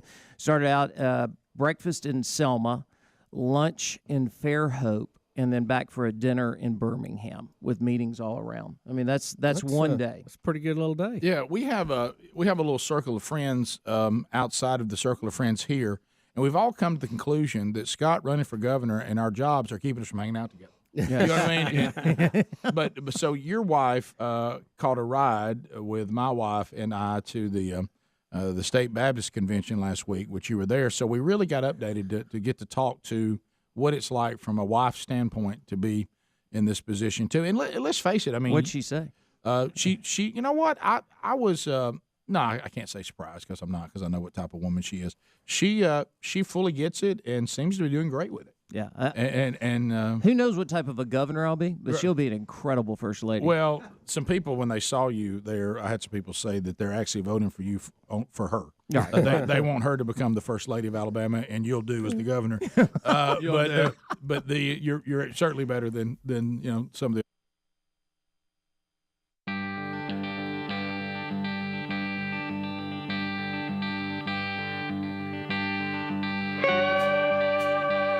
6 minutes past the hour from the No Name Studio on the bleeding edge of technology. From Sweet Home, Alabama to the world. Speedy, the real Greg Burgess, Helmsy, Eddie Van Adler, the gang, all here as we start a brand new hour right now.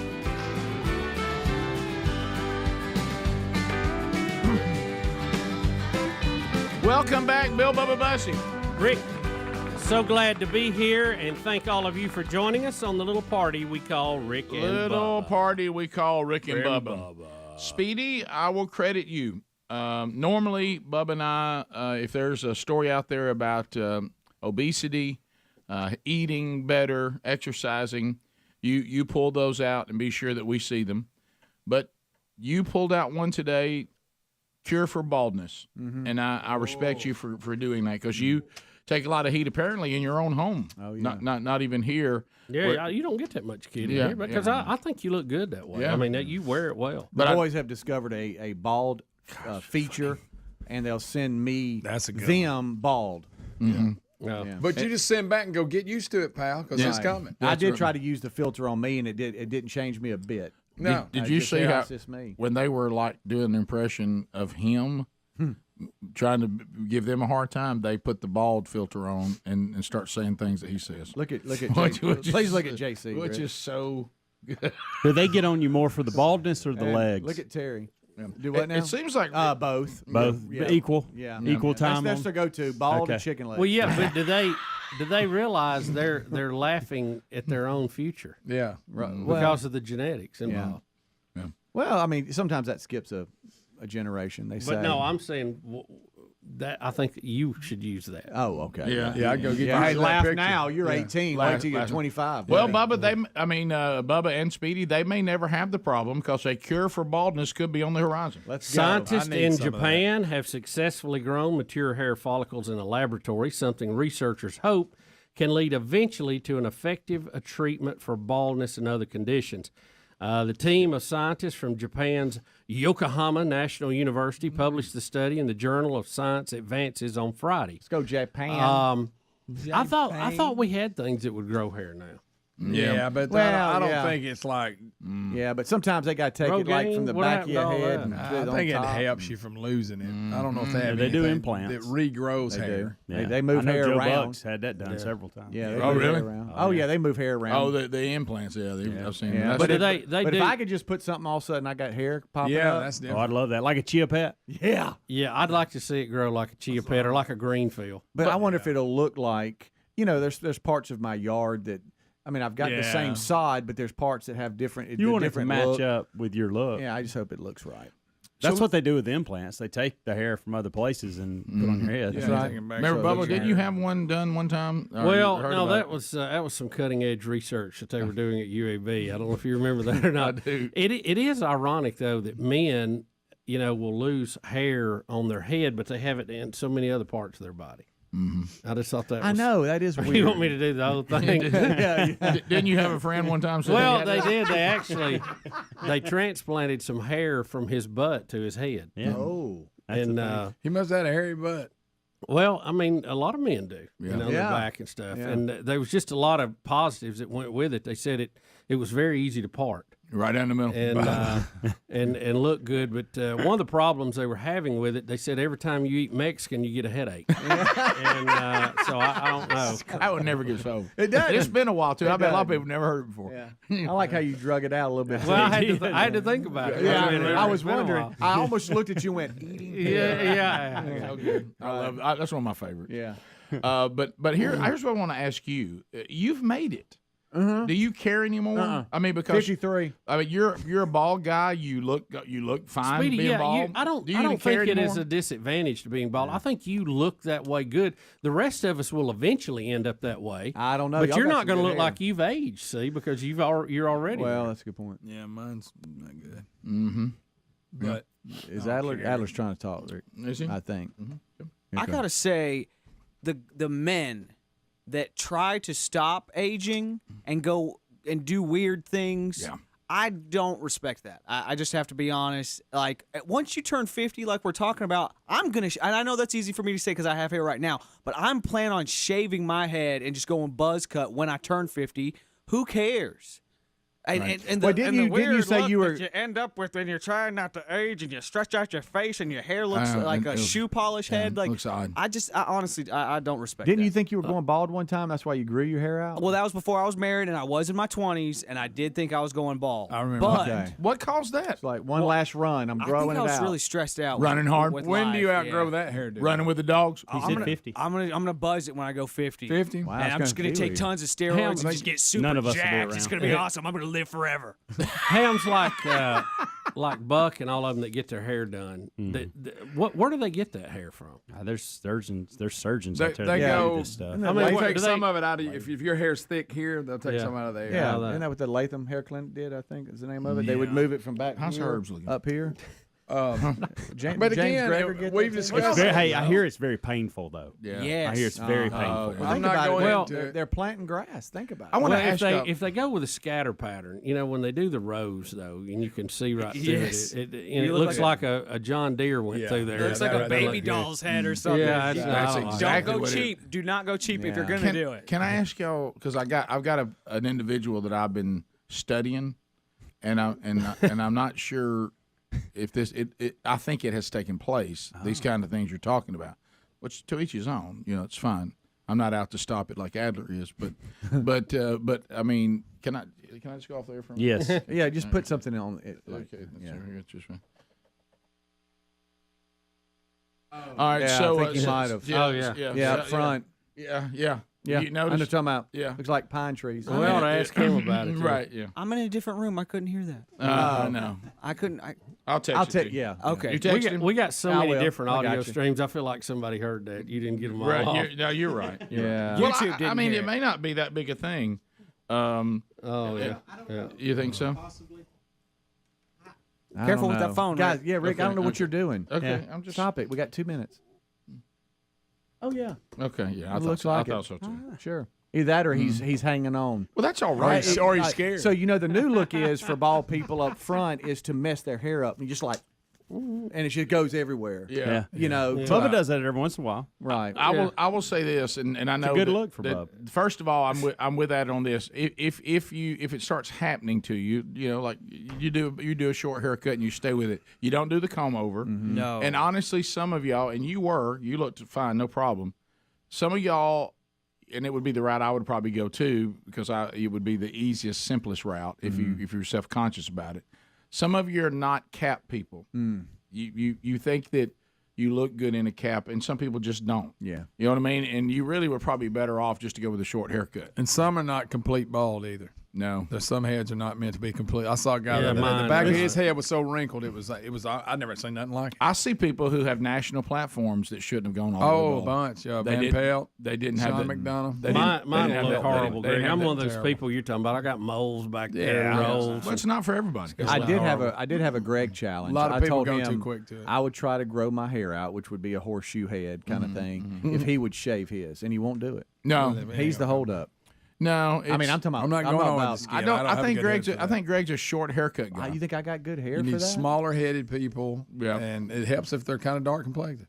It really does. It does. If you I'm got right a tan here. head. You know I'm right here. No, yours but you, is fine. Speedy, but you you met wear it criteria well. one. You wear it Yeah, you well. met criteria A one. normal shaped head. Right. But Yeah. they're just teasing us with this Japanese study Yeah. here. So in the ball world, when If we you ain't grown hair by now, we ain't growing in hair. the ball world, when you hear these kind of things, you don't even pay attention to them anymore, do you? No. And it's tough. I mean, we all have things Yeah. that sometimes we're self-conscious of and for, balding guys, I think if they were all honest, you would get to a point where you're like, dadgummit, Really? And then then you get on the other side and you just embrace it. To me, you're almost. but it's hard to get to there. But with the It good, is. but the good news is Yeah, you're that's there me and you're right doing Oh, you're doing great doing with great, it. doing And there's some great. men that it's just starting for, and they wish they were where you Right. Yeah. But like JC and his little roommates, the Yeah. funny guys, they'll send pictures and go, hey, man, we saw you, whatever. And it'll be like a bowling ball or, Right. some That's weird fine. looking thing. Yeah. And that's fun. That's rude. That's yeah, what that is. right. Pictures Well- of Kill D and that's your legs. That's Yeah, stuff like those that. kind of things. Of course, then I'll take The a picture of the Roadrunner. coyote and say, look, JC, I saw you. Stuff like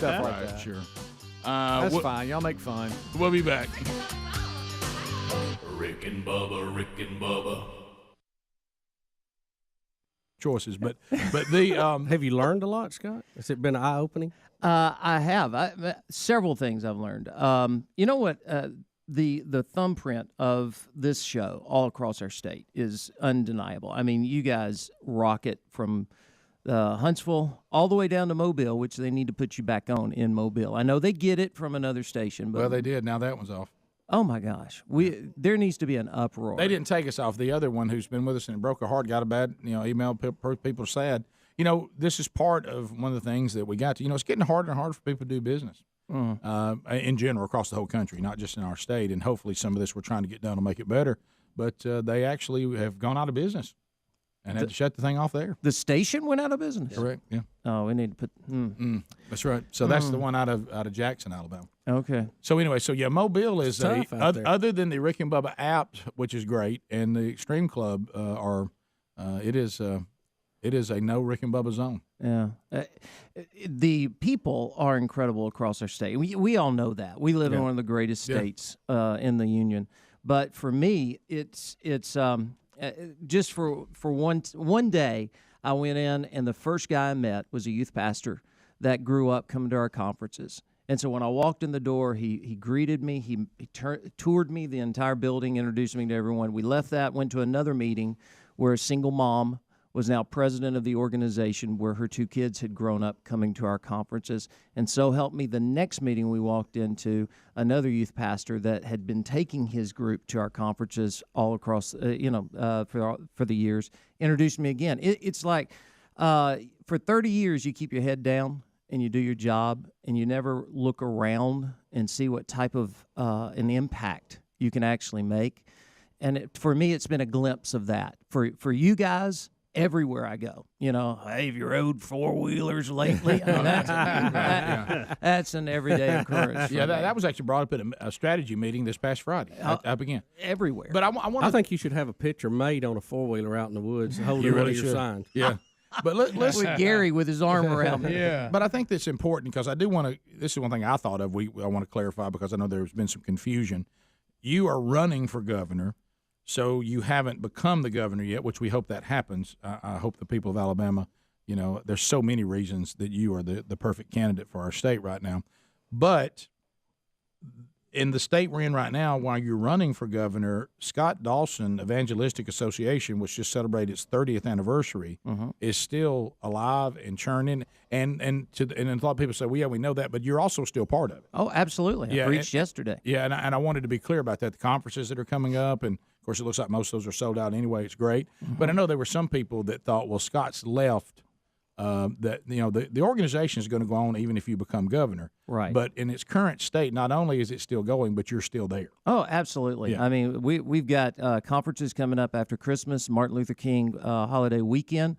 We'll have around 12,000 students up in the Pigeon Forge area. It's still growing. We're working with. We're already planning Major League Baseball events next year, and everybody goes, well, how can you do both? Well, right now, I'm campaigning for governor, but I work for the Scott Dawson Evangelistic Association. That's my job. Yeah. So understand that, and it will continue when you become governor as well. So as far as the organization and what they're doing, because we're all part of it, not just you, but you are still there right now because that's your job that you have. Yeah, I'm one of 15. I mean, there's 15 staff members there that are working day in and day out, making these events better than ever. I want to say another thing that'll get a little heavy, but I think it's important. And I know we're in a fun zone. I'm going to give you that. Oh, my. Here we go. No, this is fun. No, this is good. This is a good. This always happens to me. You pulled the ripcord, didn't you, Scott? This is a good thing. And I think, it's something that, I want my children to hear, that kind of thing. Because I know that there is no human being other than the one that was 100% God and 100% man that will ever get through this fallen creation perfectly. As I actually got a chance to teach on this yesterday, all have sinned and fallen short of the glory, meaning that we must be redeemed in Christ. Okay, got that? Yep. However, there are things that, I think a lot of times people talk about, well, we can all be redeemed, which is true, but the earthly repercussions are still there. Right. And when you look at someone who's lived their life the way you have, when you think about where we are right now, we're living in a time that if you've ever done anything in your life that was a moral compromise, it is interesting that we're living in a time that could not be more decadent, yet they seem to be right now more concerned about people's moral failings, but at the same time, the society lives.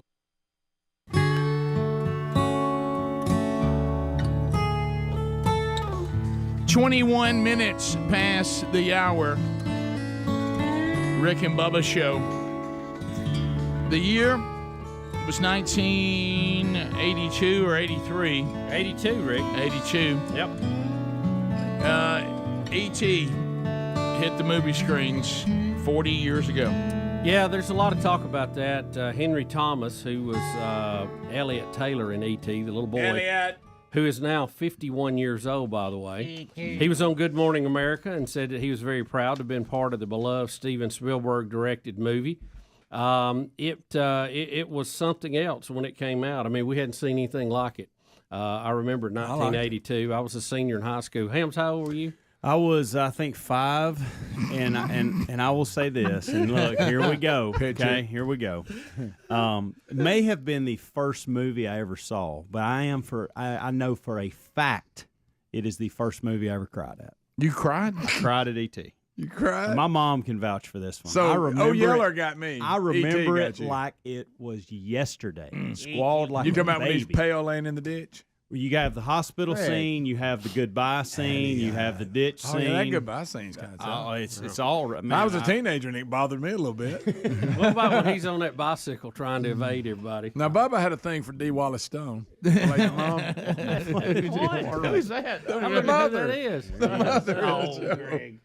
Oh, when they had E.T. all white and ashy looking. That's when you cried, didn't it? When he's laying one out of the there. moments. I knew he was going to live there. It was a blubbery mess. The for me. goodbye was that was. Greg, now, if you remember, you got goodbye upset at Porky's. When they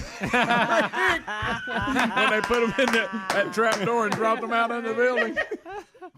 You remember everybody trying to sneak in to see Porky's? There were some shocking movies when we were in high school, and that was one of them. Oh, yeah. How are we allowed to be in this theater? I couldn't believe it. What are we doing? I told you we tried to sneak in the Blue Lagoon and got thrown out. I remember thinking I didn't know this was so accessible. Rick, if you came to school and told that you snuck in and watched Porky's, you were like royalty. That's a old, lot of questions. That's old stuff. To How'd me, we get to that? E.T. and Poltergeist were about the same time, but were they really?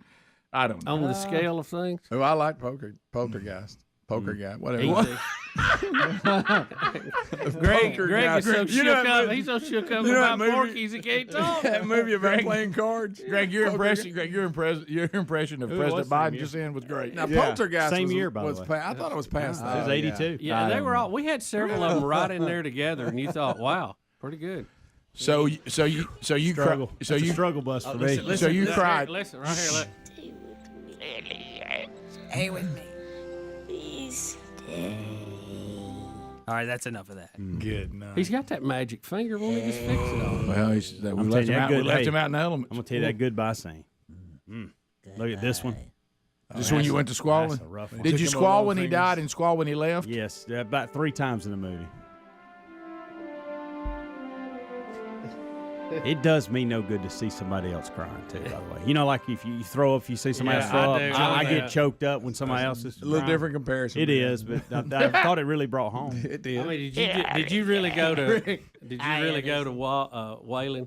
I did. I cried. My mom she can tell you that is a fact today. He was slinging snot.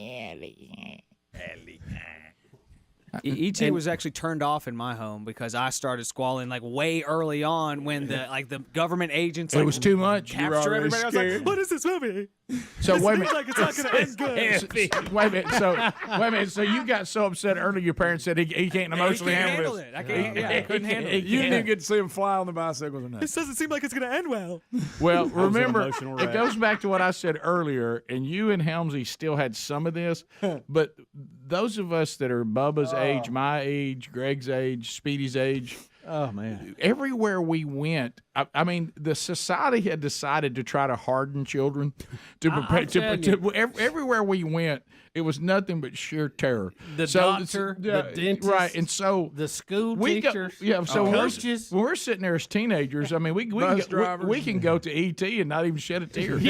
I mean, we were so hardened, so battle hardened by life, and little league coaches that smelled like beer. And, I mean, it was a rough life out there. Teachers with bolo paddles till you find. Teachers beating the crap out of you. I mean, it was unbelievable. We saw Porky's. Oh, Porky's was on. Can I tell some of you that are parenting modern day and younger people that came up in a different time? I honestly think if we escorted you back in time to our childhood and the way things were handled, I honestly don't. It would be like Adler when he was a little boy trying to watch E.T. I don't think you could do it. You really would not believe it. Well, Rick, I watched, I was telling you off air, the original Bad News Bears the other day when I was out sick. Oh, my goodness. Just go to there. Right. In that time frame, and everything, the coach, the beer in the dugout. Cool. Yeah, they got the cool. Don't forget he got all the boys a beer too at the end of the game. But, I mean, things went on like that then. Nobody Oh my cared. goodness! You could literally that movie was not an exaggeration at all. You could be a little boy and got your butt tore up by your parents, got your butt tore up by your teacher, got screamed at by your little league coach who smelt like beer, and literally see Smoking the Bandit all in the same day. What a day it was. It's good. Rick, should we be here? I don't know if you remember it, but I'm going to tell you to go back. When the girl pitcher shows up for the first day at practice, Tanner's reaction, if you tried to have that in a movie now, when he declared, hey, now we even got a girl after he listed everybody else that was on the team. I know. With racial slurs. His list would make people, there would be people diving into traffic. I was watching it. I went, they would say, when he runs the list of all they've got. And now a girl. Goodness gracious. Oh, what a time. Oh, gosh. I love the coach. They had the Ahmad. He called him Ahmad. Come on, Ahmad. Right. It just hit me that we Greg, may have been in a theater. Please stop, Greg. You're gonna mess it just hit me. We may have been in a theater watching E.T. as a senior in high school, and Helms was a little 5-year-old crying in his mother's lap. Crying his eyes out. Yeah. Peeing in his pants. Yeah. Do you remember, too, of course, it wasn't to the E.T. level because it was just kind of weird, but do you remember Close Encounters? Because it was a few years that was too ahead of weird. that. I couldn't stop it. It was like 77, and well, also we had been, that was too weird. We had been raised on Old Yeller. E.T. didn't bother us. Old Yeller rip you. Ain't nobody shot E.T. Yeah. Man. Yeah, E.T. actually survived. Yeah. You remember in Old Yellow, we keep thinking, well, he's going to pull out of this. Yeah. No, he didn't. Travis had to end it. I think I would have preferred. He's my dog, Mom. I would have preferred Travis that to old say, yellow dog. Greg, I would have preferred Travis to get a goodbye like the kid got. Not the one Travis got. Yeah. Man. I saw the very first PG-13 movie I saw in theaters was Jurassic Park, and Picture him sitting there when Newman got killed. You know, Newman from Seinfeld. Oh, he was trying to smuggle stuff. And he got eaten. He had that coming, Adler. He got spit on and then just ripped to pieces in the car. I had to go out in the lobby and just take a breather for a second. Had to calm his nerves. Yes, I had to take a breather. My mom came out there and she's like, "What are you doing?" I was just like, "Well, I'm just nothing. I'm just nothing. No, I'm just standing here I for a want some second. popcorn. I thought this was gonna be a movie about dinosaurs, and that's pretty scary." Right. Oh yeah. I love dinosaurs. I didn't know they did this kind of stuff. Right. Like the real idea of dinosaurs was a lot softer in my mind than it is. Than the fact that they actually ate things. Right. Yeah. Bottom of the hour. We'll be back. More Rick and Bubba coming up right after this. Rick and Bubba, Rick and Bubba. Matter. It's a weird dichotomy right now. But anyway, the fact is that we're living in a time that anything you have in your life that is some kind of compromise is going to come out. And here you are, you have lived your life. I know not perfectly. I only say that by because a long shot. Well, what I'm talking about is but you have been you were a young man of integrity. You made a decision in your life for Christ at a young age. You felt called to be a minister of the faith at a very young age. And I have watched the way you've lived your life. Certainly not, I don't mean, what I mean by perfect is, the little things, maybe you got upset one day or whatever, but there's never been any giant moral compromise. You approached marriage the way you were supposed to. You've lived your life. You never had any issues with any kind of chemicals or alcohol or any of these kind of things. And you have lived a life of integrity under the authority of Christ for your entire adult life. And I will tell you, you won't go into his life and find anything that would speak differently. And as you sit here in this moment that God's called you to, Aren't you glad you live that way? Oh, my goodness, yes. I mean, I was told early on, live your life like at any moment a reporter could walk around the corner and say, I need 5 minutes with you, and your heart doesn't stop. Live like you're on stage 24/7, and then it's not an act, it's your life. But then I'm reminded, Mike Huckabee, he's the one who told me, I said, Mike, I live a boring life. I don't have skeletons in my closet. And he said, forget about that. They'll put enough of them in there for you. Right. He said, I wish I could go back and do a couple of them. They sound pretty fun. But if you don't do it, then you deny it, and then they go, now he's lying about it. Right. I mean, it's one of these things where, was it Clarence Thomas that said, how do you prove your innocence? How does someone prove their innocence? But in my life, I mean, coming back to, I don't want to create one of these God-style egos where, No. you know, you almost set yourself up for failure because I'm not talking about that at all. Person. I'm talking about integrity. And what I'm saying is if there's enough people now that have watched you live, not a little part of your life, but a long time, a big body of work, that if something was made up about you, and it certainly could be, because as Huckabee told you, they will make things up. And we can't live in a society that says if you make something up about somebody, then we all jump on board and destroy them. We must confirm that what you've said is correct. Right. But the beautiful thing is there would be not just one, but there would be thousands of people that would come to the microphone and go, this is totally a lie. Yeah. I've known this guy for a long period of time, and these kind of things just don't have any legs. And I'd want you guys to stand along beside me because here on the record, you know, there are no skeletons. I mean, I live a pretty boring life. My wife and I have been we celebrated 25 years of marriage, faithful.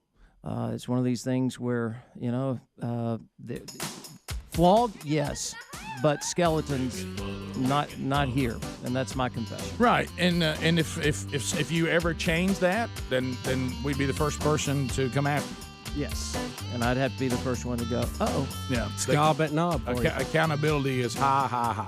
Let's take calls. As it should be. 866 We Be Big. More with Scott Dawson right after this. Rick and Bubba. We're the Rick and Bubba Show. Scott Dawson with us, running for governor, and of course the Scott Dawson Evangelistic Association. All those details are in show notes there at rickandbubba.com. Before we go, and we're running out of time, and you're coming by, we had a caller and we didn't get to it, and I know a lot of people are out there thinking right now, I know obviously this is a federal election, but it's out of our state, and we've all been through the years of Roy Moore here in our state and the different offices he served in, and now you have these allegations and all that, and I know a guy was going to ask you, he was like, look, any advice on what a voter should do with this coming up, and I knew that you wanted to address that from just a minute. Yeah, it's one of those things that it's the hot topic out there, and everyone's going, how can you support him, how can you not support him, and everybody seems to be either or on this thing, and you have to look at this in a broad perspective.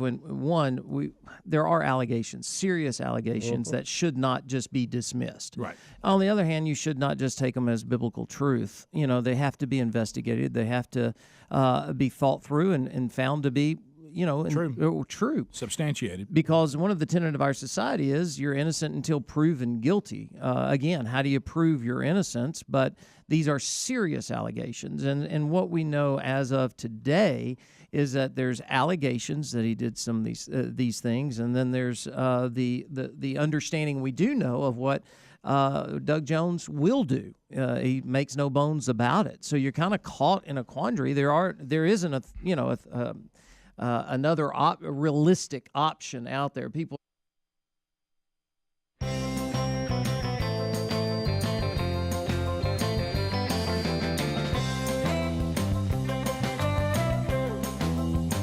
"35 minutes past the hour. Rick and Bubba Show. Lovingfieldsofgreen.com. I love it, and Helmsy's on it. We're all in, and took some. Had my first shake this morning. Take another one later in the day to get in 2 a day. And you know what I'm getting? I'm getting the suggested amount of vegetables and fruit, and also getting some prebiotics and probiotics, and it just really is made a difference in my energy level and the way that I'm feeling. I feel like I'm sleeping better as well. Yeah, Do you feel that? Yeah. Yeah, and so this has been just such a great product. I'm so glad they came to the show because some of the things that tried this, this superfood thing, they didn't really do a good job with it, and it didn't taste very good. This tastes actually really good, even if you just put it in water. It actually does, and I was, it will change the color of whatever you're drinking. And Sure. as long as you're not around Greg You're to talk fine. about that presentation, you're good. Yeah. If you put it with some sort of juice, it's like, it's joyful. But I use it sometimes with orange juice. Most of the time with just water, and then when I'm ready for a protein shake, I'll just mix the two together. And here's what's funny is I will mix with different flavors, and it never really changes the flavor. It just enhances it. So just the colors change. Yeah, just the colors change it. But it's which I'm good with. It's delicious, and you're going to love it. And it's organic. It's gluten free. It's a vegan, if that matters to you. Certified non-GMO. And again, it's good for the digestive system. It's outstanding for your overall health and your energy level. So fieldofgreens.com. Go there and get yours. Use the code Bubba, okay? And you will get 10% off. You do this for a while, then go back for your checkup. Your doctor is going to say, look, I don't know what you're doing, but whatever it is, keep doing it. Fieldofgreens.com, the code Bubba for 10% off. Also listed there at rickandbubba.com under the sponsors.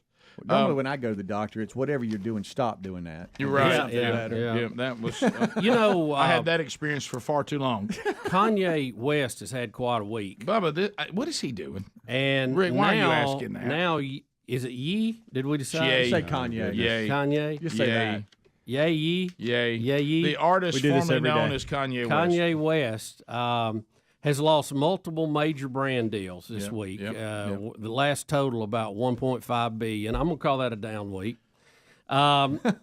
Rick apparently showed up uninvited to the Skechers corporate headquarters in California. I'm assuming wanting to go in there and make a deal. Wow.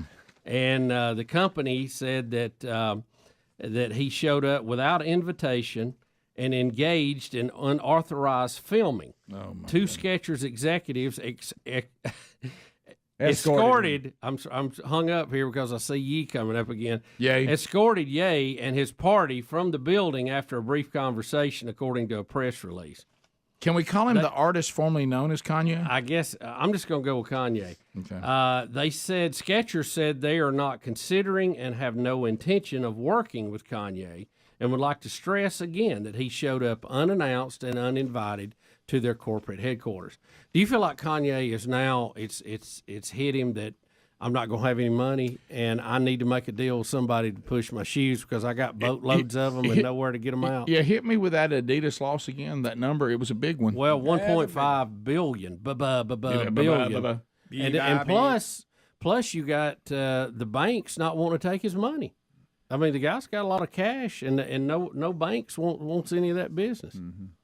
Something interesting about the Skechers company, the people that run the Skechers company, I'll actually let Kanye tell you guys what the leaders of the Skechers company are. Are you ready? Am I turned up here? Yeah. All right.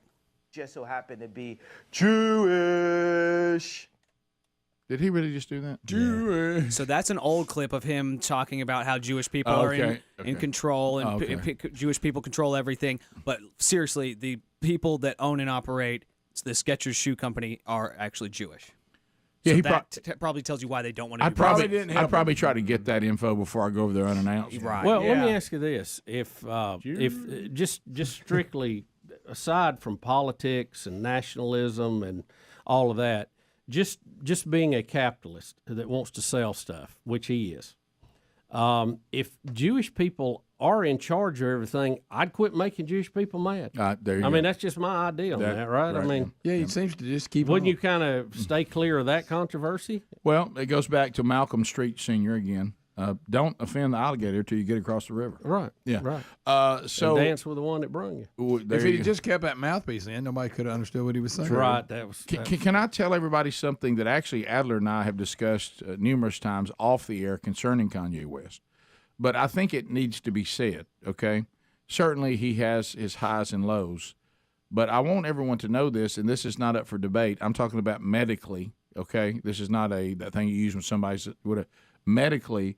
The reason why you see this kind of behavior from Kanye West, who is quite a talented person, meaning entrepreneurially. I've never found it's not my thing on music. I don't even think he's all that good in his genre. But as far as an entrepreneur, he's genius, okay? However, he is mentally ill. Seems to be. Okay. Kanye West is clinically mentally ill. He could be president. Right, you're right. So sometimes I think we get to talking about why is Kanye doing things he does. Right. He's mentally ill. I would like to say that again. And so mentally ill people can be unpredictable and unreasonable at times when they've decided either not to use their meds or they're not getting help. They're having a bad moment. This is not a hey man, you crazy. No, this is hey he has issues with this. The only company that hasn't parted ways with him has been what's his music bunch, Spotify. Mm-hmm. Even though they've condemned his remarks, they have not totally cut ties with him yet. The talent agency CAA has dropped him. They have canned a documentary they were doing about him. You remember he picked up the attorney that represented Johnny, what's his name? In the Johnny Depp in the divorce hearing, and she's dropped him. She won't deal with him. She says, "Okay, Johnny Depp, you're okay. Kanye, you're too crazy." Yeah. Okay. What's that say about Kanye? He's mentally ill. So let me ask you this: is his shoes? Has anybody got his shoes? No, anybody wore them? I mean, anybody. The listeners. I'd like somebody to call that has tried his shoes on. Are they that good, or what's their deal? Yeah. Or is it just because it's got his name on it? Some of his stuff looks like puffy looking. I know they did real well puffy and soft, at Foot Locker too, and they announced they're pulling his shoes. So he's got some real issues now because he's gone down a road. But again, when you struggle with everything I've already said, no one can reason with you when you've turned a corner. Mm-hmm. I know firsthand, we all do. There were people in his life that were trying to help him when he made what I thought was a positive declaration that he spiritually wanted to get his life right. I like that one. And there were people that were on the inside of his life that were given access to him that were helping him. But then they said when he decided he didn't want that anymore, he disappears, he cuts you off, you can't access him, and he won't listen. He's not coachable. Well, the lawyer had said she would still represent him if he apologized for what he said. He wouldn't do it, and she dropped it. Right. West has gone on the record talking about his bipolar tendencies, saying when you're in this state, you're hyper paranoid about everything. That's right. Everyone is now an actor. Everything's a conspiracy. West said you pretty much don't trust anyone. He's also stated that people with bipolar disorder have different reactions during different episodes, manic episodes and such. Yeah. It's a real thing. This is beyond I have a quirky personality, and so that but when you get so wealthy and you get so powerful, people can't make you even get the treatment that you need. And what happens if you've ever had a relative or you ever had a friend who struggled with mental illness, and I've been through this, they always think they got it. When they don't realize the very treatments that you've encouraged them to get, that's what's helping them. Right. And they think they've gotten on their feet on their own. They're forgetting all the help they've been getting, and they think they can go it alone. And so they're done with the therapies that they've been given. They're done with any medication they might have been given, and they think they can continue to be this way without all that, and then they crash again. It's a really, really sad cycle. It really is, and it looks like this cycle this time, his platform is unraveling because he's not thinking clearly and he can't be reasoned with, and like this showing up with no appointment. I mean, no real professional does that. I mean, that's not normal behavior, and it's not going to be received well. And you don't even have the wherewithal to go, oh wait a minute, this company is run by Jewish people. I bet they're upset with me right now. Possibly, probably so. Possibly, yes. Probably so, to Bubba's point. You might want to correct that narrative. 15 minutes to the top of the hour. 866 We Be Big is the number. More Rick and Bubba coming up right after this.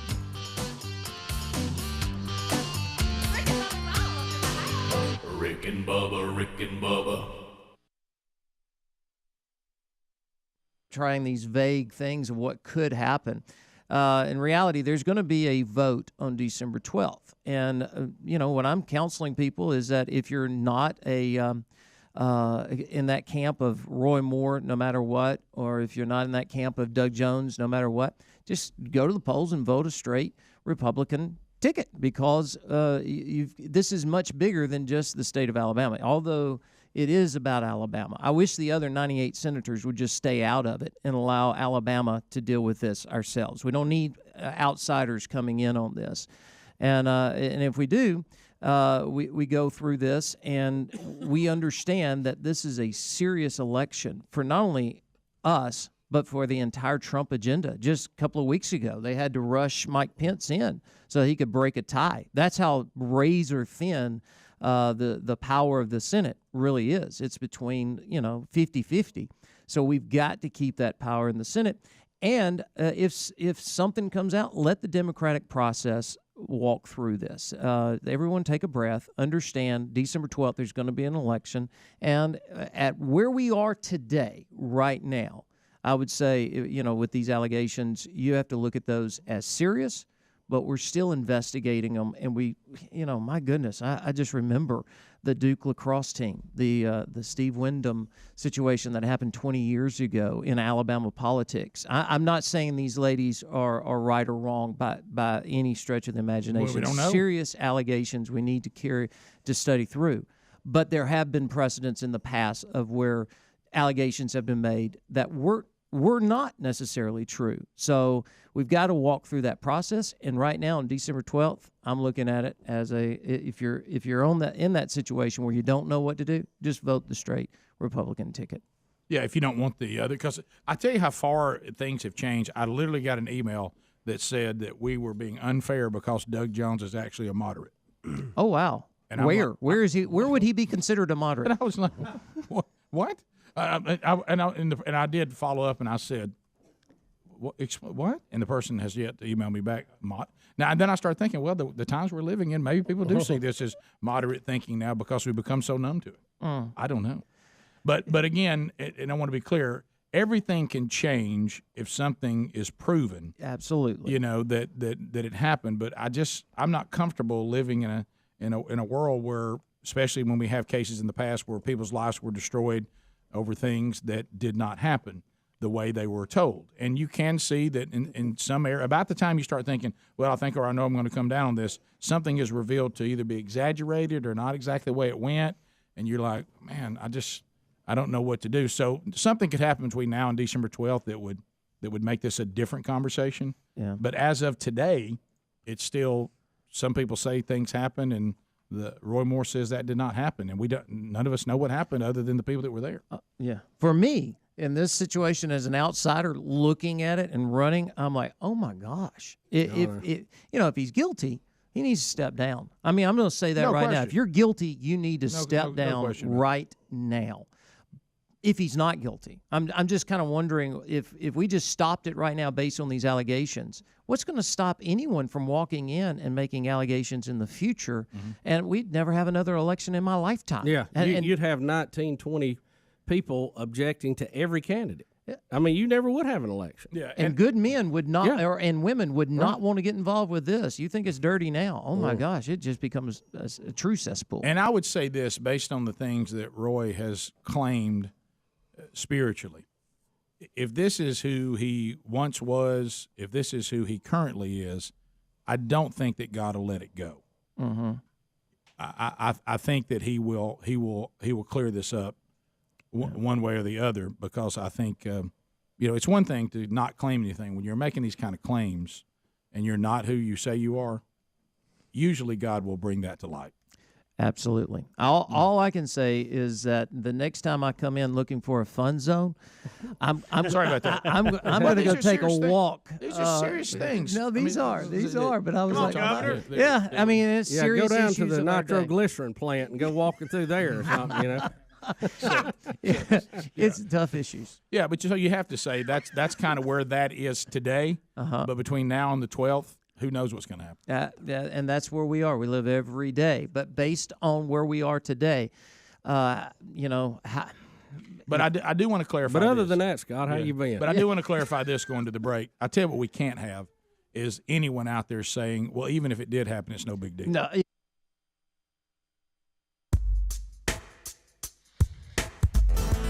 10 minutes to the top of the hour. Rick and Bubba, thanks for being with us. 866 We Be Big, our number. The only stories, I'm looking at some others, and we'll get to phone calls here if you want to join us. 866 We Be Big.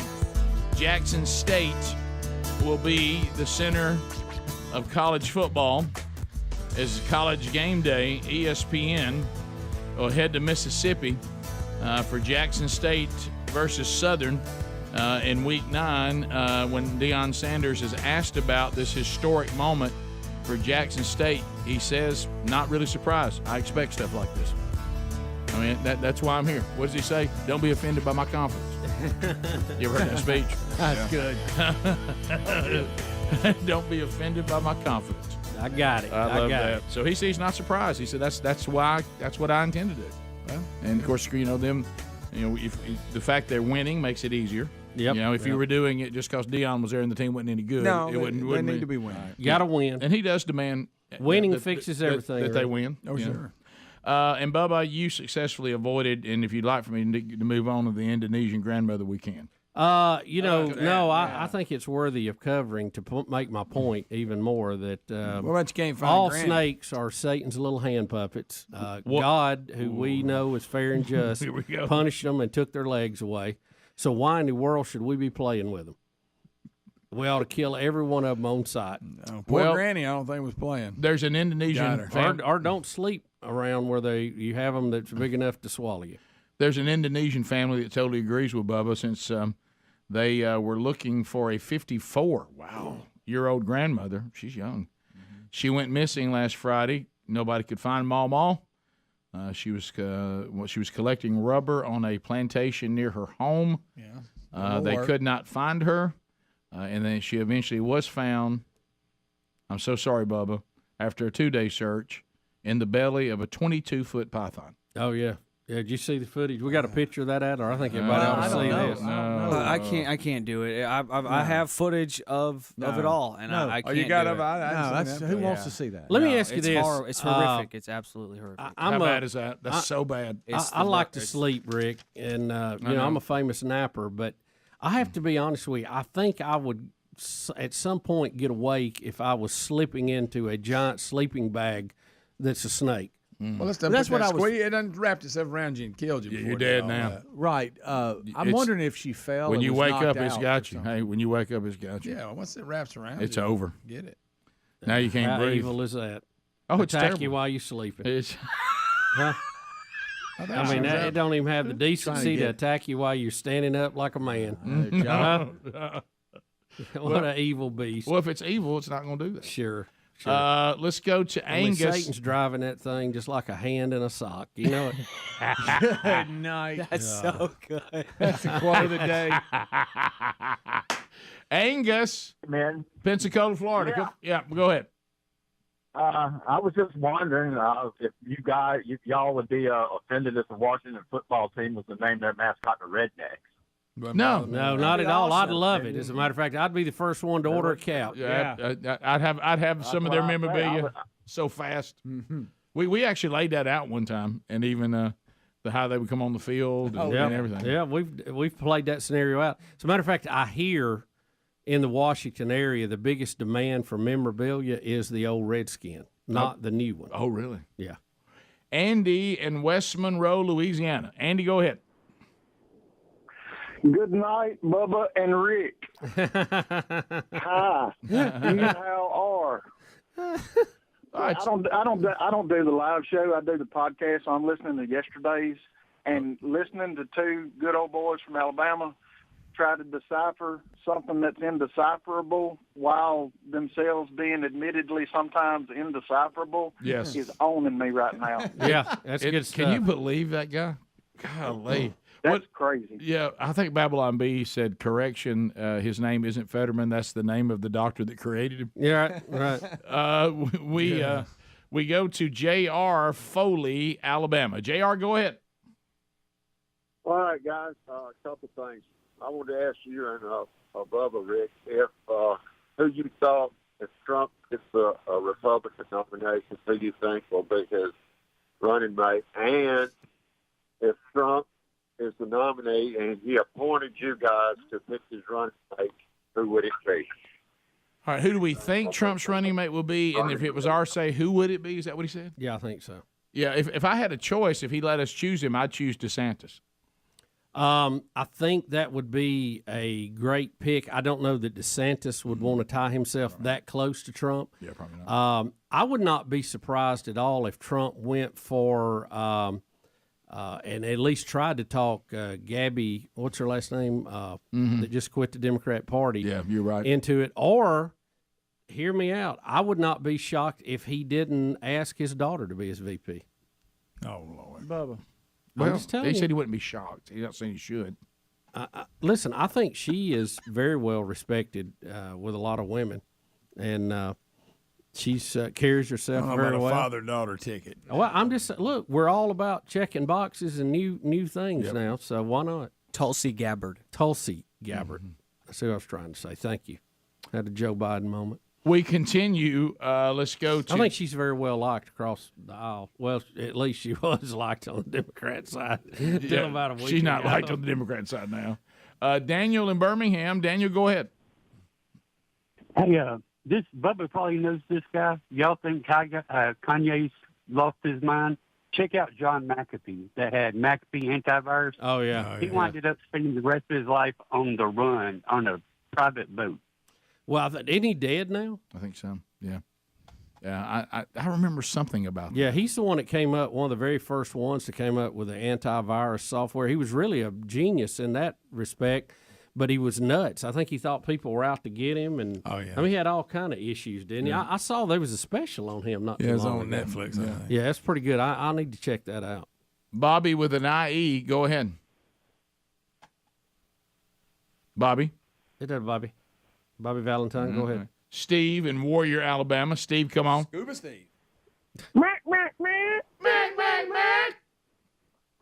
What's up, guys? Hey, I tried to get in the last hour when Bubba was talking about there was 12 days to the election. I think you've missed a golden opportunity to do a 12 days to election, Joe Biden said to me, and play some clips. Oh, wow. That is pretty good. That is pretty good. Not a bad idea, Hoss. Ron in Opelika. Hey, y'all, this is a Ron or Ronnie with a Y, not an IE. It's feminine. Dan Snyder could have saved a lot of money just by changing the name of his team to the Washington Warriors. They wouldn't have to change the logo. Growing up in the 60s and 70s as a little boy, the Redskins, the Packers, and the Cowboys were the most iconic teams out there, and he could have kept them Washington Warriors with the same logo. Yeah, he could have. Or he could have just probably came after his I think he could have just gone red anything else. You know, he could have been Red Hawks or Red Wolves or Red something. Red Wolves would have been a nice tie-in. You got the W. Mm-hmm. Stay with the R too. You know. Yeah. No, and there's no Red Wolves that's going to object to being called that. Well, I don't know. What about somebody that identifies as a Red Wolf? Washington Red Wolves kind of flows, though. You know, it does. Now you have to stop and think: Commanders, or is that a baseball team? What are they? The Guardians? Which ones? I can't keep up. Baseball's Guardians. No, Commanders is right. Yeah. Great. Yeah, I think it is. Thanks for being with us. Wrapping up another hour of the Rick and Bubba Show. Rick and Bubba, Rick and Bubba.